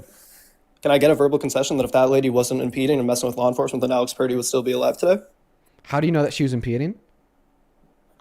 I mean, because she fucking was recording them and like messing with them, and And I know. Obviously, All right, like thank you said, so much for recording the obviously in galaxy. itself is not. Recording an LEO is not obstruction. So how is That's she the thing. That's obstructing? why I didn't want to talk about Alex Purdy because I haven't done enough research. Come on, to bro. even You find just out asked why. me to concede on this, and I'm giving you pushback. Then you want to stop talking about it? So which one is it? Do you want me to concede to your claim, or do you want me to give you pushback against your claim because Well, you're wrong I know just to Dean watch you Withers run won't give away? a verbal concession right now, so obviously I was just trying to. Well, of course, I'm not going to concede to something that I think is false. You said, Dean, well, can you concede that if it wasn't for obstruction, Alex Purdy would still be alive today? And I'm asking you, how did she fucking obstruct? That's just from my understanding that she was obviously. Okay, well, then help me understand your position better. How did she obstruct? You could answer that better than me. She was there doing something. Well, see, the thing is I can't answer that better than you because I don't think she was obstructing, unless that is the better answer because it's the true answer. Well, then I started off giving you a verbal concession that I don't think that it's not completely justified. For me, it's more like this is going to be a bad example, but like I do think that it's 70% not justified murder, 30% justified, just based on the fact. Where's that 30% coming from? That 30% is coming from the fact that he shouldn't have been there. He shouldn't have been. He was resisting. Dean, when he was on the ground, he was pushing back. Oh my! He was using his force to fight against ICE officers. But obviously, they're fools who believe that the gun was still on him. That's the 70% right there. That's why I do not think the ICE officer that killed Renee Good deserves to be jailed. What's the legal standard? What is the legal standard that authorizes LEOs to use lethal force?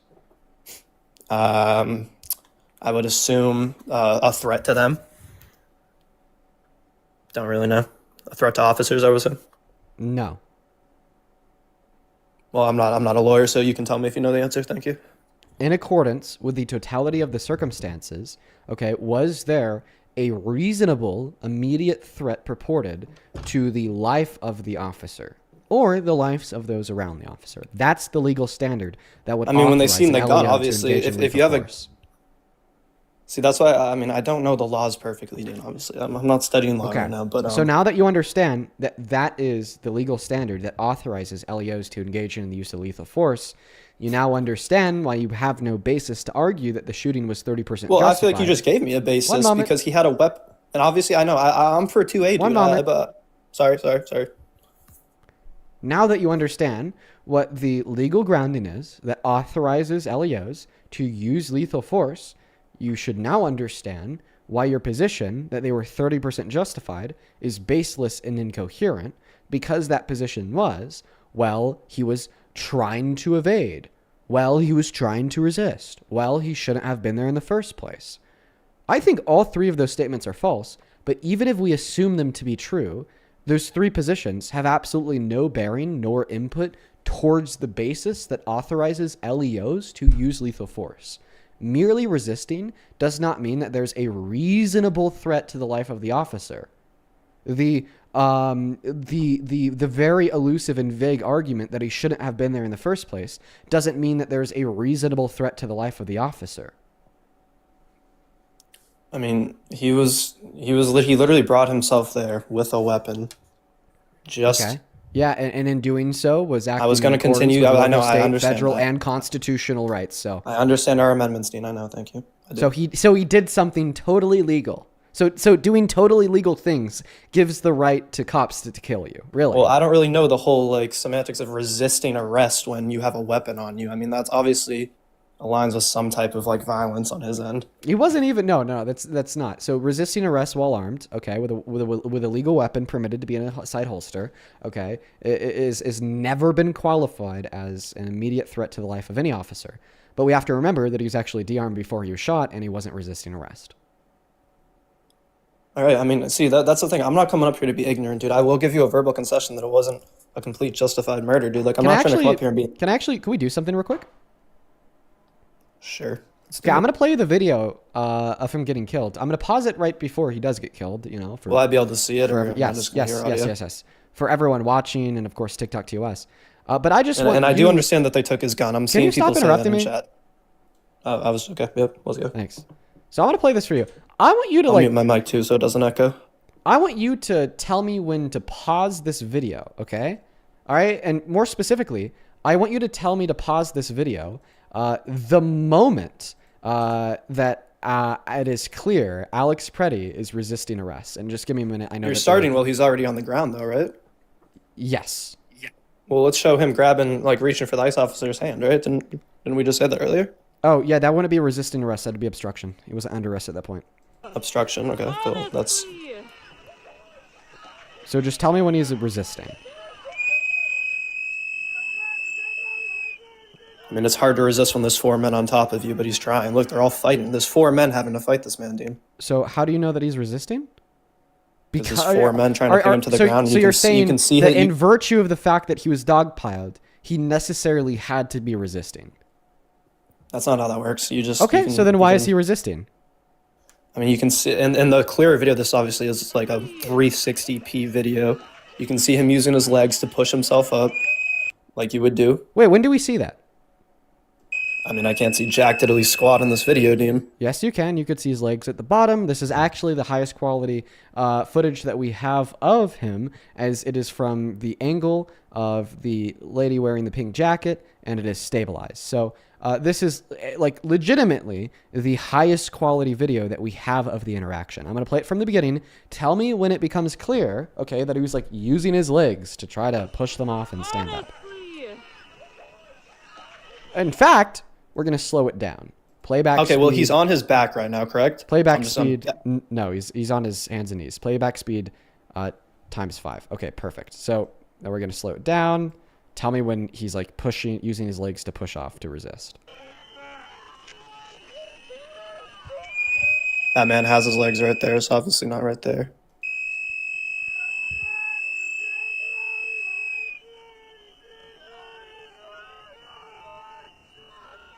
Oh, by the way, he's in a dog pile right now. He's getting pistol whipped. Yep, obviously that's that's. Okay, has he resisted yet?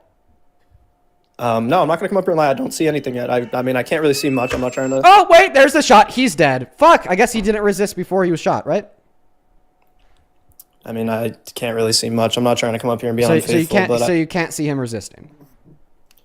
I'm not going to come up here and lie to you. No, I didn't really see too much there. But obviously, Dean, no one. It's hard to resist when there's 4 trained officers on top of you. Yeah, I agree. Which just gives us more reason to believe that he wasn't resisting. They were holding him down for a reason, though, because he also was trained. Funny, 47 days. You have to go through more training to become a goddamn barber. Don't you also have to have prior experience in law enforcement to be an ICE officer? I'm pretty sure you do. Don't you need a year either? No. You need prior experience as an LEO to become like a high-ranking official, but not as one of these masked thug grunts. See, this. I was in the. I'm glad we're talking about Alex Purdy because I'm not really upset. I was only in the queue for about 10 minutes, but I really didn't want to talk about Alex Purdy because I know what you're going to say. Yeah, because it makes you uncomfortable because you know he was murdered. But okay, I have one last question. Why do you believe that Alex Purdy resisted when you have no evidence that he resisted? I mean, we've seen him reaching for officers. You said that's impeding. So he's already in the wrong right there. So I said that it could maybe be legally concluded that he was obstructing when he was being pepper sprayed and the woman was being pepper sprayed and he stuck his hand out and touched the pepper spray instrument of the officer. But that potential obstruction is not resisting arrest. Those are 2 different things. And you said he was resisting arrest, so.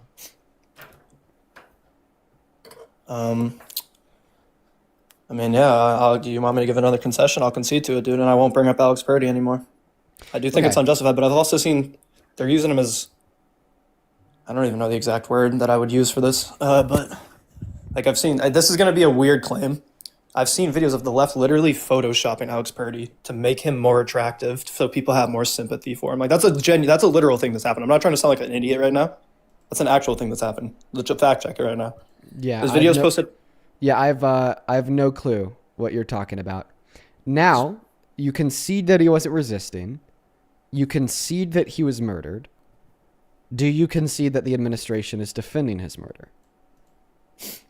I literally just got like a lag. What do you say after that? Do you concede that the Trump administration is defending his murder? I mean, yeah, it's pretty objective that they're defending it because he's not getting charged now. So let's be clear. You support an administration. I'm going to mute while I blow my nose. So let's be clear here. You support an administration that is defending the murder, the senseless murder of American citizens in the streets of this country. See these adjectives you're using, they're like it's not a senseless murder. All murder is senseless. It's a man who 1 second. knew All what he was murder is getting into. senseless. He had Because murder is by definition unjustified, it is therefore also by definition senseless. Because if there was sense to it, then it would not be unjustified. All right, yeah, I'll give the concession. Okay. So why do I'm not- you I'm not- I support don't a wanna come up here and be presidential ignorant, dude, like- administration that is defending the senseless murder of American citizens in the streets of this country? None of this would have happened though, Dean, if it wasn't for all the protests. Like this is people are. Can you answer people my are saying question? that- I don't feel like I'm hearing an answer to my question. Why are you defending a presidential administration that is defending the senseless murder of American citizens in the streets of this country? An American citizen, not American citizens. Nicole Renega was, come on. I'm not Let's going to allow talk you to Alex use it Perry. as a pivot. So answer my That's question. not a pivot. That's me classifying that it was an American citizen, not American citizens. Don't 'cause worry. Nicole Renega I was- could get you to concede on that too. But for now, I just want you to answer the question. Sure, I'll revise the question so you don't use it as an opportunity to pivot. For now. But I'm going to get you to concede on Renee Good right after this. So why are you defending, All right, dude. okay, a presidential administration that is defending the senseless murder of an American citizen in the streets of this country? Okay, I'm going to give you my truthful answer, okay? I will give you my concession that I was wrong based off the facts that I did not have enough information on the Alex Purdy case before this. I have not done enough research. I really have not. If Alex Purdy did not resist and he was just impeding, like you said, that would just be like a fine. Like you said, something like that. You're not answering the question. I know, I'm trying. No, I'm answering. Like, I'm wrong. You're just building. So you no longer support Trump. So you're not defending his administration. See, let's not hit me with that. That's me Okay. admitting that they're wrong in this So scenario. That, do you I still think, listen. I No, think that ICE officer. This is so easy. You're scrambling. Don't worry, because I'm gonna catch you. Do you support the Trump administration? Yes, but I do not. I think that ICE officer should be in jail. Cool. Now you. So why are you defending and supporting the Trump administration when they are defending and supporting the senseless murder of an American citizen on the streets of this country? I mean, the Trump administration said that he was impeding, that he was fighting back. That's their exact words, dude. Like, their exact you're showing words us- were also, he's a domestic terrorist. So, answer the question, please.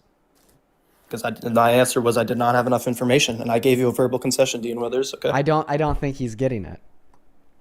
After all of the information I gave you that led to you conceding he was senselessly murdered, do you still support the Trump administration?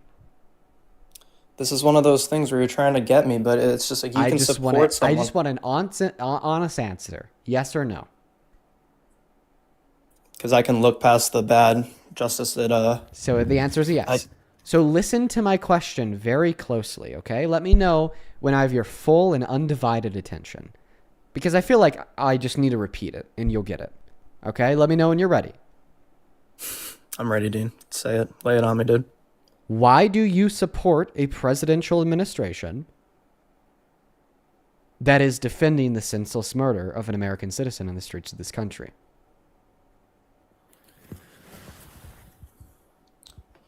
Because in my mind, like I said before, and you keep saying, oh, he's not getting it.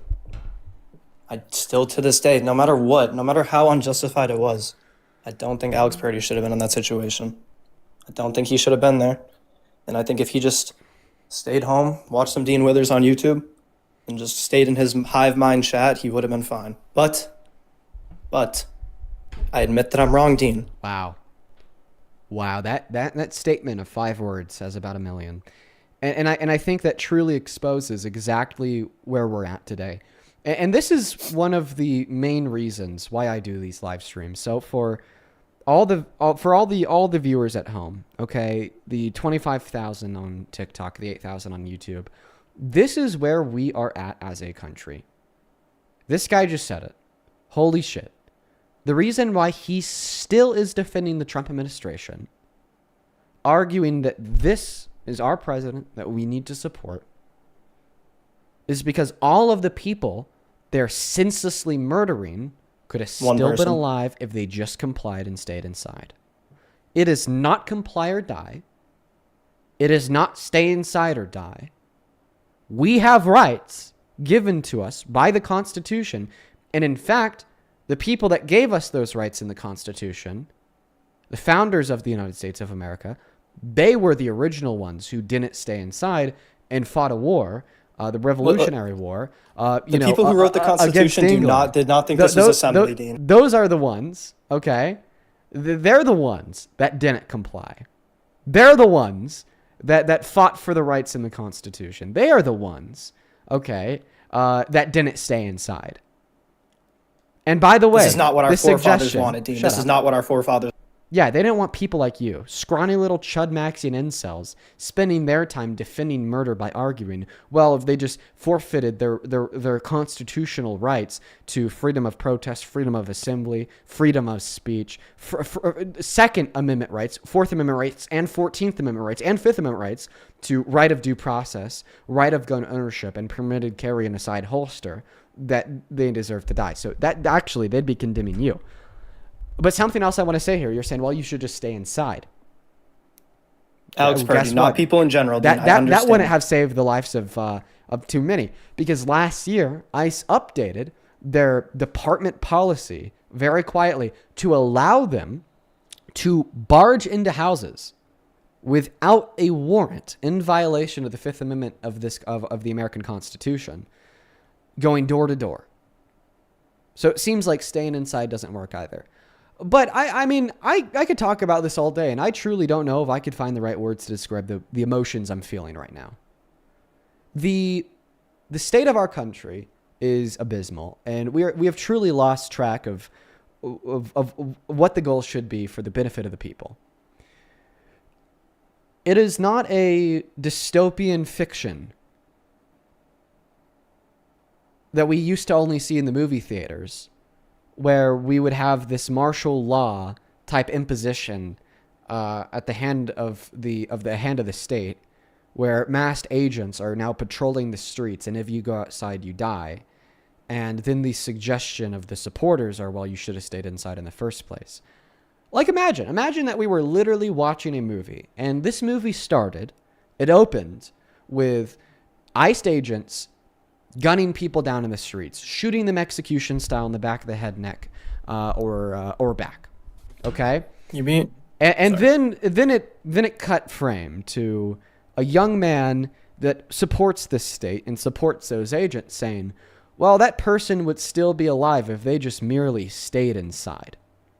Where have all these murders I taken think it place, would be obviously clear to you, to me, to everybody watching, who the bad guys of the story are.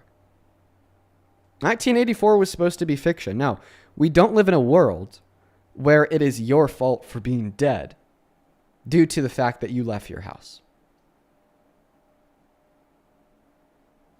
Where have all these murders taken place, Dean? Minnesota is literally experiencing... Not responding to anything I said. You were just making a point. I have another question for you. You were making a point. I have another question for you. So you said that you still support Trump as president. Okay, because guess what? Alex Preddy wouldn't have been murdered if he stayed inside. So I have a question. Do you think it's women's fault that they get raped because maybe if they didn't go to that bar, they wouldn't have been drugged? That's a stupid question. Obviously, it's never a woman's fault, and I understand. I know about you. Okay. So you agree that it is absurdly fucking stupid to suggest that a victim of rape shares any of the culpability / blame for being raped? That's a false because equivalence. They're the ones dude. that decided to go to the bar. And how so? Because you're saying, well, that maybe this murder isn't as wrong as we originally thought, and that he shares some of the blame because he's the one that decided to leave his house. Not just leaving his house, and that's Why is it a false equivalence? Comparison, Dean. Why is it a false equivalence? Because you're comparing rape to murder.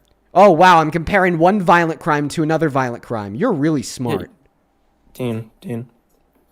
It's just so why is it a false equivalence? That's not a good comparison. So let me get this straight. So you're saying the only reason why it's a false equivalence is because in one circumstance it's rape, and then in the other circumstance it's murder.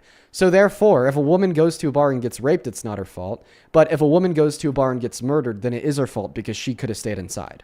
No, because Alex what's Purdy, a false equivalence there? What's a false equivalence there, buddy? Because just 30 seconds ago you said there would be none there. There would be none there. Oh, okay. So a woman going to just the let- bar and getting murdered why do you is have to talk logically over me every synonymous time? and identical to ICE agents killing and murdering Alex Pretty. So let me get this straight. The reason why you said that you're continuing to support Trump as president, even though he's endorsing and supporting the broad daylight murder of citizens, is because Alex Pretty could have stayed inside. So if you knew a woman that went to a bar and left that bar without her life because she was murdered inside of the bathroom by some shit sycophant man, and then you had one of your friends at that bar that witnessed it all, and their takeaway was, well, guess what? The woman who was murdered was a domestic terrorist and she deserved it. Would you argue that you'd still support them as your friend and you'd still stand by their side because ultimately Dean, that obviously woman that never wouldn't be went my to the friend. I bar in get the it, first Dean. place? It never would have happened? Listen, I feel like I'm being pretty rational here. And I mean, you're just muting me, dude. I feel like it's just, I get it. Hypotheticals are a big part of debates. I mean, I'm kind of new to debate, but I understand, like, you guys love using hypotheticals because it's a good way to, like, talk about morals and compare morals and stuff like that. But I feel like your hypotheticals are just terrible, dude. Like, you're comparing a random woman getting raped to a dude going into, then you're comparing that to Alex Purdy, who's, it's a Minnesota mass hysteria thing that we're seeing right now. Lol, Like, dude, this is you literally said that a woman going to a bar and getting murdered and then having somebody say, well, she could have avoided that murder by staying outside, therefore she shares some of the blame, is identical to what happened to Alex Pretty. That's what you said.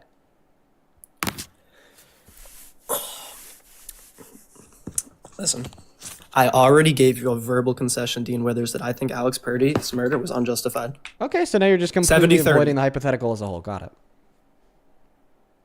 Because the hypothetical doesn't make sense, dude. In my eyes, I can't compare You someone literally who's said it going to makes a sense. You said that it was logically Okay, identical. let me try to explain to you. I can't compare someone who's who's going to a friggin' protest with a weapon and then impeding law enforcement to an innocent woman who's being attacked in a bar. That's a terrible Oh, hypothetical. well, I can't imagine somebody going to a protest exercising their First Amendment right with a legally permitted to carry weapon exercising their Second Amendment right, then protecting women from getting beat up by ICE agents. Oh my God, what a devil. Pushed into a snow pile. What a devil. I mean, truly, what a devil. I mean, I can't think of, oh my God. Imagine exercising your constitutional rights and protecting a woman. Oh my God.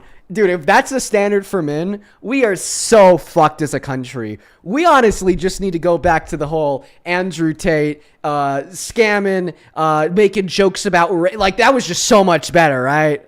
Oh, like, we need to stop protecting women. We need to stop exercising our constitutional rights. And we need to start living the rest of our lives staying inside, you know, your prior suggestion, living in our parents' basement, maybe going outside for 5 minutes a day, you know, until you start seeing all the black people and the brown people. You don't like them either, obviously, because you're still willing to continue to support mass deportation even when ICE agents are murdering people. And then just to go back inside and, you know, jerk off to Minecraft porn, right?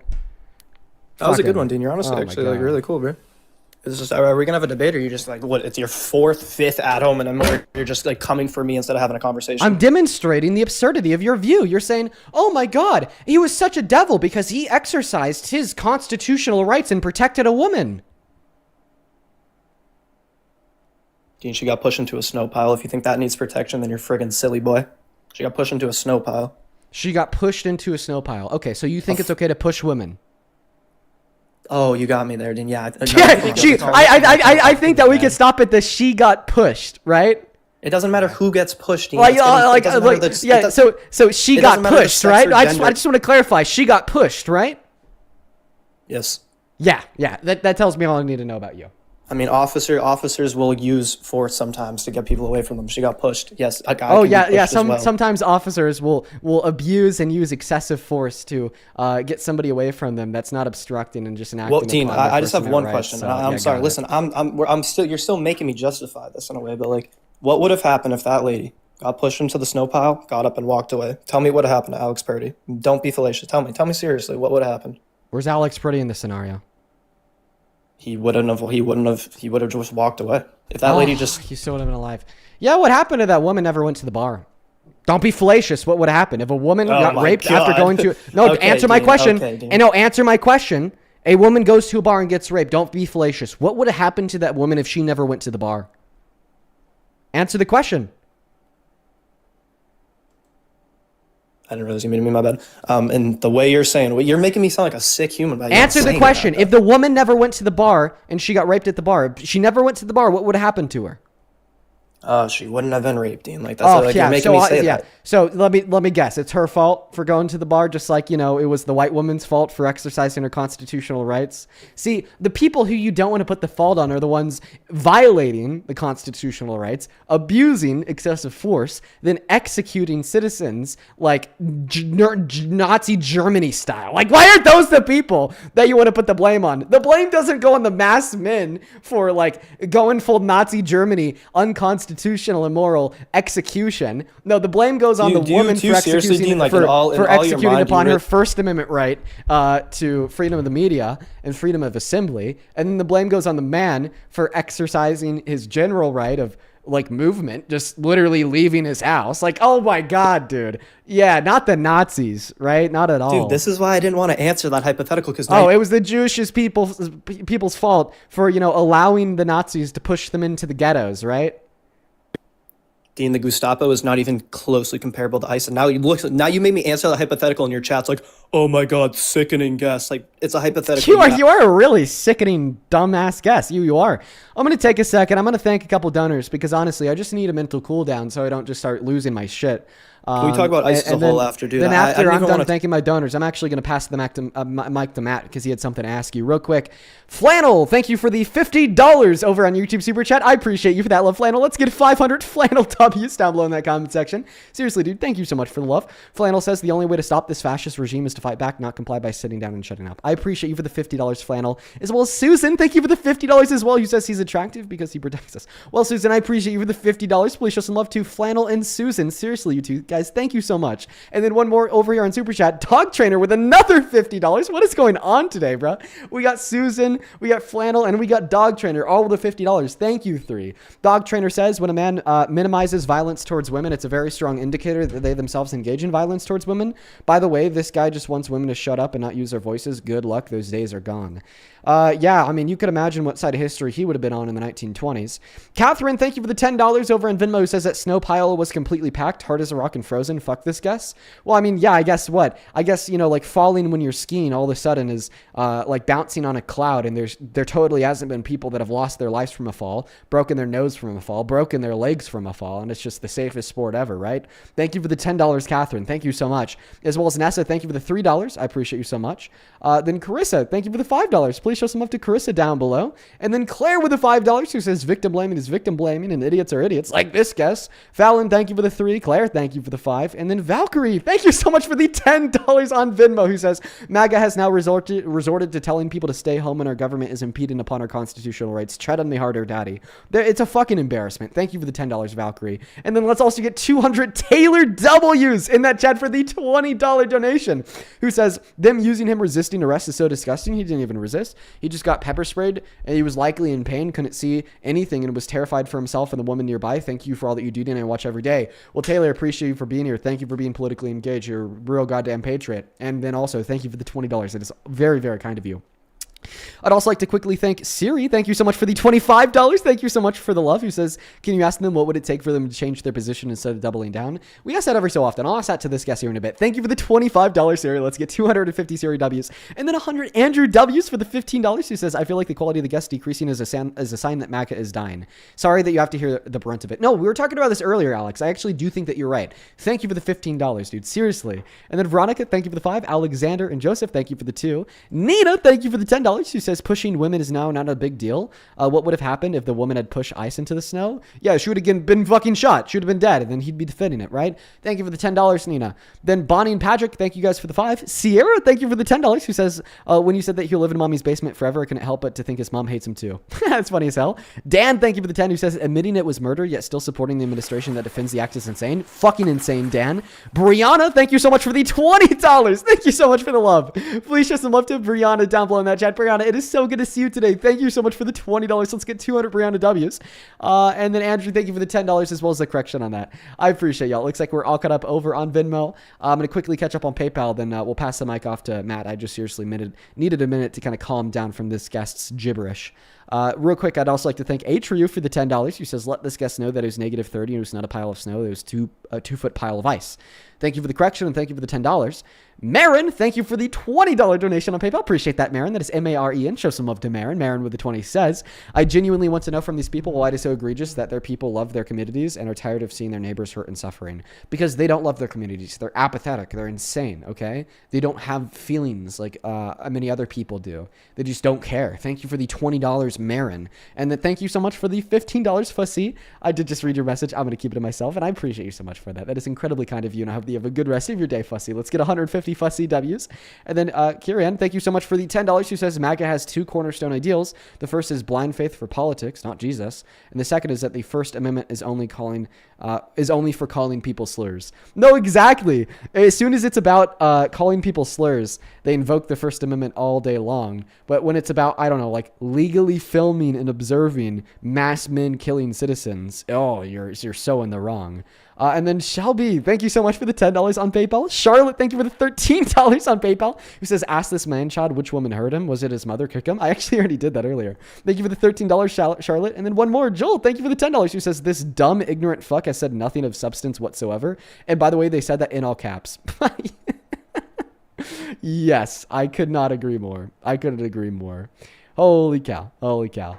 And then also, let's see here, Sharon, thank you for the 10. Ibis, thank you for the 10. Rachel, thank you so much for the 2. Fussy, thank you for another 15. Thank you so much, brother. And it looks like we're all caught up. If you're watching and you're like, hey, I like this Dean guy and you like what I'm doing, you can support me by finding my Venmo and my PayPal in the link tree in my bio and my TikTok account. Pin message over on that YouTube stream, and the handle's also right there. Get 100% of those proceeds. You could attach a message, and I'll try my best to read it off. Matt, I know that you had something that you wanted to run by with a guest, so the mic and the floor are yours. Take it away. Please, Matt, can I just say one thing first, Matt? I'm so sorry. For what? No, I just want to say, like, the fact that your chat is thinking so much with emotion to the fact that they're saying I'm misogynistic for just explaining. I'm comparing the women of, like, the actual women protesters from back in the day and the women of Iran right now to these people who aren't fighting for anything of substance. Like, this is not real protest. This is just thinking. Wait, hold on. I'm just trying to explain how I'm not misogynistic. I'm just explaining. You understand challenge, right? I'm making you understand that the whole pretense, right, of ICE coming into Minnesota, right, was the whole fraud thing, right? That was the whole pretense, right? Yep. They have around, maybe, it's been estimated around 100,000 people in Minnesota. There are vastly more in Texas and Florida, but you don't see ICE surging in those states, right? There's a political reason why ICE is there, and it's not to get these undocumented immigrants. It's not there. That was not the stated reason why they fled in there, right? And also, the Trump administration has been held in contempt because they lied to courts about these. They have violated due process. They have violated the 4th, the 5th, and the 10th Amendments in court. Right now, the head of ICE is about to be found in contempt of court because he is actively impeding due process of migrants. Like, they are protesting the fact that ICE, as of right now, is a lawless type of agency that is not acting in the best interest of both Americans and undocumented immigrants because they have rights too. So, in fact, I would say these people are patriots because what they're doing is they're showing the actual face of ICE, which is when you go and you blow a whistle and you have a phone out, ICE people get in your face. They tell you that you're a terrorist, that you're anti-American, that we're going to unalive you. There have been numerous videos of ICE officials doing this to actual American people. And so I think that actually the people of Minnesota are very patriotic in what they're doing. The same way that throughout history, people that stand up to the powers that be are patriotic. The women who stood up in the 1920s were patriotic. The people in like the 1850s were patriotic. They were doing what they thought was right, and I think that when you look at history, they will be borne out to be true. Matt, thank you for actually making a good point instead of just calling me a chud-maxing incel like your boy Dean Withers. But I got 5 concessions from you. Shut up. You got 2. You got 1 on Alex Purdy. I got 5 concessions from you. No. Don't even say that I wasn't making good points. You conceded to 5 of them. Go ahead and now actually respond to the substance that Matt said, please. Thanks. I just don't think that our forefathers intended this as assembly. Like, we see these people, they bit off an ICE agent's finger a couple of days ago. They're smashing signs. The forefathers were in Boston in 1770 throwing rocks at soldiers. the forefathers were at the Boston Tea Party actively violating British law. The forefathers ran to Lexington and Concord to stop British officials from enforcing the law. Our forefathers were actively participating in acts that by your logic, you would have said that they should have stayed home. I'm not joking about that. When the citizens of Boston were protesting the Townsend Acts and were saying that you can't force us to house people in our own homes, and they marched in the streets, and when the soldiers fired upon them, you would have been, well, if the soldiers weren't there, then they wouldn't have got shot at.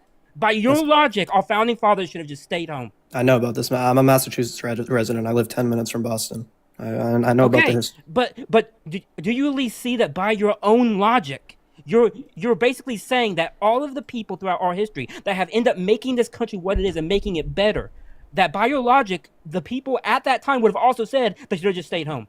I just can't see a valid comparison to those people and the people How in is Minnesota. it any different? No, how is it any different? Because those founding fathers saw the law was wrong, that the way it was being implemented was wrong, and they wanted to challenge it. And they didn't do it peacefully, by the way. They did acts of violence. And that's what caused the war, right? Same thing with the people in like Bleeding, Kansas, right? Same thing with John Brown. John Brown today is seen as a hero, and yet he unalived people and was proud of it, right? Because he was fighting for a cause that we today see as righteous. As I'm saying, in 50 years now, looking back, I think the people in Minnesota will be looked at as being righteous and trying to condemn the lawlessness of this agency, which is vastly different than how it was in like 2003 when it was formed. Listen, I understand. Like, I'm up here with no bias. I've never felt more patriotic than I do now, bro. Can we get like a petition going for Matt to be like a permanent co-host? See, that's the thing, but like I'm in a way I'm a moderate, Dean. Like I'm not full far right. Just because I said the people of Minnesota are experiencing mass hysteria, and I said something about white women, does not make me misogynistic. Does not make me unpatriotic. I'm a moderate, dude, and I understand what's happening on both sides right now. But like, challenge. Can I just like? I'm being sincere here, for like a second, okay? When did it become okay for? I think for the wear. When did it become okay for like people on the right or even moderates to say that standing up to our government is wrong? We have a long, proud history of people impeding government, of making government work for what it does, to make sure that they're like checks and balances.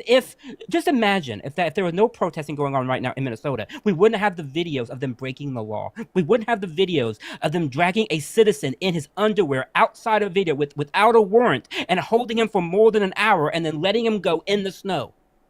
We wouldn't have that. I've seen that. And I feel like a lot of these things that we're seeing from ICE ends up always being dismissed as like a good reason at the end of the day. Like the kid who they were like, oh, a little kid was arrested by ICE. No, his father abandoned him. Like a lot of these things that's the narrative of the government. When did we start trusting the government's narrative, by the way? That's what they tell us. Right now, a court said right now that father and son cannot be deported. Why? Because in those documents, which was just filed today, that judge said that it likely violated some part of the Constitution.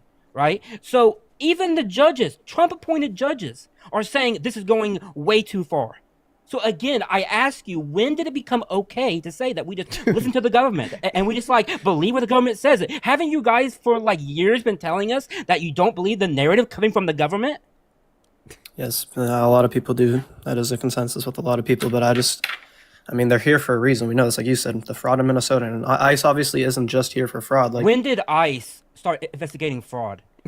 That's a new part of their agency, apparently. I mean, it's fraud implemented by immigrants. No. Actually, when they actually went and then started looking into the people and they started interviewing the actual Somalians, it turns out many of them are actually citizens. Yeah, and they're getting caught for that.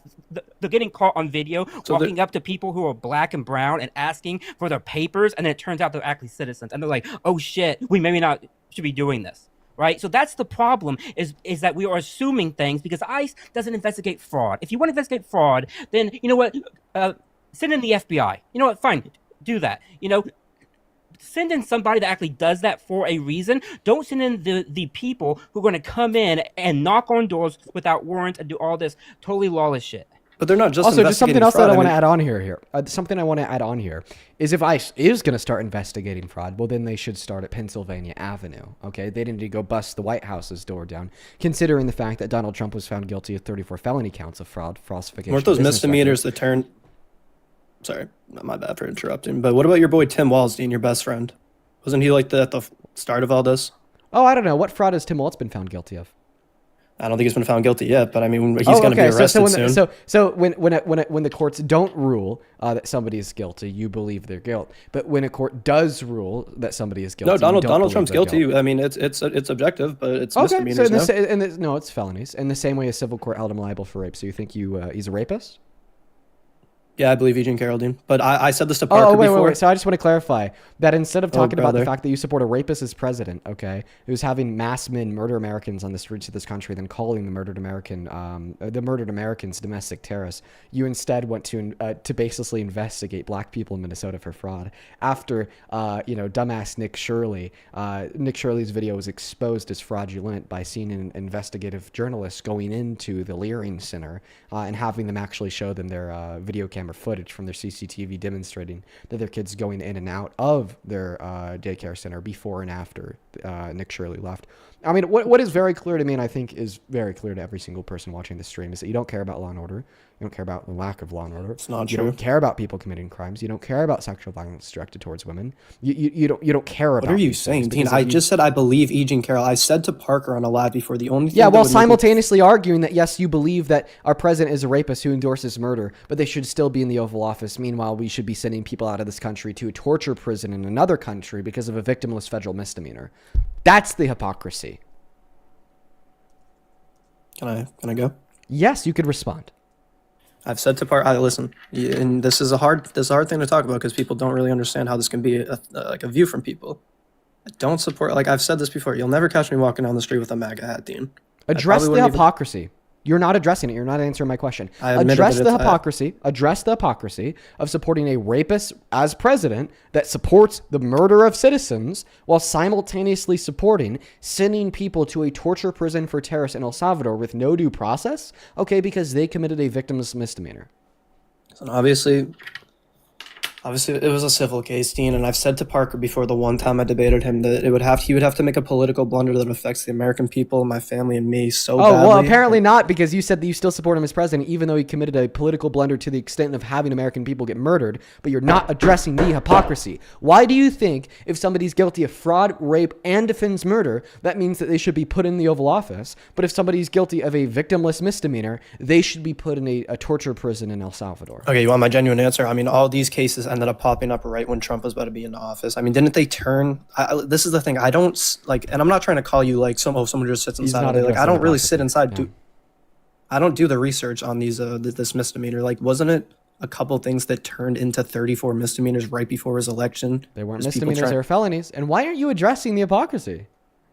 I admitted that it's a little bit hypocritical. Yeah, okay. Not to mention... sorry, dude. No, go ahead, man. I was saying, not to mention, I'm not sure if you mentioned this, but the fact that he's actively pardoning people who were found guilty of, like, fraud, of like, major fraud. Like, even higher than what Trump did. Like, major fraud. He's actively pardoning them. And that's another thing. When I don't spare support me this like concern about fraud in Minnesota when you have a president who's making excuses for actual fraudsters. Listen, like about the whole like normal assembly thing. I think that all the people of January 6th don't deserve to be pardoned. I think that was, if you were a part of January 6th, you're actually... Question. Well, then where the fuck does your red line fall? You acknowledge Trump is a rapist. You acknowledge Trump is defending murder. You acknowledge that Donald Trump has pardoned fraudsters. You acknowledge that Donald Trump has pardoned violent insurrectionists that tried to kill cops. You acknowledge that it's hypocritical for him to turn around and have people illegally deported to another country's center and detention camps for terrorists. So where does the line fall? What would Trump have to do to get you to stop supporting him? I've said this before to Parker. I know you guys hate when people say this. I do separate personality and character from politics. Not everything that I brought up was personable characteristics. About 75% of the shit that I brought up was what we've seen him do in the Oval Office. Not to mention that it's those personal characteristics that drives what he does in the Oval Office. Yes. Maybe if he cared about the livelihoods of women and girls, obviously he doesn't. That's why he raped Eugene Carroll and sexually exploited them at Miss Teen USA, Miss USA. Then he wouldn't have turned around and used the lives of 16 million American children as a pawn to get the Democrats to end the government shutdown by refusing to abide by a court order to not feed them when the court told him he legally had to. Now, you're telling me that it doesn't matter what he does. He has to do something that affects the American people in order for you to stop supporting him. So if he raped 10 children, would you still support him as president today? Oh, another Dean Withers terrible hypothetical. 1 pig versus 10 humans. Oh my god, let's go. Dean, yes, if he raped a child, I wouldn't even watch political YouTube anymore. I wouldn't support him. I wouldn't even. Okay, so all that bullshit about not identifying. I mean, that's the worst thing. That's the worst thing anybody could ever do. That's the worst thing. Been now thrown out the window. That's the worst thing anyone could ever do. No, that's just I don't. So if he does it to a child, it's enough. But if he does it to an adult woman, it's not enough. In fact, it's barely. Well, just because from what I've seen from E. Jean Carroll, like I'm gonna believe the victim. I am, but like it's just I've seen the insides and outs of the case, dude. I mean, what 20 years later, we brought it up. Like, I just don't know enough about it. Why does any of this matter if you believe her?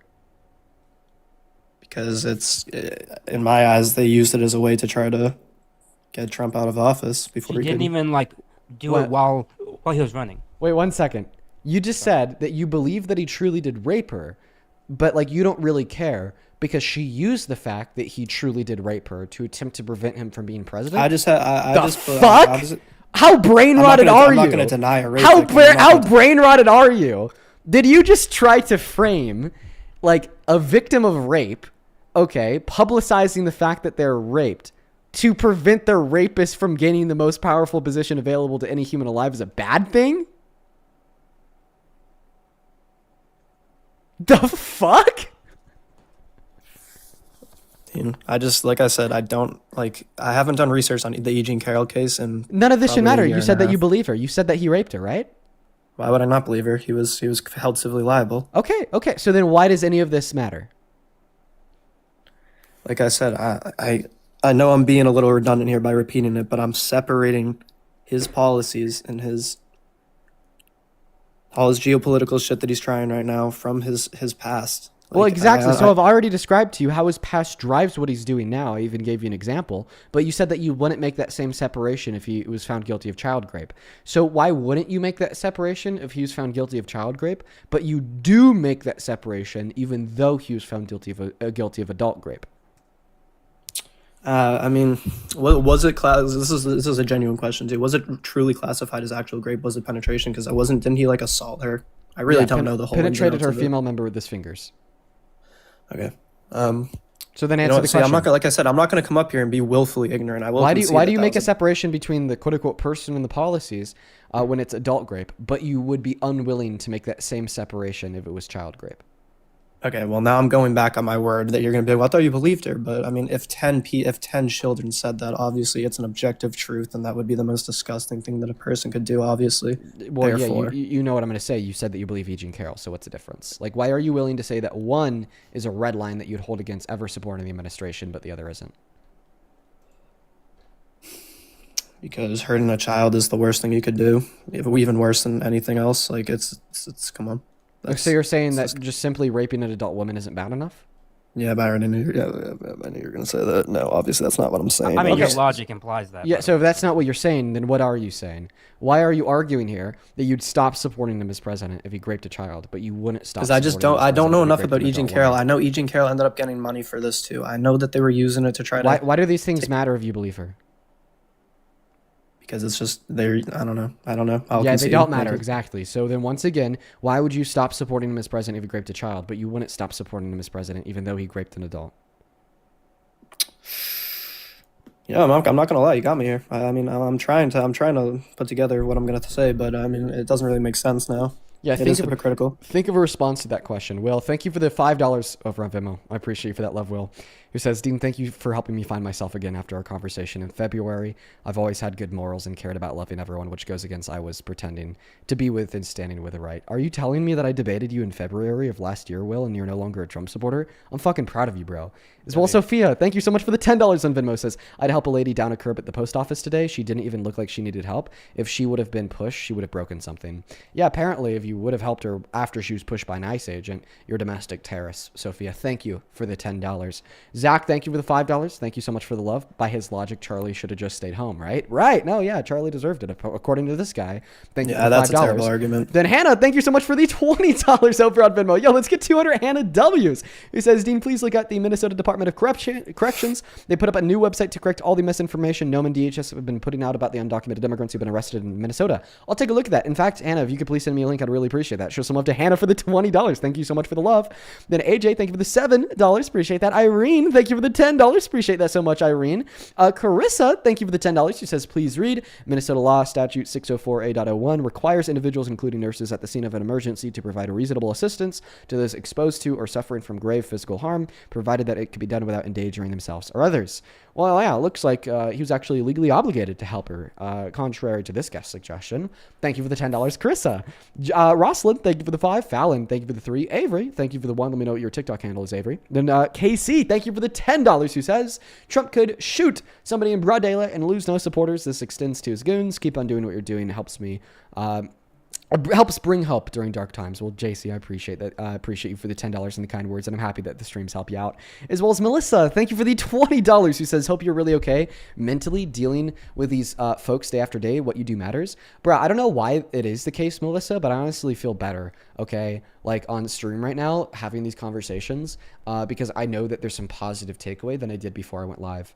Like right before I went live, I actually, spent some time talking to my dad. I know that I had told y'all last week about my dog Shelby coming down with cancer and possibly only having weeks to live. We got an update today. I got an update from my dad that, Shelby's no longer eating or drinking water, and that the cancer is really spreading. And, he was like crying on the phone. And I don't know if anyone else has like the same experience, but like, dude, like hearing and seeing my dad cry, like oh man, like it's just really hard, because my dad's like never been a crier. So you see, dad cry and it's like, holy shit, like this is really rough. And he was telling me how, because she stopped eating, her food, that he's now started, like cooking her ham and, all these like really nice foods to see if it's maybe like she'll eat them if it's like nicer quality food. And then we have another dog named Junie, who's, been by Shelby's side for the last 10 years. And you can't keep Junie in the same room as Shelby, so then Junie doesn't eat Shelby's food. But he still wants Junie to be around Shelby because Shelby's about to die. So he like put Junie, the other dog, in a crate right by Shelby. And, that it's just hard. And, he lives out in the middle of the mountains, not nearby any type of vet. So if like Shelby is like in too much pain, like, the solution isn't to take her to a vet. He has to probably end up putting Shelby down himself. So, I mean, rough, but it's been nice to come on here. I'm going to stop talking about that now. So, don't tear up or anything, but, it's nice coming on here and having these conversations because A, it's a way to kind of distract from that. B, it just feels like I'm doing something good. So in summation, I apologize for the dump, everyone. I guess it's just something I talked about last week. So I'd give y'all an update. These live streams actually are helping me mentally. Thank you for the $20, Melissa. Georgia, I'd also like to thank you for the $8. Thank you so much for the love, Georgia. Anthony, thank you for the 5. Haley, thank you for the 3. Then Jared, thank you for the $10, who says there's no such thing as a moderate fascist. Couldn't agree more. That is an oxymoron. Appreciate you for the $10, Jared. And then Siri, thank you so much for the $15 over on Venmo. That is SIIRI. Thank you so much for the love, Siri. Appreciate you, who says women in Iran had similar rights and liberties to women in the U.S. That changed in 1979. It changes that fast for minorities. The women that you're saying aren't fighting for anything of substance today absolutely are. Your privilege is showing. I appreciate you so much for the $15, Siri. And then just 2 more here, then we'll hop back into the debate. Jamie, thank you so much for the $10. Let's get 100 Jamie W's. It is JAMI. And then Jordan, this is the last one for now. Thank you. Thank you so much for the $20, Jordan. That is incredibly, incredibly kind of you. And Jordan with the $20 literally just says thank you. Well, thank you so much for the $20, Jordan. Huge shout out to you. Please show some love to Jordan down below in that comment section. And we're going to go and pass the mic back to the guest at this point. Thank you all so very much for the love.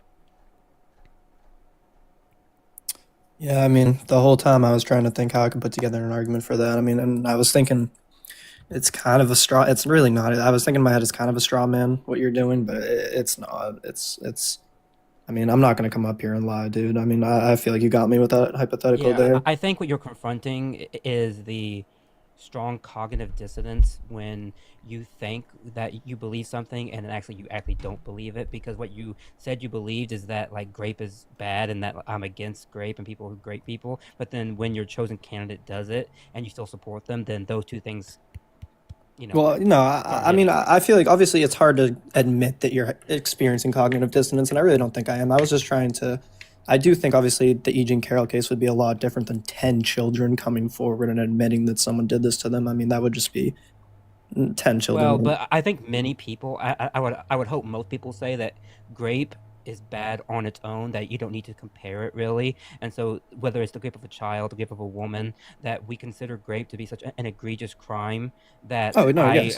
I wouldn't even consider like comparing it. Like I would say E. Jean Carroll's grape was bad. It was terrible, and it totally disqualifies Donald Trump.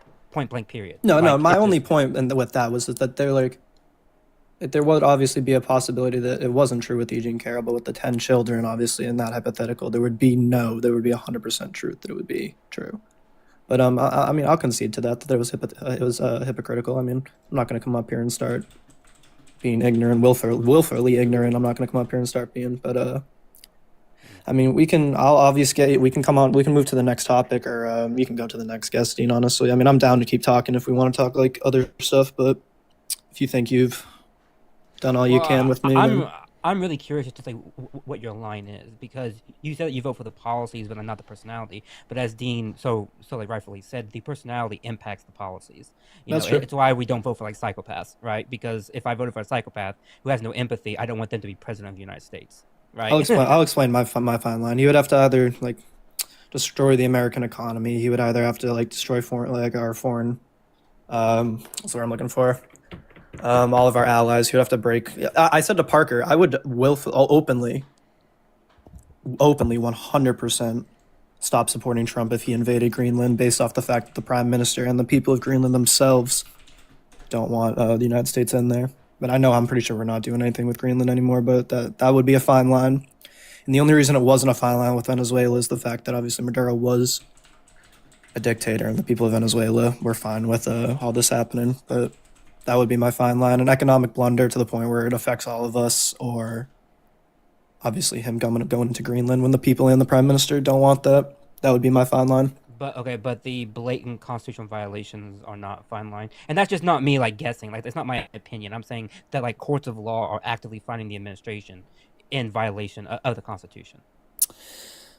Yeah, I mean, I understand how important the Constitution is to the American people and us, and I know it's pretty disgusting for me to say that I don't. Yeah, and see, that's the problem, is that I understand your point about the economy and everything, but like when the Constitution, which is the bedrock of everything that we all stand for, No, I agree. is being actively violated, and that it's being found to, like every day something comes out about some court finding some kind of violation somewhere, and I think that on its face also is like extremely problematic, because you can't say on the one hand, well, I'm okay with this and that, but I'm okay with like active violations of the 4th, 5th, 6th, Second Amendment. I mean, Trump just today said again. He said again that like people shouldn't be like having their like pew-pews out at like protests again. Like he's actively going against like SCOTUS. Like, No, I mean, so I don't understand it. No, I know, and I know Dean. I did bring this up first. Dean didn't even bring it up. Was Trump in office during Kyle Rittenhouse? I really don't even remember when that was. When he was found guilty, I think so. Yeah, I think so. Yeah. Yeah, so obviously that would be hypocritical. And said it was fine. Obviously, that would be hypocritical on Trump's end, and I mean, I understand that the dude was attacked, but he went there looking for trouble. So I mean, I come up here for civil discourse. I mean, I honestly. Yeah, I think that when you use your rational faculties, you could understand why you need to stop supporting Trump as president, but you just overwhelm those with your emotional ones. Cognitive dissonance. I do think it is actual cognitive dissonance, because you're struggling to find justifications for things that like you believe. That's because your brain is actively having trouble like trying to pull together the pieces. Mm-hmm.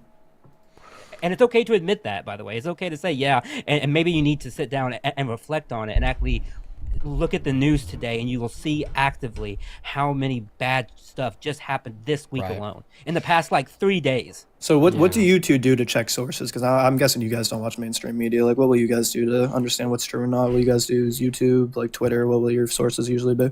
Well, I mean, I feel like I'm in a special position where it's like I know what you do. You watch like some YouTuber and then source check it, right? Yeah, I'm in like a special position where I have friends that I know are reliable, that I can trust because I personally know them. Like Aaron Parnas, for instance. Like I trust Aaron Parnas, so I get a lot of my news from him. And then the news that I don't get from Aaron, I usually pull from Ground News. Yeah. Ground News, you said? Yeah, I use Ground News too. You could get 40% off their Vantage plan with a link in my bio. And no, I don't get paid for it. Yeah. I did get paid for a singular promo like a month ago, and I've just like left the link that they gave me for that promo in my bio, even though I'm not getting paid for it. So if you want to sign up, you could get 40% off. I also end up getting paid by Ground News, but I also use it and I like it a lot. So yeah, it's a good thing. Yeah. Before I go, I'll say two things. One, obviously, Dean, about your dog, dude, that's fucking sickening. Everyone, I mean, dogs are family. I'm very sorry about that. And I would tell you to probably tell your chat to not. I mean, obviously, it's their First Amendment right. I think that a lot of their characterizations of you were completely accurate. Dude, you want to stay up, Matthew? Matthew. Matt? Who are you, my mom? No, I'm just kidding. Yeah, it's fine. Yeah, it's fine. It's fine. Yeah, I'll stay up for a little bit. Yeah, I'll stay up for a little bit. I got some people to thank. Cool. Okay. Thank you to Shane for the $1. Thank you so much. I will check that out. Thank you. Thank you to Melissa for the $5. Thank you so much. It means a lot to me. I thank you to Aaron for the $10. Thank you so much. I may post that. I think to Christian for the 20. Thank you so much. I think to Stephanie, holy crap. I think for the $50. Holy shit. Thank you so much. I really appreciate that. It means a lot to me. I thank you to Devin for the 5. I think to AJ for the $5 too. I thank you all so very much. And also too, I want to say a lot of your chat doesn't know who I am. Like I'm just noticing that because you got so big. Like you're just exploded. And so I've been like, Dean and I have known each other I think for like 3 years now. I think we're approaching 3 years. And so I'm a librarian by trade. My name's Matt. I am not on social media a lot, but I do, I'm active in this community. So but I've known Parker for a long time. I've known Dee for a long time. I'm in the community. So my name's Matt and I'm a librarian, and you're welcome to follow me. And I love joining up and being a part of it. But yes, but that's who I am. So yeah, dude, I'm not gonna lie, dude, you add a lot of value to this stream. You came up yesterday and I just absolutely loved it. I think that you added a lot of really good value. And I mean, even in just listening to the conversations you had with that last guest, I mean, like, truly, dude, like, so much value. You just like know so much about everything, and that is like so meaningful and valuable for the purpose and the points of the live stream. So like, you were literally invited up whenever. Well, thanks. I am so close, by the way, to like 100,000. I'm so close. How to 100K, close is you? Which I'm like 88, I think, 89, somewhere in there. Listen, if everybody watching now on TikTok followed Matt, he'd be at 100K.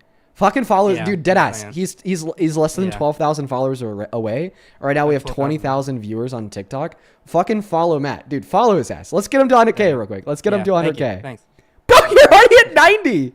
You're at 90. You're, dude. Holy shit, man. Yo, that's crazy. I wasn't even done speaking, and you're already at 91. That's crazy. I gained 2K in that like second. Wait, one second. Let's just see if we could get you there real quick. Yeah, you're at over 91. You're about to hit 92. Follow Matt. Follow Matt. Bottom right hand corner. Drop him a follow. Yo, Re-Ups, welcome in. Do you support Trump? Let's say I support maybe his deportation policy. Maybe not how it's being executed, right? But I do support this anti-immigration policy that Trump's pushing, right? I don't think. I mean, just being anti-immigration is like weird, antisocial, and just universally anti-American. But do you support Trump? No, right? I can support some of a policy, but not the person, right? Well, we're just strictly looking to talk to people that like support Trump as president. But I do want to ask you one question real quick before I move on. What are the reasons why you don't support Trump as why you are anti-immigration? Sorry. Immigration has no net positive for Black American community, right? None whatsoever. Right? This is from Okay. So, well, I appreciate you. We are only looking for Trump supporters, so we're gonna move on.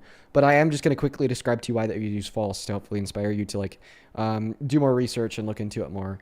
But that's very false. Immigration has a benefit for all communities in this country. They uphold the GDP, boosting it 1.1 through 1.7 trillion dollars per year, pay over $100 billion per year in taxes. Were it offer undocumented immigrants a pathway to residency or citizenship, real median wages would go up, on top of about $1 billion other things. So please do your research. Josh Cook, hello. Do you support Trump? Absolutely. No, wow, absolutely. Honestly, I feel like people that confidently still support Trump in like 2026 are just like actually like brain rotted. But yeah, we're gonna hop into the debate here in a second. Let me thank a couple people. Hey, Felicia, thank you so much for the $10 over on Venmo. Says appreciate you and everything that you do, Felicia. Thank you for the love, as well as Miss Barbara. Holy cow, dude, Barbara. Thank you so much for the $100 donation on Venmo. Holy shit, Barbara. Thank you so much for the love.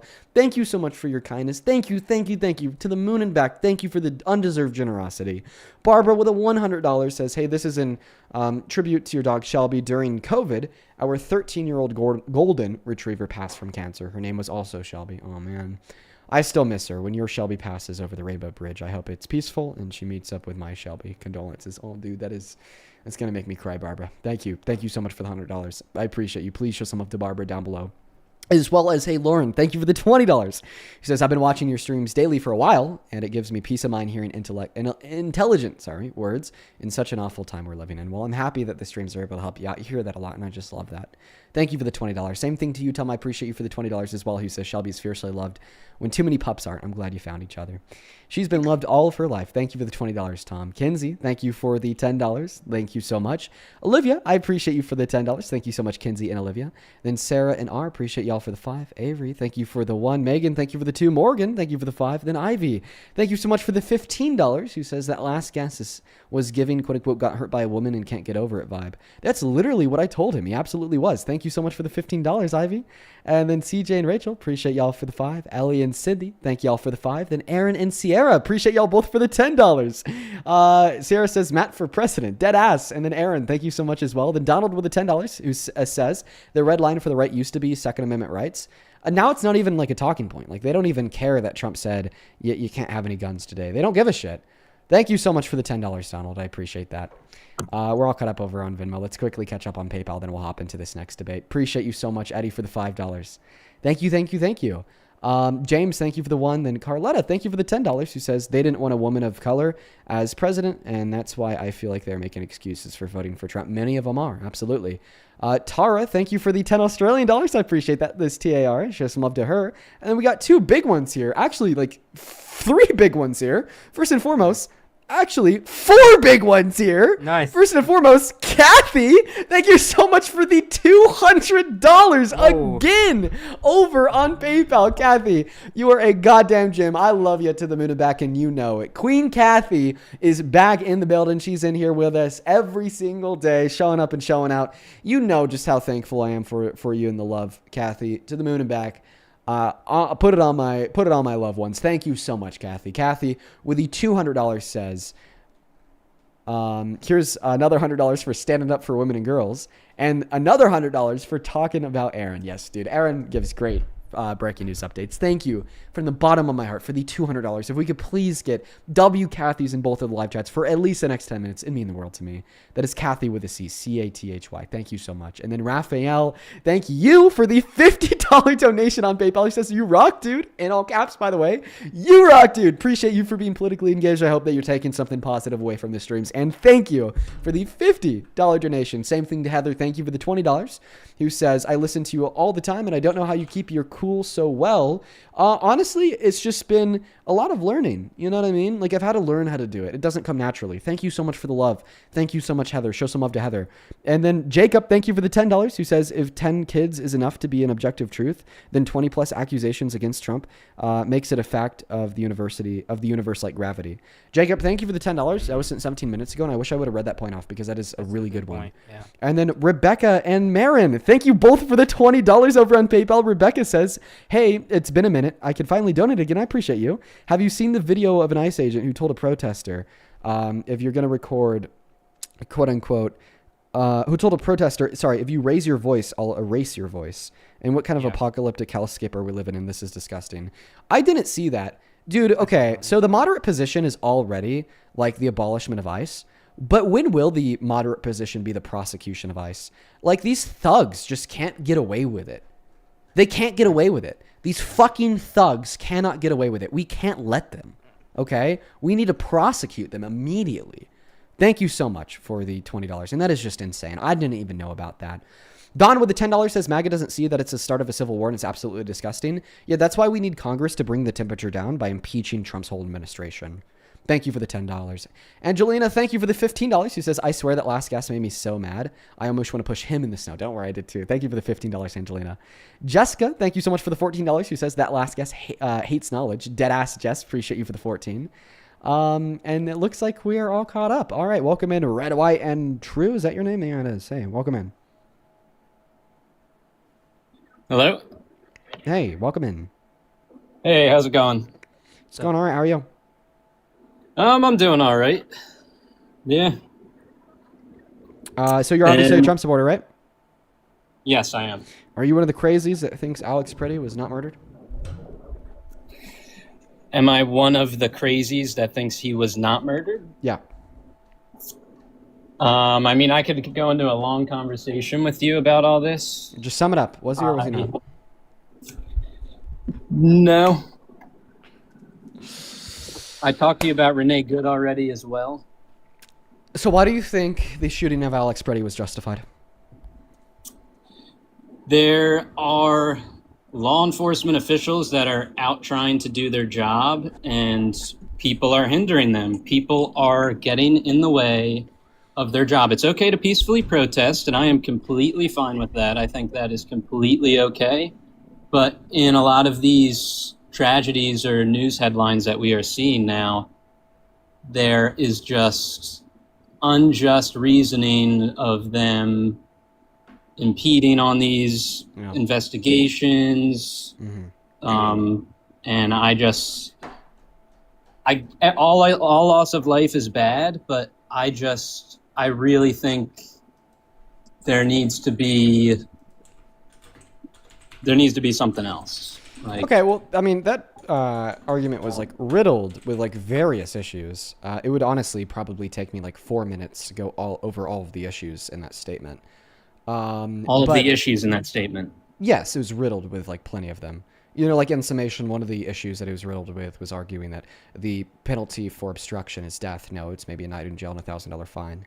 And then B, the second issue that it was riddled with was the defiance of the Fifth Amendment and due process. Before you're punished for a crime, you have to be given due process in front of a judge. You can't just be killed on the spot, even if death was the penalty for obstruction, which it's not. But just like in summation, I just want to sum up your position. Are you arguing that it was a justified shooting because he got in their way? Again, I believe that there are a lot of factors that have gone into these tragedies recently, and I think a lot of them are overlooked. It's obviously a tragedy, but I think they're... Repeat the exact question? Yeah, so in short, your argument is, well, ICE agents can kill people that get in their way. They are, like, that's a part of their job if they feel threatened or... Okay, so it's not about getting in their way, it's about feeling threatened. So you think that the shooting was justified because he threatened them? Yes, that is partly involved. Okay, what did Alex Pretty threaten them with? He had a weapon on him. Okay. Anything else? Anything else? I'll start with that one. Okay, well, I guess this will be really easy. It'll take me about 5 seconds to debunk. So in accordance with the 2nd, 4th, and 14th Amendment, officers do not have the right to shoot a citizen merely for being in possession of a weapon that is not a quote-unquote imminent threat. This was reaffirmed in Graham v. Connor, a SCOTUS court case, which says force must be reasonable. And then my other point on top of that, he was that one? physically... Can I see what? Do you concede your first point? No, I'm not conceding. Okay, then what's the counter argument? I just want to go like step by step here. Let's go point by point. What's the counter argument? So, short answer, like that involved as well. He physically moved into the situation And No. Your when you're first point doing- was that they could kill him because he had a gun, and I told you no, that's wrong because of the Second, 14th, Fourth Amendment, and the fact Well, that look, they it's not prohibit all just officers one from thing. shooting There's citizens merely for possessing a weapon. it's not all just one thing. There's multiple factors, and they all need to be looked into equally. We're not just going to look at it. Okay, so right you like agree that just because so somebody's you agree carrying that a gun. merely being in possession of a firearm does not give an ICE agent the right to kill you. No. Okay, thank you.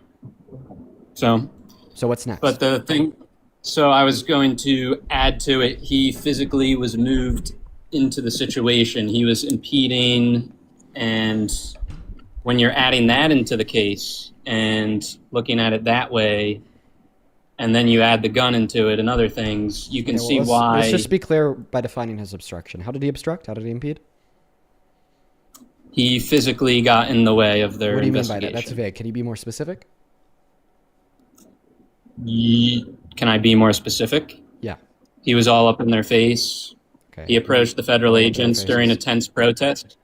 Okay, well, there wasn't a protest on that street. He stepped Just between FYI. the agents. Okay, I don't think so. He was getting in the way, and there was that woman there as well. Actually, we have new video out today that shows the like minutes prior to, and he is at least 5 to 6 feet away from them, filming them. And his interaction is when the ICE officer shoves the woman down. That's when he goes and he actually gets between them. So if Yeah. you're saying that when an ICE officer assaults a woman and shoves her to the ground on ice, and a man jumps in the way and does nothing but says don't do that, and then is subsequently pepper sprayed and dogpiled, that somehow it is like actively doing something wrong. So the argument here is that if you protect women, you forfeit your right to life. Yeah. That's your argument? No, that's me asking you if that's your argument, because you said, well, he was impeding. He was obstructing by getting in the middle of the ICE agent and the woman the ICE agent attempted to push to the ground. So if you protect women, from your perspective, you forfeit your right to life. Again, I think you are overlooking a big picture here, Dean. Okay, what am I overlooking? I don't mind. Just tell me. What am I overlooking? You don't what? I don't mind you, You don't correcting lie? me. I said I don't Oh. mind you correcting me. What am I overlooking? Okay. And so anyways, you have this situation. There's a protest going on. There's ICE agents trying to do their job. There was not a protest going on that street, but what am I overlooking that somehow explains why? I mean, it according was justifiably to, killed? I'm seeing that there was a protest there. Okay, I mean, you could just literally watch the footage of him getting killed. There's only like a handful of people in frame. Sure, there's people on the street, but there was not like the protest we saw of people being there was like rat maybe packed 5 or wall to 6 at wall. most. Yeah, exactly. So, so what exactly did he do that made him forfeit that forfeited his right to life? That's still what I'm trying to identify here. What did Alex Brady do that forfeited his right to life? Again, all loss of life is bad here. Except for this one, because you're justifying it. Yeah, because the thing is, if you justify it, then it's necessarily not bad. Because if you want to posit that it's bad, then you're arguing that it's unjust. And if it's unjust, then it's murder. So you can't say that it is bad and justified simultaneously. Okay? You could say that it's a tragic loss of life, regardless of the fact that it's justified. But, like, you can't say it's bad. Now, please answer the question without deflecting. What did Alex Preddy do that forfeited his right to life? He got up too close and personal while they were dealing with the woman, and he had a firearm on him. Okay. And from my understanding, from what I heard, is that... So you think that getting close to an LEO with a firearm is an imminent threat to the life of the LEO? From what I heard before is that firearm went off before anything happened. Yeah, it went off by it. Even if it did, which I'm not conceding that it did, even if it did, who actually is the one who made it go off, I wonder? Who is the one that made it go off? Yeah. Yeah. I don't know. You tell me. Well, it'd be the ICE agent. Maybe it was from the him. ICE officer who was actively disarming him. Okay, which again sounds kind of like a bad thing, right? When you're actively and then... Oh, sorry, but then go ahead. I was just going to say, do you even know that? Did you know that he was disarmed? Oh, I did, yeah. Okay, so then why have you been arguing this whole time that the justification for his killing was the fact that he was armed? That's really dishonest of you to There know was that he a- was not armed, but then to tell us the justification for his killing was the fact that he was armed maybe a minute beforehand. What was your question out of all of that? Why are you being dishonest? You're telling us that you knew he was disarmed by an ICE agent. So if you know that he was disarmed by an ICE agent, then why is it relevant? Where was that he I was legally dishonest? armed a minute ago? You How is said that because relevant? He let off his gun. Yeah, this is the question. Oh, sorry, Dan. So why would the fact that he was legally carrying that gun a minute ago be relevant to the fact that the shooting of him was justified after he was disarmed? I just think it's a weird situation that he's getting involved in that with Okay, a firearm too. So you're saying the fact that he got involved is what made him forfeit his right to life. Can you please give me any case law from That's any court exactly ever? what I said, Dean. Can you please twist give me my any words. case law from any court ever to demonstrate that merely getting involved with LEOs forfeits your right to life? There's something called if a law enforcement official is threatened or feels like they are in a threat or serious harm situation. Not then true. That's not true. Dean already so corrected you okay, on so that. Yeah, I already so corrected just you on like that. we'll go to the Renee situation as well. We'll use that stay on vehicle Alex. as We'll the- stay on Alex, pretty. I'm just using this as a hypothetical here. Okay, Like yeah, use another that one. situation, the Use vehicle, use the another vehicle, the vehicle was one. Use a deadly use another weapon. one. Use another one, please. Use another one. Yeah, you're kind of set up to pivot. You could say that you're not, but I know that you are. So please use another hypothetical. Another hypothetical. Okay, let's say that there is a law enforcement official, whether it's ICE, police officer, whatever. They're out doing their job. Somebody comes along and let's say starts getting involved with them when they shouldn't be. You should allow them to do their job. But anyways, So could you please if give me they are one court in America that has ever ruled that if you get involved with an LEO, you forfeit your right to life and they're justified in killing you? Well, I'm talking about threatening life situations, Dean. I'm not talking about just getting once again, involved. earlier I asked you how he threatened their lives and you couldn't answer. He impeded on the investigation. He had a firearm on him. So once again, I've already answered that. Do you like the NRA? Do I like the NRA? Yeah. Yeah. Okay. Check this out. So a United States attorney, Bill E., tweeted on X, if you approach law enforcement with a gun, there's a high likelihood that they will be legally justified in shooting you. Can you agree that they're basically just reiterating your argument? To an extent. Okay. The NRA To an responded. extent, The but- NRA responded by saying this sentiment from the first assistant U.S. attorney for the Central District of California is dangerous and wrong. Repeat that. They responded by saying this sentiment is dangerous and wrong. So the NRA thinks that your argument is dangerous and wrong. Yeah, but there's more than just a firearm in the situation. You haven't identified what that other thing is, other than him stepping between a woman who is assaulted and the ICE officer. Right, So which would again, be can like, you- which would be like this attorney saying if you approach them with a firearm, Yeah, there's a high likelihood they're justified. So approaching them with a firearm, getting involved with a gun on his holster, does not forfeit his right to life. In fact, the NRA would say a suggestion otherwise is quote unquote dangerous and wrong. Like it's not me. Can I debating, it's ask the you a- goddamn NRA? Can I ask you a question? Yeah. So, if you were out in public in this situation, let's say you were Alex. Yeah.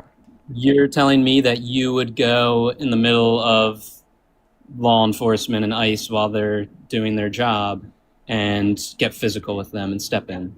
Yeah, that is a really bad faith question. Yeah, exactly. The reason why that's a That's- bad that's faith a- question is because we already have the prior knowledge that after Alex did what he did, he got killed.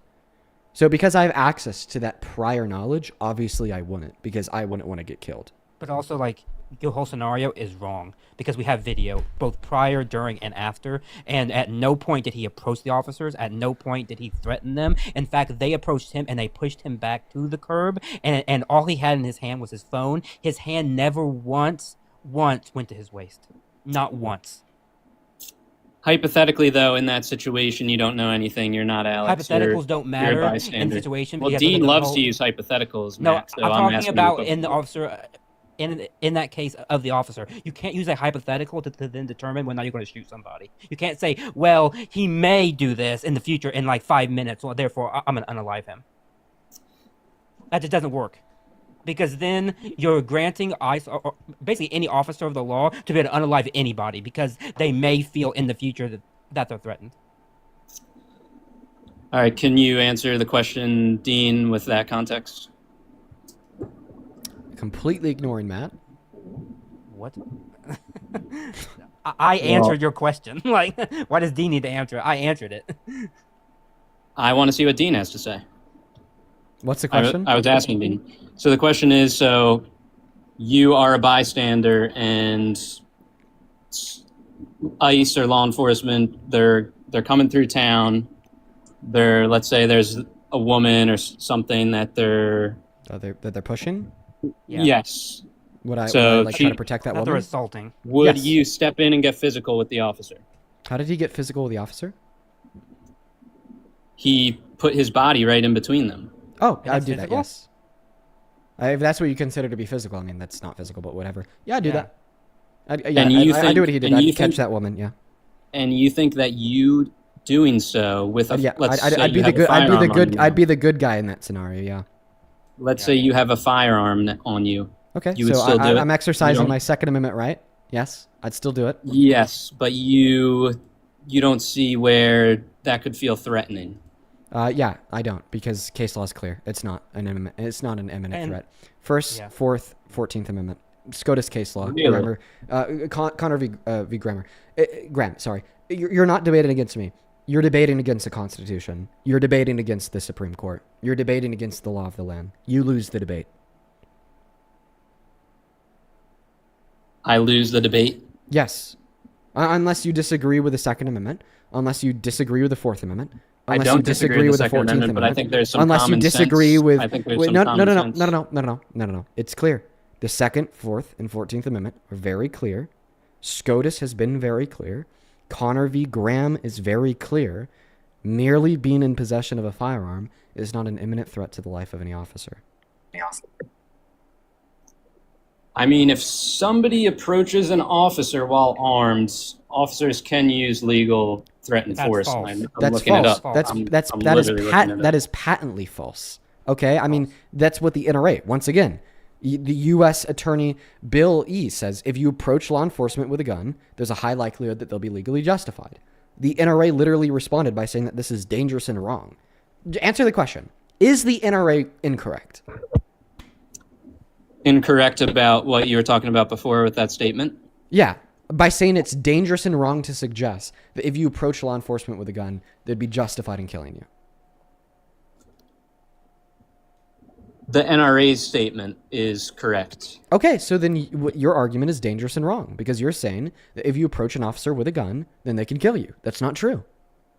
That's not what I said. It's more than just approaching That is him. what He you didn't go said. up and say, "Oh, hi, how are you?" That is exactly like that's what you're you making it said. seem like. What did I say? Tell me You my said- exact words. You said that if you approach an officer with a gun, then they could kill you. Also, they killed him when he was No, on I the said if ground. you and- intervene. Wait, I said I have if a you question. intervene. I have a question. When they killed him, was he disarmed? Was he disarmed? Possibly, yeah. No, not possibly. Depending on what shot it was. Have you seen the video? Yeah, have you even seen the video? Yeah, have you seen the video? I've seen like clips of it. You haven't even watched the full video? Wow. How can you be see, so I saw, confident? what was it, 2 days ago? Because he denies the evidence of his eyes and ears to believe in conspiratorial gibberish. You're a fucking clown. And honestly, I watched I this love, video. One that's moment. why. You're if you watch this video, then it wouldn't be possibly. You're a fucking clown. And honestly, I love what I do. I especially love it right now because I'm able to expose you as a clown fraudster. Okay, live in 4K for like literally right now, 30,000 people to see. I'm gonna go ahead and play you this video. So you just said that he was possibly disarmed. Okay, just weak defense for tyranny. Let's go ahead and play the clip together. Honestly.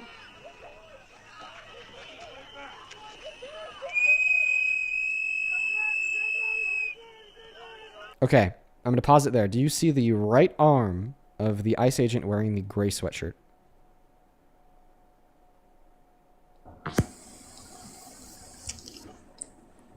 Hello? Hello? Hello? Do you Sorry, see the right arm I of was the getting a ICE phone agent call. wearing the gray sweatshirt? Yes. Where is his arm? Where is his arm? Yeah. I mean, it's kind of blurry. I'm guessing it's down by. It is kind of blurry, but it's not blurry enough for you not to be able to give a very direct and specific answer.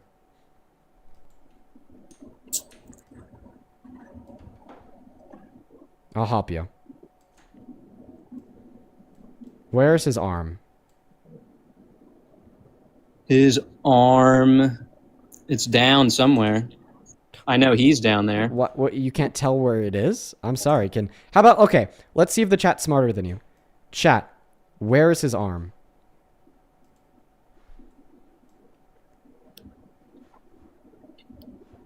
Where's his arm, chat? Oh, we can't. Yeah, there you go. On his hip. There you go. Do you agree with the chat? Do you agree that his arm is on his hip? It could be. I mean, that's why not is really it, that clear. Why is it not clear? It's completely not clear. How so?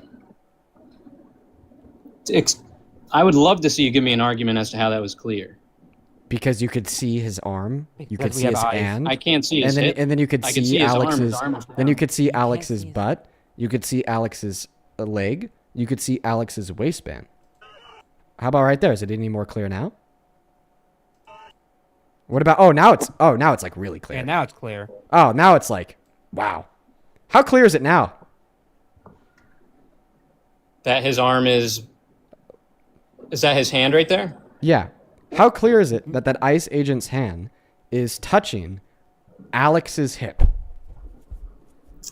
It looks like it's just above his hip in that clip. No, dude, no. That's the other guy. Look at the guy in gray. Yeah, not. So I'm not talking about the white hand. I'm talking about the hand with a glove on it. Like it's just like pitch black because he's wearing gloves. Look at the hip. Where is it? I have to go do something for like 5 to 10 No, minutes. no. No, the fuck you don't. Because now we're gonna Yeah, I watch do. frame by frame. I do. Him You pull don't out his tell gun. me what to He do, just Dean, pulled out his so- gun. Do you agree that we just witnessed him pull out his gun? Huh? Do you agree that we just witnessed the ICE agent pull out Alex's gun?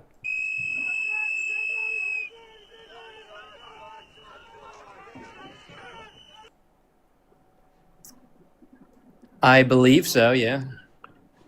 You believe so, or you know so? Yeah.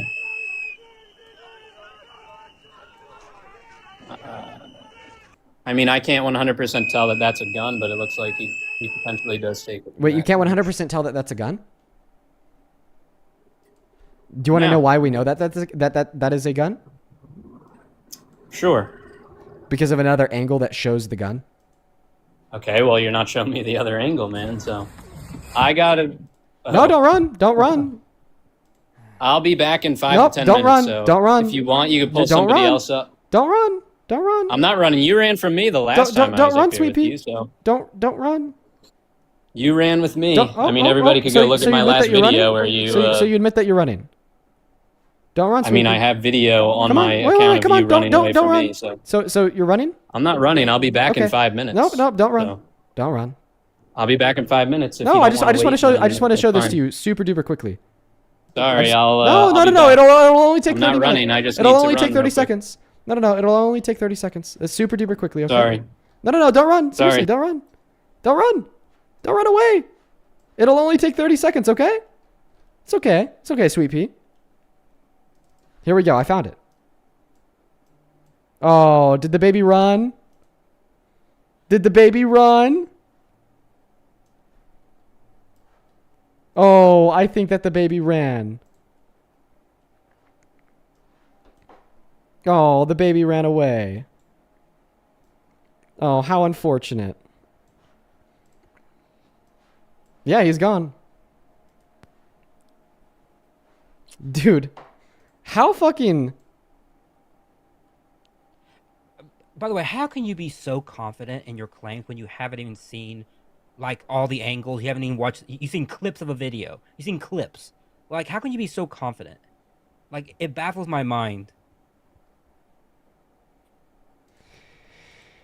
Honestly, dude. Well, I mean, I think that what we just witnessed was the collapse of the MAGA mind virus. Legitimately. Yeah.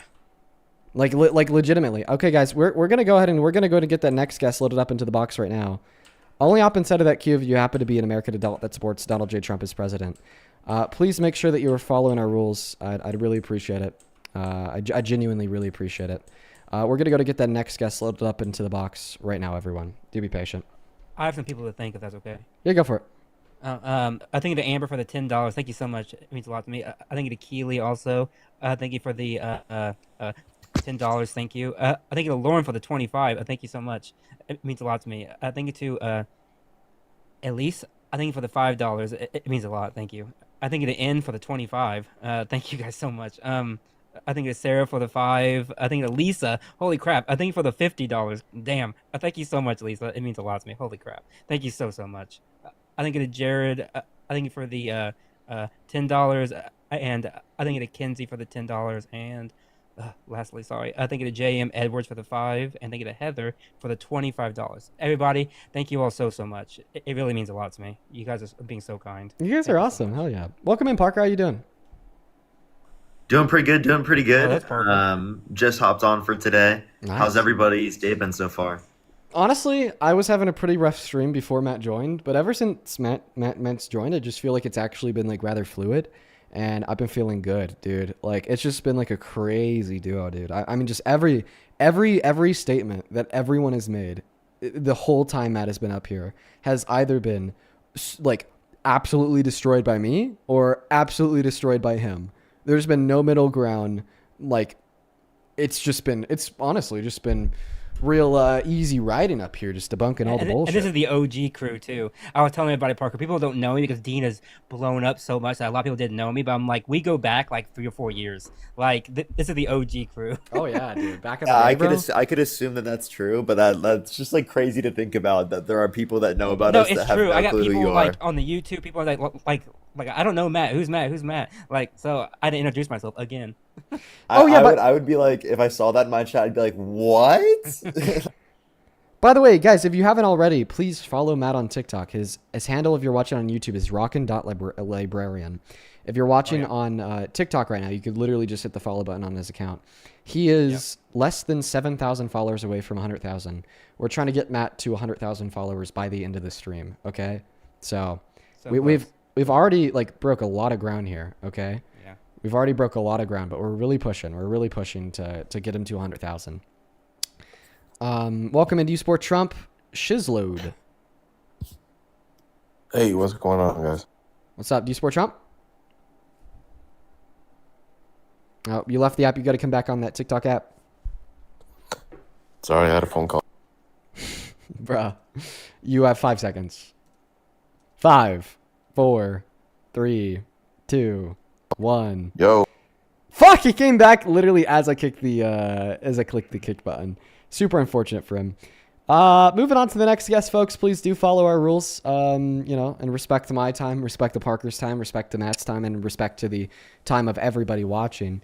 And only up inside of that queue if you are a Trump supporter that wants to come up here to have a conversation with us about why. The purpose and the goal of this stream is to change minds and to advocate for critical thought. And I think that we've been doing so pretty damn successfully, so that's awesome. Hey, Mickey, do you support Trump? I'm a nurse in Minneapolis right now. I don't support Trump, I'm sorry, but I just want to say us nurses here in Minneapolis, I don't want to cry, I'm sorry. We are going through it after this whole Alex Preddy thing, and we have all been trying to raise awareness, share videos, make posts, and all of them are being censored and taken down. So I just want to thank you, like seriously from the bottom of my heart. I'm someone, I watch your YouTube reposts like afterwards as I'm going to bed because I love to listen to them. And so the fact that you've been using your voice and your platform to share about this means a lot. And I know I'm not a Trump supporter. You can kick me, but I just had to say, like, we are screaming from the top of our lungs about a fellow nurse. So thank you. Yeah, I best of luck to you and all your coworkers, and especially just not even as it relates to, the sense of camaraderie. I think that's the word. Is that the word, Matt? Yeah. Camaraderie. Yeah. Yes. Because of the sense of camaraderie that you share with Alex. But also, I mean, I just bet that the hospitals are overwhelmed right now. I mean, My sister works in an ER out in Utah. I guess I won't get more specific than that, so I don't dox her.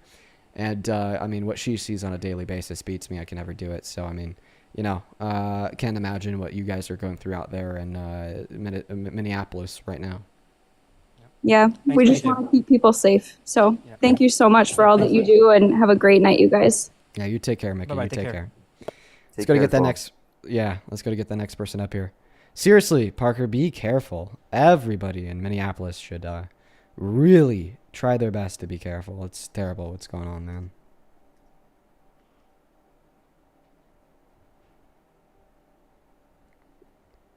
What's up, man? Hey, what's up, Nick? Do you support Trump? Oh, yeah. Awesome, dude. Actually, opposite of awesome, but you know what I mean. I'm going to go ahead and thank a couple people, then I'll pass that mic off to you. All right, first and foremost, Kate, thank you so much for the $25 donation on Venmo. Kate, that's Kate with a K. Thank you so much. Kate says, Dean, I'm a 46-year-old mom of 3. Been tuning into you and Parker instead of podcast for a while now. Proud of you guys and wish you guys were the ones questioning why our line administration instead of these reporters that challenge nothing. Dude, honestly, if you were to give me a 24-hour press pass to the White House, I'd set shit straight, okay? Dude, honestly, 24-hour media access to the White House, and I'd probably unfold the largest controversy. You can apply for it, I think, Dean. Dude, I'm not joking. I'd get denied. But seriously, you put me in that fucking media room, dude. I'm sorry. Shit just will go to another level. Totally. Yes, it totally would. There would be at least 100 million people seeing that. At least. Yeah, but Dean, if you do get denied, then you just blow it up on TikTok about how they're running away from you, how Levin is Trump doesn't want to debate. Trump is scared to debate. Dean, with 5 million people here on TikTok and 540K on YouTube, that would blow up because you'd be they're running scared because they don't want me in the press briefing room. Honestly, bro, I'm going to have to do that. Thank you. Thank you so much for the $25, Kate. And you may have just started something, Kate. You may have just started something. Hey, Elise, thank you for the $2 over on Venmo. And oh my God, Lisa, thank you so much for the $200 donation on Venmo. Holy shit, Lisa. Lisa with the $200 says, Dean, your lives are the only thing keeping me sane. From a Gen X mama, I'm incredibly proud of you. First and foremost, Lisa, from the bottom of my heart, thank you so much for the generosity. That is so much fucking money. Please, for everybody watching, show some love to Lisa down below in that chat. Seriously, thank you so much. I'm trying to see 5,000 Lisa W's. Thank you. Then Kirsten, thank you for the $20 on Venmo, who says, Dean, I donated to Matt and you now. Please post his founding father's speech from the earlier guest. I was shouting amen to the high heavens listening to his patriotism. Need to listen to that as often as I can when I'm feeling hopeless. Love y'all. Blue Collar, Blue Dot, and Red State. Well, thank you so much for the $20, Kirsten. And I'll have to find the timestamp for that. In fact, for the YouTube viewers, I'll have to clip it, yeah. Yeah, when we do in the live stream, someone on YouTube should really do something real patriotic by finding the timestamp of that and then putting it in the comment section. Art, thank you for the $5. Jen, appreciate you for that $5. Then Sinner with a C, thank you so much for the $5. Paige and Witty, appreciate you for the $5 and the $1. Kayla with a 1. Then Mason, thank you for the $20 donation on Venmo. Mason says it's quote unquote easier to fool people than to convince them they've been fooled. It is psychologically easier to accept a lie than to admit to being a fucking idiot. Mason, that is true. I like that. Due to confirmation bias and sunk cost fallacy. Love you, Dean. Keep American thinking. I appreciate you so much for that absolute truth, Nuke. And the $20 donation, my friend. Nicole, thank you for the $10. I appreciate you so much for the love, and I just read your message. And thank you for the condolences. Bria, thank you for the 5. M, thank you for the 5. Kamani, thank you so much for the $15. Who says, can't get through my day without you, Dean. Love you. Kamani, you know I love you too. You've been watching for literally months now. Your name is like secondhand nature because I swear to God I see it every day. Thank you for the $15, Kamani. And then Courtney, thank you for the $25 on Venmo. Who says, fuck that last guy. It would be me as a nurse. I try to put myself between harm. I'm so over these humans. I will always help. Any good human should be willing to help. Abso-fucking-lutely. And then Donica, hey, thank you for the $30 donation on Venmo. That is Danika. Donica with a 30 says, I just wanted to thank you. You seriously are a true inspiration. Thank you for giving people a voice. You give me so much hope for the future of this country, even with everything going on. So thank you. Well, listen, now's not a time to give up hope. It's just a time to fight harder than you ever have before. Donica, from the bottom of my heart, thank you for your kind words and the $30 donation. Same thing to you, Donald. Thank you for the $10. Thank you so much. Shannon, thank you for the $25. Who says, thank you for helping to change so many people's ways of thinking. That is the goal of the live stream, Shannon. You don't need to thank me for what I love doing. Thank you so much for the love, Shannon. And then Riley, thank you for the $10. Who says, love your streams. I've been watching for years. Recently got my very liberal grandma to watch. Shout out to Jen. Sorry, not Jen, Jan. Well, shout out to Riley and Jen if you guys happen to be watching from home. Appreciate y'all so much for the love. Let's quickly catch up on PayPal, then we'll pass the mic off to that guest. Hey, thank you, Linda, for the $50 on PayPal. Linda, holy cow, thank you so much. Let's get 500 big old Linda W's down below. Appreciate you so much for that love, Linda. Linda says, I watched Pisco's stream today on YouTube. He's a lawyer and has debated counterpoints. Yes, I do know him. He's awesome. After listening to that roided up cop use federal statutes and case law to justify shooting that woman and doing whatever they want with Alex Preddy, I've never been more abolished the police in my life. Dude, literally abolishing ICE is not even like a radical position. That is the majority. That's the moderate. Thank you. I appreciate you for that. $50, Linda. Thank you, thank you, thank you. I appreciate that. Lily, thank you so much for the $10 over on PayPal.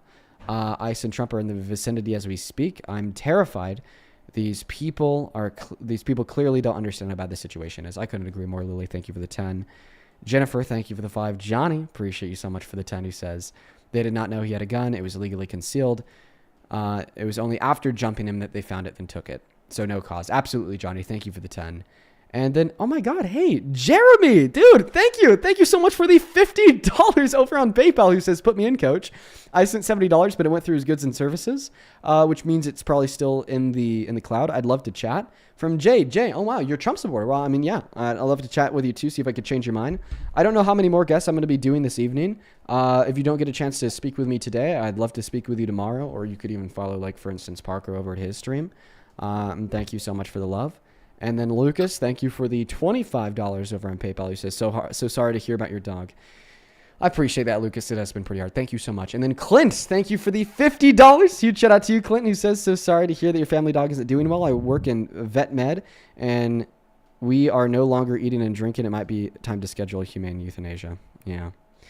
I appreciate you so much for the $50, Clint. Thank you so much, man. Thank you. Alex, thank you for the $20. I appreciate that, man. Thank you so much, Alex. Tara with the 10. Carletta with the 10. Appreciate you so much. And then Cecilia, thank you for the 1. I appreciate you guys so much for the love. It looks like we're all cut up for now. Nick, the mic and the floor are yours. Tell me and Parker and Matt why you support Trump. Man, I've supported Trump ever since he first started running. I believe he's a good candidate. He's shaking things up. Well, he's a good president. He's shaking things up. He's causing chaos, and that's kind of what we need.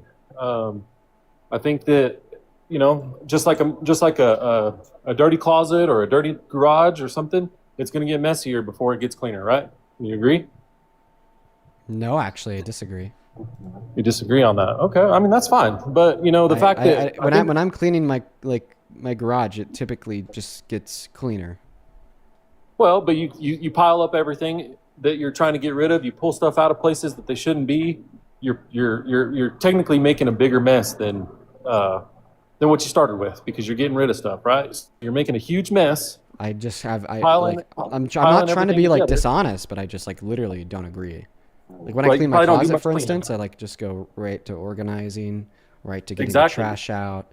Okay, correct. Yeah, Dean, when I vacuum, it definitely gets dirtier when I vacuum. It does. It gets dustier.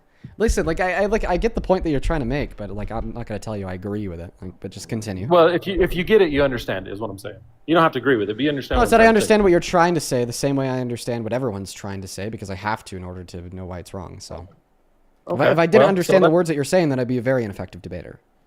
That is true. So on the Alex Petty deal, it's a bad deal, but in all honesty, I don't even think that it's debatable yet. I think that there's not enough facts. Yes, you're a guy based on facts, right? You can't watch that video and realize that he got murdered in broad daylight. Well, no, because you don't have all the facts. You don't know how many guns the guy had on him. You don't know how many guns we had on him. What are you talking about? The DHS report specifically one, and they actually indicated no gun after. They were trying to look for it after, and they couldn't find it. And actually, another agent indicated they did have it. Okay, but in the moment, right? So in law enforcement or in any moment, you've got exactly in a life or death situation, how many milliseconds or seconds do you have to react? But after the fact, you have how long to pick it apart?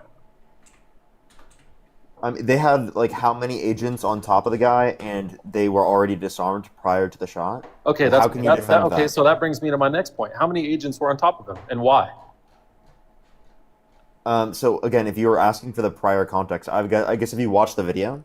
Yeah, I've watched it. But what I haven't watched, and what's not out there to watch, is what happened before the camera came out. So actually, it is. I mean, we have videos. We have and at angles least of all of 5 that. minutes prior. Okay, so tell me what happened 5 minutes prior. Sure. What He's was the problem? standing. Sure, he's standing about 5 or 6 feet away. He's observing. He's filming them. The ICE agent gets out of his car. He's then approached by a woman. Preddy is still away. Then the ICE agent pushes them both back, and then it's at that point that he then assaults a woman, pushes her onto the curb, and that's when being a man, he kind of steps in between them, and then he's pepper sprayed. He's then dogpiled. He's then disarmed, and then almost immediately murdered. Okay. That's the sequence. So let me ask you this. So whenever you guys see something, and I'm sure everybody's done it, right? You see something that's going on, you're like, man, this is gonna be good. I'm gonna record it. Something has happened before you started recording, right? And that's why he's got his phone out. That's why everybody else has their phone out. We have a little bit of context on this. He's a Just legal little observer. bit. He's observing ICE, which is within his First Amendment right to do so. Okay, but what did he do before that? We don't know. Stand there. We don't know Observe. that. We don't know that. No, we know that because he. You don't when know he started, that. We know that because at the point where he started filming, ICE is away from him. They are in a truck that's away from him, at least 5 or 6 feet away. He's standing filming them, which again he has the right to do. It is the ICE officers that get out of the truck and then approach a woman, and then You're making my point. You're making my point. Why did I stop at that point to do something to that lady? Why? What happened? Because she was the filming. reason? Because she was filming. No, something had to have happened. Other Yes, she than was them filming. No, I don't believe that, and I'll never believe that. No, we actually know that. Matt. He thinks it's so stupid that they would do that he couldn't possibly believe that they did that. Yeah, that's literally his argument right now. Yeah. No, that's not my argument. My It's argument not is as if something, Nick. something It's had not as to if happen. Nick. It's not as if we have ICE members on camera walking up to people numerous times, telling them that if they don't get the phone out of their face, they're going to unalive them or they're going to beat the shit out of them. Okay, and is that not and I'm not condoning this, and I'm not Well, you saying kinda that it's are, right. No, hold on. I haven't even said anything yet. So how could you say that? But You're what going I to say a am, but. You're going to say I'm not condoning it, but. you're right. I'm not. But you guys are also talking about First Amendment rights, correct? We can say anything that we want to anybody. Is that all right? Yeah, sorry about that. So we can say anything we want to anybody at any time, right? That's for everybody. Legally speaking, with limited exceptions, yes. Yeah. Fighting words, for example. Okay, but you can slur, you can do whatever you want. Yes, to and law in enforcement fact, officer. the you can raise your fists. You can yes, you in can fact, do whatever you want. ICE last year gave a legal refresher to their agents, and they had a slide on there that said what is not considered a problem, and on there is slurring, on there is abusing, on there is calling you names. Like they list the things that you're listing as being First Amendment protection, and that's ICE telling you that. Correct. So why can't ICE do that to the public? Because they are public officials. They are bound by a higher standard. Okay, so even if they're bound by a higher standard, is it illegal for them to do that? Actually, yes. No, it's not. Yes. No. Yes, because actually, you remember how I said that fighting words? You remember how I said that fighting words are not covered by First Amendment? I think an ICE officer coming up to you and saying, if you don't put that phone down, I'm going to shoot you in the face. Those are fighting words. Well, if they take it as a threat, guess what? Guess what? Actually, so in Texas, fun fact, that's illegal. It's considered a terroristic threat. Yes, it is a threat. So guess what they are able to do? Can anybody guess what they're able to do as a citizen? Call the cops. They can call the cops or take it up in court. And where were the cops at? They weren't nowhere to be found, correct? Cops where? I'm sorry. In Minnesota. I'm just re-entering. So you think the cops are going to arrest someone just on the street filming ICE? You think cops have jurisdiction just to arrest people in those circumstances? Are you serious? Yeah. They're going to hear that phone call and they're going to be like, why are you wasting our time? We could be focusing on murderers. I was a little bit distracted. I kind of want to get back into the loop. So what's this guy's argument? that it either wasn't murder or we don't know enough to understand that it is I murder? think No, at it's this not point, murder. It's not murder. I But think what, no. that's wait, wait, wait, Nick, just give me a let me second. Just explain it. no. Just give me a second here. I want to talk to them so I can get back in the loop. I was focusing on something else. So what's the argument? Do you guys know, or is it just kind of been like words, like nonsense words? No, Okay, it's not nonsense words. I'm trying to see where you guys stand on this. So anyways, I guess I'll tell you why I think it's murder. Okay, go ahead. Because he wasn't reporting an imminent threat to the life of the agents, and they killed him. Are you sure about that? Yes. Yeah. Okay. So he was So unarmed if on you're all fours. okay, well, I'm going to ask you another question. You like theoreticals, right? Be hypothetical, but yeah. Hypotheticals. I'm sorry. Well, same thing. But okay, so you come into it and you say you're a law enforcement officer, whether you're at a jail, whether you're a sheriff, or anything like that. Okay. An altercation happens. How it happens, it's kind of irrelevant. Okay. No. I guess I'll No. see where I will tell you Let's if see you're where right this or goes. wrong, depending on where this goes. Yeah.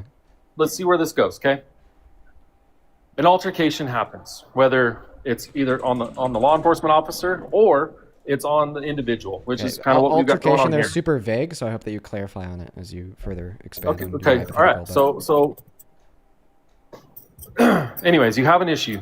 Your SOs, your LEOs, everybody that comes in there, they're going to help you out and they're going to detain they're going to neutralize the threat, right? Because at that point, you're a threat. Okay, so people are fighting and then they get arrested. Okay, what's next? No, I'm not saying they get arrested, but okay, they get detained. What's next? no, they're not detained. So the problem is you guys are saying that there's not a threat. I'm trying to tell you in a law enforcement area that there is a threat because if there was not a threat, dude, can I be honest? You could have just said, Dean, I disagree. Like instead of like trying to set up a hypothetical, then like failing and then taking this roundabout way to say that, you could have just said, Dean, I think there was a threat. Okay, perfect. So next question. there is a threat. There's a 100% threat. What Yes. was, in consideration to the totality of the circumstances, what was the reasonable objective threat that Alex Preddy purported to the agents? And that's what I'm trying to get to. lives. That's what I'm trying to get to. Okay, so just clearly articulate it, please. Okay, so he's a Second Amendment carrier, right? He's got a gun on him. Did he announce that he had a gun on him? First and foremost, no, when they shot, he was disarmed, so already wrong. Hold on, but I'm sorry, I just did have, he it's not like hold on, you're already wrong. I get it. No, I get it. But did he announce that he had a gun on him before this happened? No, and he doesn't have to. And yes, he does. Wait, so Look up the law. having a gun on you is justification to shoot you? If you get involved, if you have altercations, or if you are come in contact with law enforcement, you have to clarify to them that you are an armed person. If you get pulled over in a vehicle for you're getting speeding or for detained? anything, you're not even detained at that point. You have to let them know Wait, I have a okay, firearm. could you just let's be clear here. Point me to the law, like either in Minnesota or federal law. Let's read it together to see if it applies. I could be wrong. Okay, I'm not telling you that you're wrong. I just want you to point me towards the law so we could like make sure we correct the I don't have it. I'm honest. I'm on my phone, so I don't have it. So then you'll have to. tell you. So then you'll just have to like drop it. Then you'll have to drop the point. Well, that's what I'm trying to do. I'm trying to tell you. If you come into contact with an officer, you're gonna have to give me the specific like penal code or the poinstead. dude, I'm on my phone. I don't have it. I can't pull it up. Okay, I'm not then the sitting in front of poinstead. A whole bunch of stuff. No, it's not. Yes, Look it up. is. You You're have the to one give me the sitting there. specific. Look it Okay, up. you want me to try to find this? Sure. I'll Look try it to find up. it. Look it I up. already found it. Okay, what does it say? What does it say, Matt? Actually, the answer is no. Only in 12 states do they require it, but there's no federal statute. Only in 12 states, and in the state of Minnesota, it is not required. Okay, well, so I'm not from Minnesota, so I don't know those exact laws. But where I am from, if you come in contact with law but where you're from enforcement doesn't matter. Stop. Where you're from doesn't matter. It literally doesn't matter at all. Yeah. What was so then what was maybe it should. What was the reason? No, it literally doesn't matter because it's not their law. So then what was the reasonable threat that Alex Preddy purported to the lives of the ICE agents that justified them in killing him? Just be clear. What is it? Or sorry, what was it? To me, that is the reasonable threat. If I was a law enforcement officer and I jumped on somebody that had a problem. Oh, already wrong. And there was according to if they are legally carrying a gun, you're saying that that's justification that you think that they are putting your life at risk? Man, I wasn't in that huddle. I don't exactly know what was going on, but somebody obviously I'm going to felt clarify it. So you're wrong.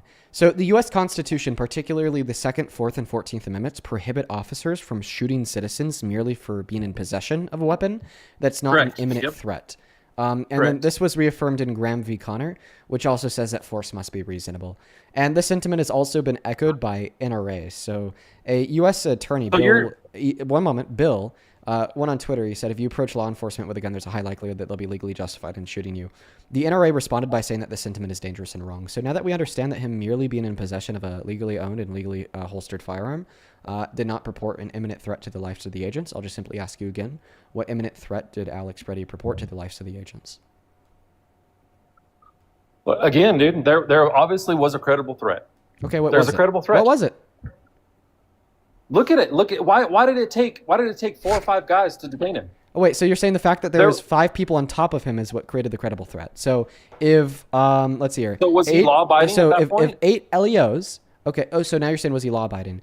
Yeah, personally, I think he was. But even if he wasn't, like, he could have possibly committed obstruction when he, got that woman and then stuck his hand out in front of the agent to break it up. Okay, basically what you're saying is that if you break any law, then the cops are allowed to kill you. So just to point out, like, the most obvious issue with this argument, we have this thing called the Constitution of the Fifth Amendment, in which guarantees due process. No, hold on. Cops can't just kill you for Let's go breaking back the to law, what you just even said. if the punishment for breaking said law is death. And then the punishment for any law that he did break would have been death, maybe like $1,000 fine and a night in jail.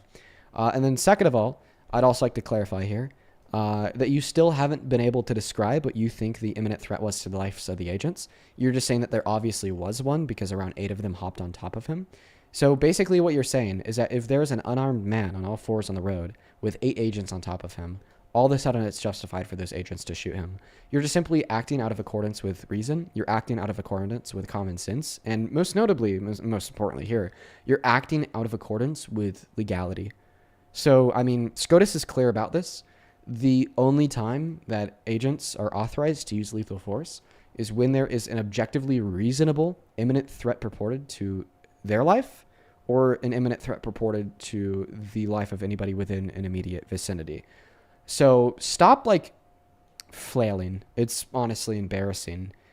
Like, you're trying to grab for straws and it's just not working because I know my shit. So does Parker, so does Matt. Answer the question.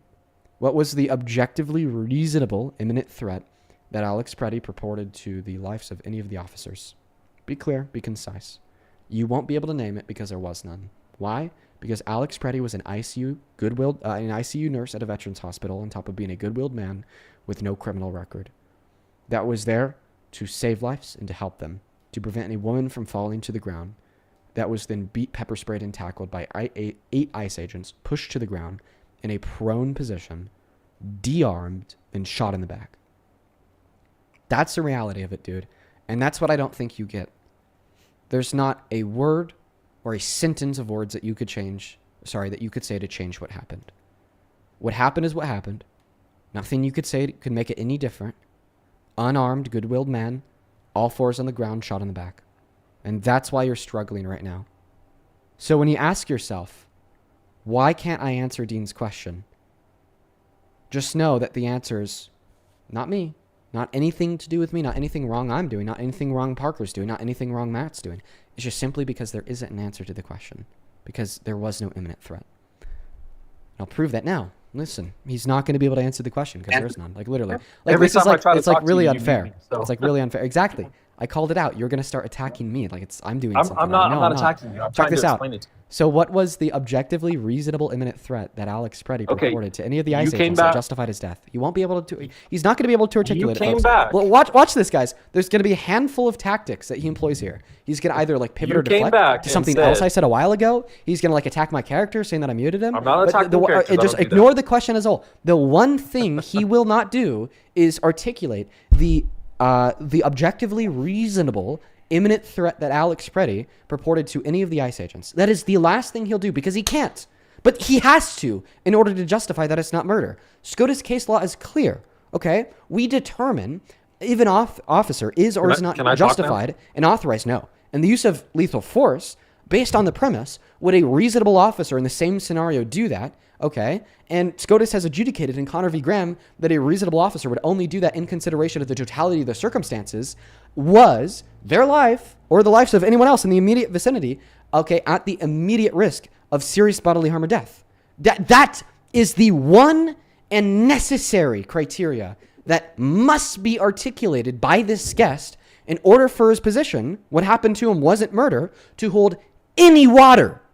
He has to articulate what the imminent threat was. So the ball's in your court, Nick. What was the objectively reasonable imminent threat that Alex Preddy, while on all fours with no gun, purported to the ICE agents? Okay. So let's go back to where you said may have been obstructing it. He may have broken the law.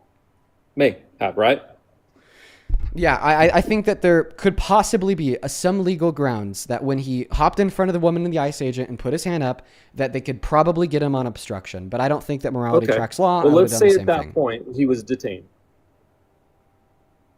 Okay. At that point he was detained. The officers tried to detain him. He resisted. They jumped on him. It took more than one officer, so he obviously resisted.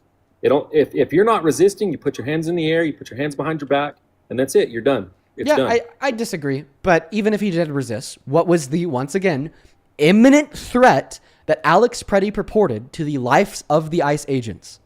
Now, what you can't see in that video, and you can argue with me all day long on it, what you can't see in that video are where his hands were. Actually, yeah, we do know where you can his hands see both weren't. of his hands in clear day. No. What matters is that we know where his hands weren't. How do you know that? Because we could see it in the video. We could see that his hands weren't at his waistband. Idiot. Okay. Not to mention he didn't have a gun in his waistband. You can't even see where his hands are. Or where his But gun, where was his gun? No. Oh, yeah, his gun was off scene because an ICE agent took it from him. He was disarmed. So I agree that from the angle I play, you can't exactly see where his hands are. Correct. But you're being dense and no, point, shut up. One moment, Nick. I'm going to mute you in 5. Good boy. Thank you. I agree. In the video that I play, you cannot clearly see where his hands are. Okay. But you can say Nick, he's resisting. this is another interruption. This is another interruption, Nick. I understand you're floundering because you're losing. It happens all the time. No, I'm not losing. You are. So I agree in the video that I play, you cannot clearly see where his hands are. Now, if you aren't dense and dishonest, you could reasonably assume that his hands are somewhere on the ground. Because, let's just talk about gravity here for a second. If you're on the ground, on your knees, lean forward, either your hands are on the ground holding your upper body up, or your hands aren't on the ground and then your head is on the ground. Because then gravity will pull it because there's nothing to support it. But what matters here is although we don't clearly know where his hands are, we do clearly know one place they weren't. Because in the angle I like to show on my stream, it's the most clear and stabilized video of what happened to him. You could see his waistband. You could see where his gun was before and after it was taken by the agent. And his hands weren't there, so. Question remains. Nick, ball's in your court. I won't interrupt you. I'm gonna shut the fuck up. I've been talking a lot. What was the objectively reasonable imminent threat that Alex Preddy purported to the lives of any of the ICE agents on scene that justified his death? You did say that you could not see his gun in his waistband. You couldn't see his hand on his waistband. Oh, Does that mean he already had the firearm? You could see. You misinterpreted me. You could see his waistband. You could see the gun in his waistband. You could see the ICE agent take the gun out of his waistband, and because you could see his waistband the whole time, play the video. Let me see where he took it out, because I haven't seen that. I see where he's walking away with it, but I cannot see him physically grab it from his waistband or a holster. Oh, yeah. Because it might have already been. Yeah, I got you. Out. I got you. Well, I'm actually happy that you asked, because I'll happily educate you. I'll happily show this to you. Thank you for asking. Appreciate that. Do you have your cursor where you can highlight it? No. You'll just be able to see it. I wish I did, though. Wait, actually? Yeah. No, my cursor goes away, unfortunately. Let me see if I could change that. Let me just scale this up. Give me one moment. Again, most of this stuff is it's not even debatable because we don't have the facts of it. Well, yeah, what's not debatable is that you're wrong, because we do have the facts of it, a video of it, so. If I was wrong, you would have moved on to something else already. Why would I do that? What? Wait, 1 second. Why would I do that? If you were wrong, why beat a dead horse if I was wrong? To try to change your mind? Well, you're not going to. I mean, it's Okay, it's then just, to expose you as a fraud and change the minds of the viewers? It's like, yeah, the first goal is to change your mind. But the second goal is to expose you as a spineless fucking coward. I do take great... It's fucked up. I get happy. I get a little happy when I'm able to humble the idiot moron MAGA droids. I get happy. Okay, just a little. I do. All right? I'm gonna keep the foot on the gas pedal. Okay? Plus, you're not the only mind I'm trying to change here. There's a lot of MAGA people tuning in. I'm gonna try to change their minds too. So, anyways, let's go and roll this clip. And by the way, you said I can't change your mind on this. Like, right now, your position is that like we don't know where the ICE agent took the gun from Alex at.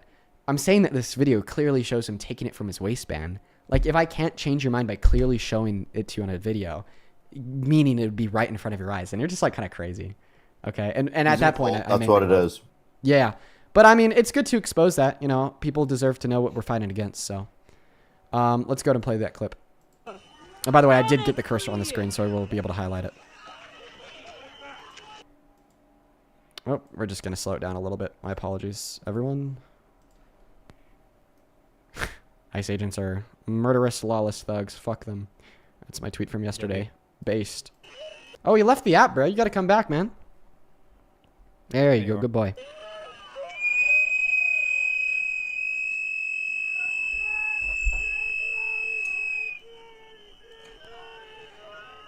Okay. First and foremost, I need to ask you a question, my friend.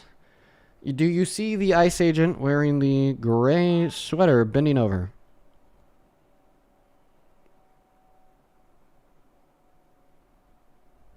Nick, you gotta unmute.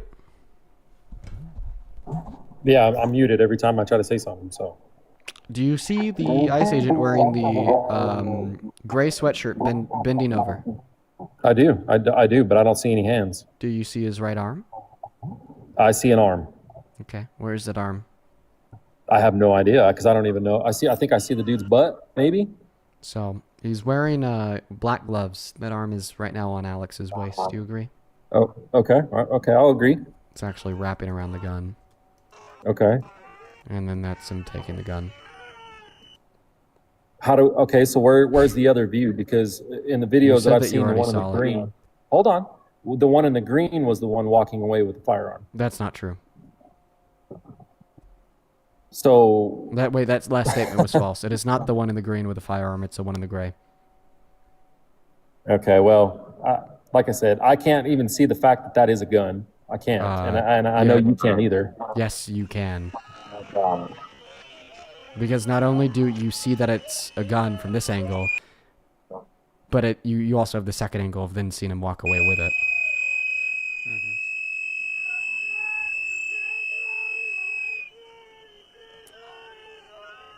You could actually just like clearly see the hand moving. You could like clearly see the gun right there.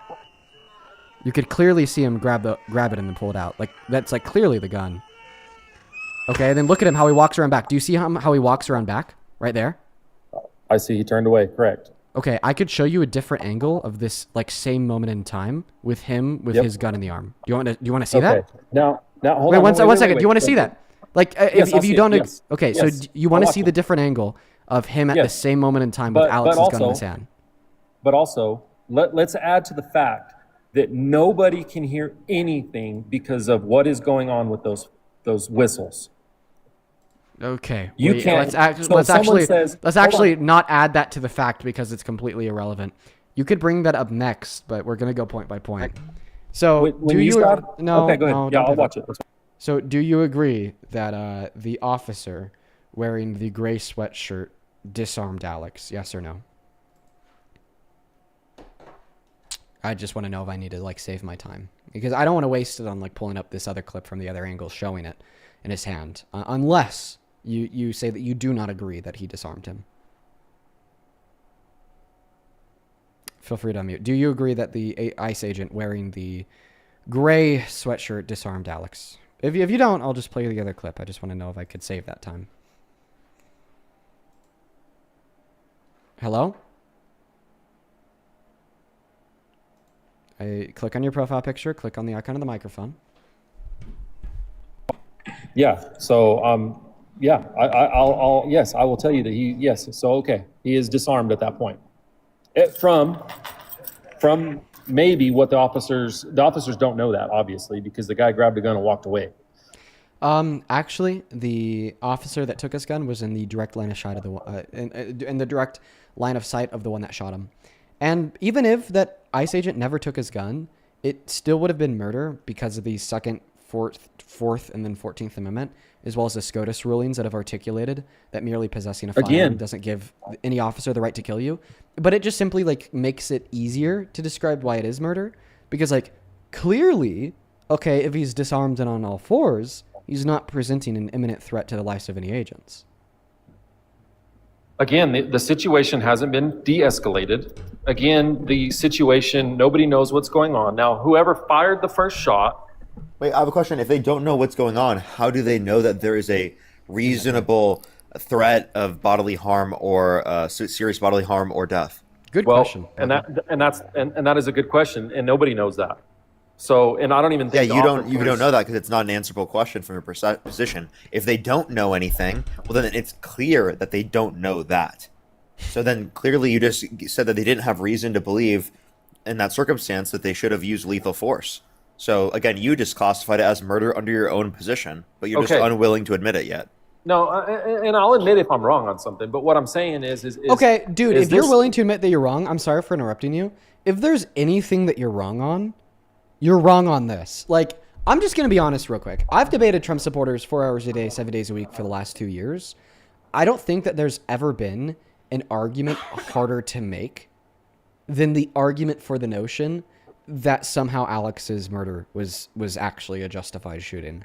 Like, out of everything I've debated, out of every single thing, this one is the most indefensible. I mean, like, dude, I mean, literally, look at me. I'm just chilling. I'm like barely paying attention. I'm kind of like at the end of the stream, been 4 hours and 30 minutes. We're like wiping your shit just because it's, oh, look at the video. No gun, on all fours, no justification, murder. So if you're wrong on anything, it's this. Okay, and that's fine. But I'm still going to argue my fact on it because there's too many variables in a situation like that he may have grabbed someone's pistol and fired it, and then they shot. You don't know where his hands are. Those don't matter, though, Nick. That's yes, it does. No, it doesn't. If he grabs someone else's firearm and pulled the trigger, it doesn't matter? Is that what you're saying? No, we have multiple angles of the video. We see where his hands are at. You we cannot see what see he's his doing. hands. Yes, we have another angle. That's what I'm trying to say. We have angles. I can't see it if he's not going to play it. He said he's going to play it 3 times. But even when he shot, you see where his hands are, and they are in front of him when he is shot. Like, that's Dean laid out, I think, one of the best ways to describe it. That if you're on your knees and you're bent over and you have like 4 or 5 guys on top of you, what's supporting you? It has to be your hands. And your elbows. So what? Wait, so hold on. So his elbows are on the ground, and yet somehow his hands are like this, or like are they? Or like behind him or something. Actually, you're forgetting that he midway through that turned into an alien using his Omnitrix, so you can't, and then he grew another set of 2 arms. You know something else? Back arms to reach for it. You know something else? Your elbow, reach across or behind you. You know something reach else? for your waistband. You know something else that everyone's or reach forgetting? for another gun. One moment. There's one very crucial fact here that everyone's forgetting that proves you wrong, Nick. Do you want to know what it is? Okay, let's see what it is. It's the fact that that Trump, Kristi Noem, DHS, no one from the Trump administration has said that he reached for any other officer's gun. Are they completely, the case is closed? Is that what you're saying? They talked to the agents on the ground. That's where they got the information from that they originally posted on Twitter. So although they don't have a case closed investigation, they have talked to the agents on the ground. Yes, we do know, because if that was the justification for the shot, then that's the very first thing that they would have been told. I don't know, man. I mean, and yes, it is, absolutely. And then that's the very first thing that they would have told us. I doubt it. What? I doubt it. Come on, dude. They want to justify this shit so badly. I mean, Kristi Noem said that they're acting within department policy, called him a domestic terrorist. I mean, Stephen Miller said he was assassin. Like, how, like it would be so convenient for the Trump administration to tell the world that he tried to grab an officer's gun. It would be so fucking convenient for the Trump administration. But they've just fully left that fact out. We have multiple angles of the shooting that never show him grabbing for any officer's gun. We just have the laws of fucking physics preventing him from being able to not have his head hit the ground unless he were to move his arms off the ground. You're obviously wrong. I mean, come on. Just admit it. Just admit it. Just admit it, Nick. You know it. I know it. We all know it. When you admit it, we're not going to say, oh, we're not going to laugh at you. If you admit it, we're not going to laugh at you. We're not going to berate you. We're not going to demean you. We're not going to be assholes to you. In fact, you know what we're all going to do? We're going to say, hell fucking yes. Welcome to the resistance. Are you saying you want me to justify it? Like, so you're asking me to justify? I'm just asking you to admit.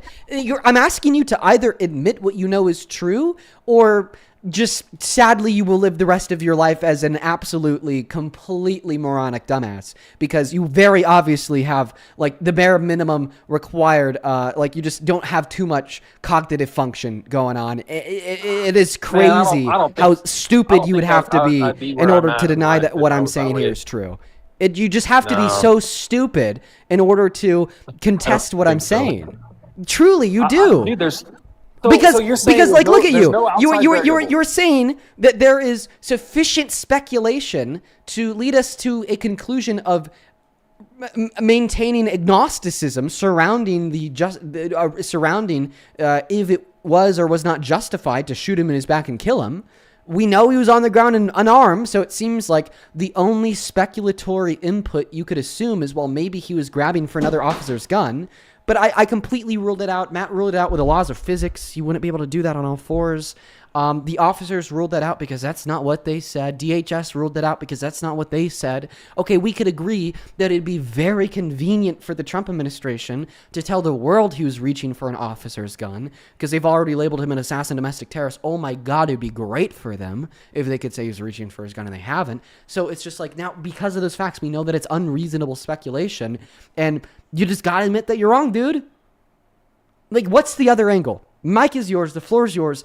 Tell us the other angle. How do you not have to admit that you're wrong?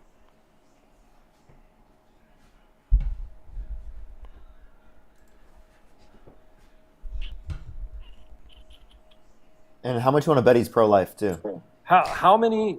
Let me ask you this. Let me ask if... Do we know who fired the first shot? Has that come out yet? Not his name, but we know the officer. But again, please answer Dean's question. Hold on. I don't know his name. Who fired the first shot, and then who fired the second shot? I'm going to need you to answer my question, or unfortunately, I'm going to kick you.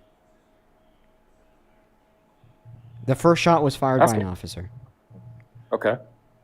Who fired the second shot, or the multiple shots after that? Was it the same officer, or was it different officers? Don't know. We don't know.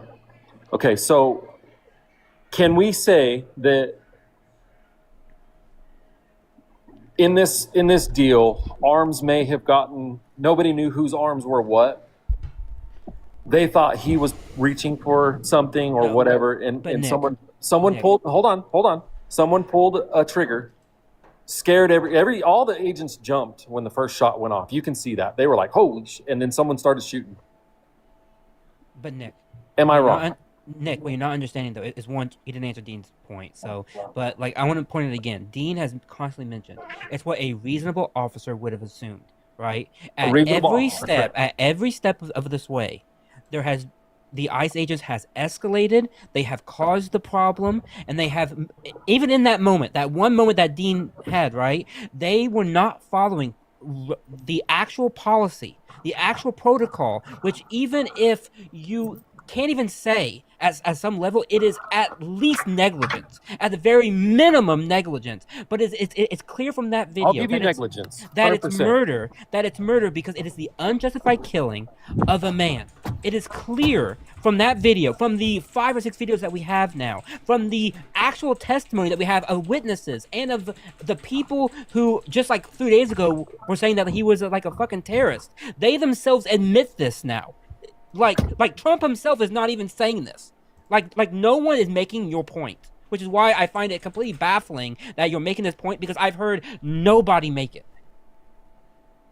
Because it doesn't exist. Well, and what's my point that I'm trying to prove? That maybe there's so many variables that he was reaching for the gun, that he would do this and that. No one taking have no you never points been in a because situation like that? no, the fact is, Then so you we won't have know the so many variables. videos, and yes, but Dean already gave you that whole whole reasoning of why that doesn't matter, because we have case law on this, and it doesn't really matter, like in terms of like the actual legal basis. I'm not going to law on this. I'm saying if I you're in a am, because it's scuffle, about a shot murder. gets fired. So you're telling me if you were in that situation, you heard a gunshot go off, you're not going to shoot. You're not going to shoot. That doesn't make it a justified shooting, though. I'm not saying it's justified, but I'm saying somebody at some point thought, I'm getting shot at. They could have thought that, but guess what? It is unjustified. Hence, that's what makes it murder. See, Okay, that's what you're not understanding. that, You're saying that because they and feel that this brings way. me back, and that brings me back to my very first deal when I first got on here. Okay, that's what it brings. So there's so many variables in this that the shot was fired, whether it was incorrect or correct, right? Somebody thought there was a credible threat, and they neutralized the Dean deal. needs to wear a thing on his head that says, somebody thought it does not mean a reasonable officer would think this. Like seriously, but again, somebody thought it does not mean reasonable officer would think this in this scenario. Guys, we have years to debate this, pick this apart. We don't need years. These guys all we need is one critical thought process. This is my thought process, guys. So we get a ton of time to process this and pull it apart and pick it apart. These guys have seconds. You're just an obtuse denial of reality. Honestly, dude, if I didn't do this every day, I would have crashed out on you like 20 minutes ago. you're just so clearly in like obtuse denial of reality. Like it's cut and dry, dude. This is logical thinking, guys. No, because no one else is making it. You're the only one. The reason why it's not logical thinking is because you already have sufficient evidence to yield a accurate conclusion. Okay? And I think this actually tends to happen quite a bit. It's the I don't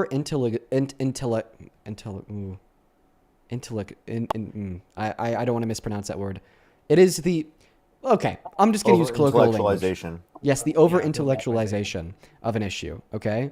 It's where you start with like this foundation that we all have good reason to believe in what we do, and that we should attempt to build our beliefs on a foundation of reason, fact, and logic, okay? And then you operate in accordance with those values by only basing what you believe in off of sufficient evidence. But I feel as if you are overthinking, colloquial phrase, overthinking this issue because you already have more than enough evidence to demonstrate that it is true he was murdered. And then you're attempting to overthink it and say that, well, we need to be intellectuals here and do even more research as a intentionally covert way just to deny reality. And it's not even unintentional from you. I think it's bad faith and intentional from you.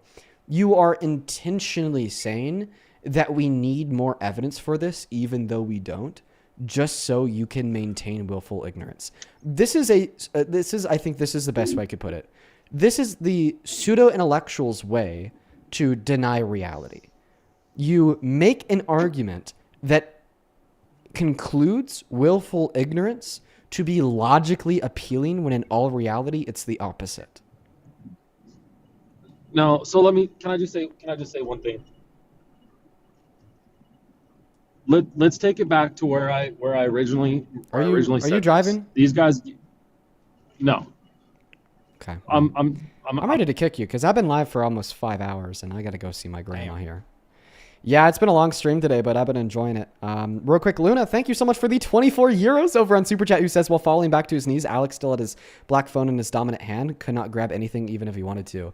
Good observation, Luna. Thank you so much for the 24 euros, and great observation, seriously. Then Nicholas, thank you so much for the $25. Appreciate you. Who says that his last argument was an argument for negligent homicide, still murder. Yes. That is absolutely true, Nicholas. Thank you for the $20. I appreciate that, man. Then Ali, thank you for that galaxy. Appreciate you. Oh man, let me tell you, guests like that last guy, I'd say really pissed me off. Oh my God, so much. I'd also like to thank Serenity for the $1 over on Venmo. Madeline, thank you for the $5, who says their whole job is to react reasonably in situations with 1,000 variables. Yep. Madeline, thank you for the $5 as well. And then Peter, dude, thank you so much for the $100 on Venmo, bro. I appreciate the hell out of you. Thank you so much, Peter. It's good to see you, bro. Let's get 1,000 Peter W's. Peter says, I'm willing to bet that this MAGA bootlicker is ultimately just too scared to admit the truth to himself, that Alex was innocent and executed by a government officer. The reality is too scary for Nick to accept. That's also, right, maybe one of the reasons why so many people are arguing against it, because they have so many of those emotional biases putting pressure against them accepting truth. They have the emotional bias of like political bias. They like Trump. They have the emotional bias of confirmation bias. They've always liked Trump and thought that he was correct. They have the emotional bias of this tribalistic bias. There's a lot of people that like Trump and they label themselves as a group. And then they have this emotional bias of like being scared of what is true, because if he accepts that, you know, these ICE agents are just murdering citizens in broad daylight, well, then he starts to see like, you know, the parallel to like this tyrannical state where the president is endorsing murders of his, you know, of his peers. So that's actually a really good point, Peter. Thank you for the $100. And then Ben, thank you for the $10, who says, I can't tell whether we're watching this caller lose their moral compass in real time or just witnessing the damage from when it happened earlier. Then Jacoby, thank you so much for the $50 over on Venmo. Thank you so much for the love, Jacoby. That is Jacobi. Jacoby with a 50 says, Alanti Matter posted the slow-mo of his hands in the front of him and him being shot. I sent it to you on Instagram DM. Thank you. Thank you so much for the love. I will happily check that out on Monte's page. Thank you. Then Lauren, thank you for the $10 over on Venmo. Appreciate that. Ashley, sorry. Thank you for the 5. Amanda with a 5. Then Michelle, thank you so much for the $50 donation on Venmo, who says, I'm literally sick to my stomach, sick and tired of MAGA defending the obvious killing of innocent people. It's literally insane, bro. Like, why are we debating if murder is wrong? Like, I wish that we were like rather debating tax policy.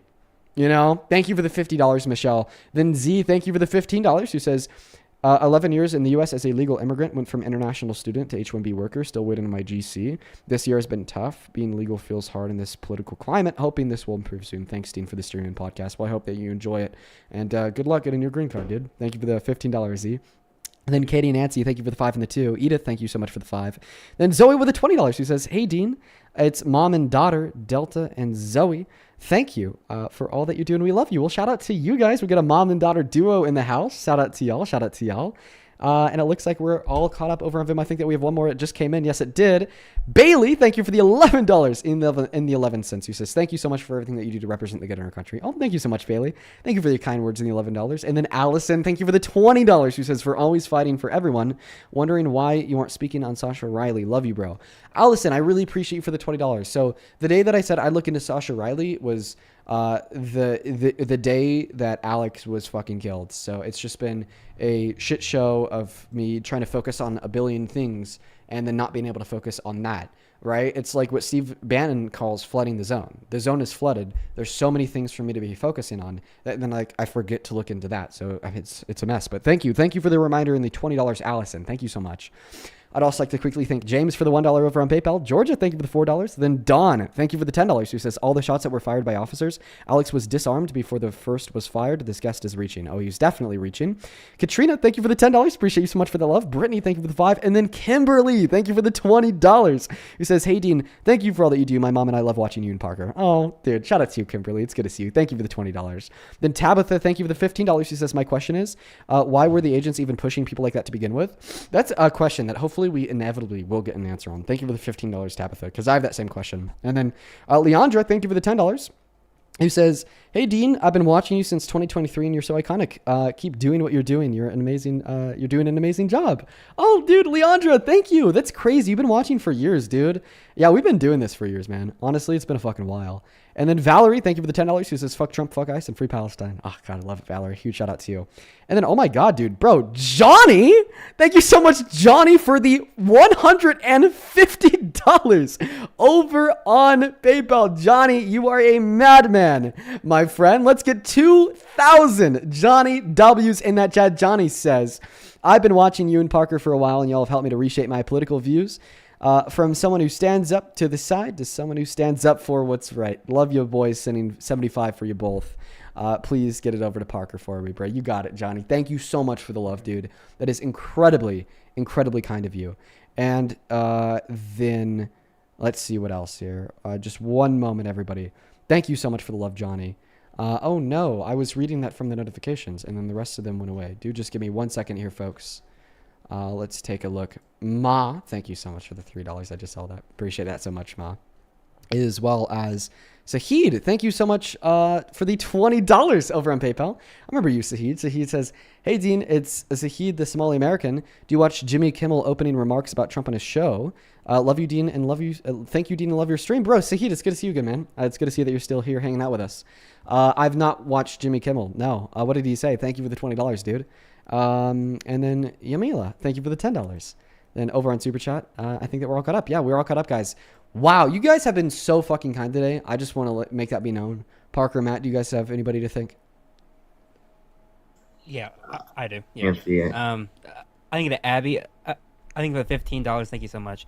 I think to Gracie for the $10 also, thank you so much. Thank you to Sharp for the 50. Thank you so much, Sharp. I really appreciate it. Thank you.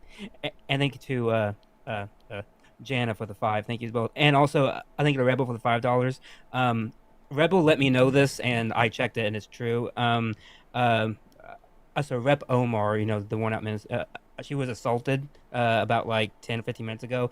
Somebody sprayed something in her face, and I know that she is okay. So they've already confirmed that she's okay.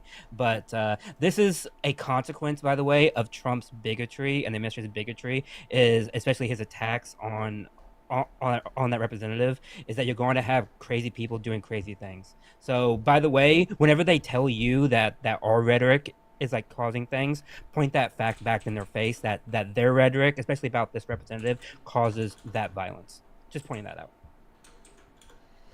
Yeah. Well, folks, for everyone watching, I genuinely really appreciate you for showing up.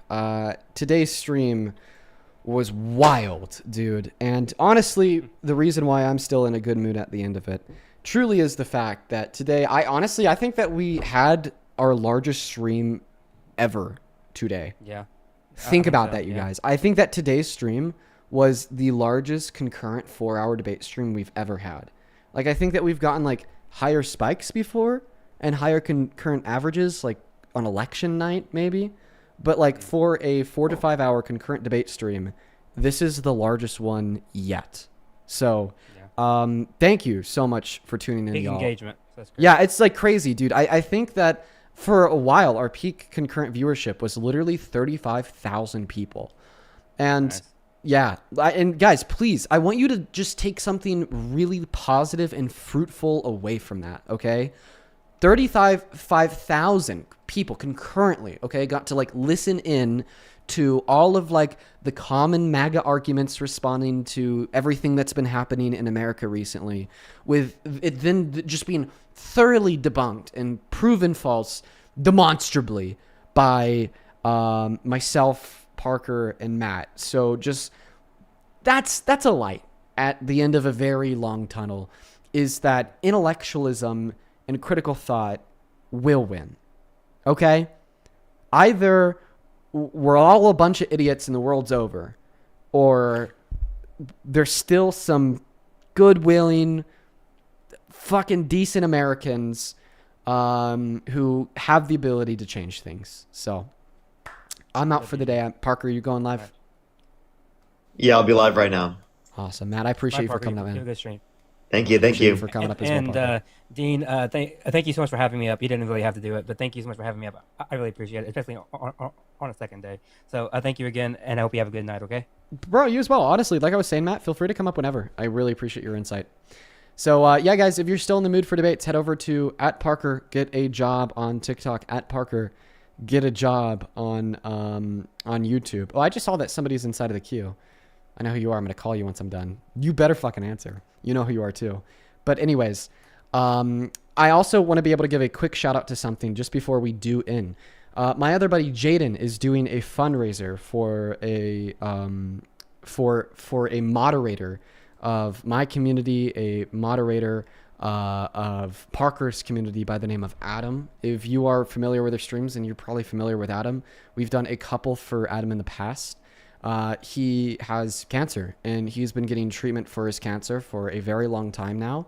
And because of the various issues that he's gone through, you know, applying and getting approved for disability, health insurance problems, so on and so forth, there has been large bills that he has inevitably had to pick up over the course of last year. And so Jaden is going to be hosting a fundraiser for him once again tomorrow at 5 p.m. PST on his TikTok account at Mr. Jaden LeBron. That is MrJaydenLibran. So please consider checking that out, everyone. That's going to be on TikTok. All right. I love you, folks. Peace and love. Good night and goodbye. See you tomorrow. And by the way, W5 million likes. Peace out.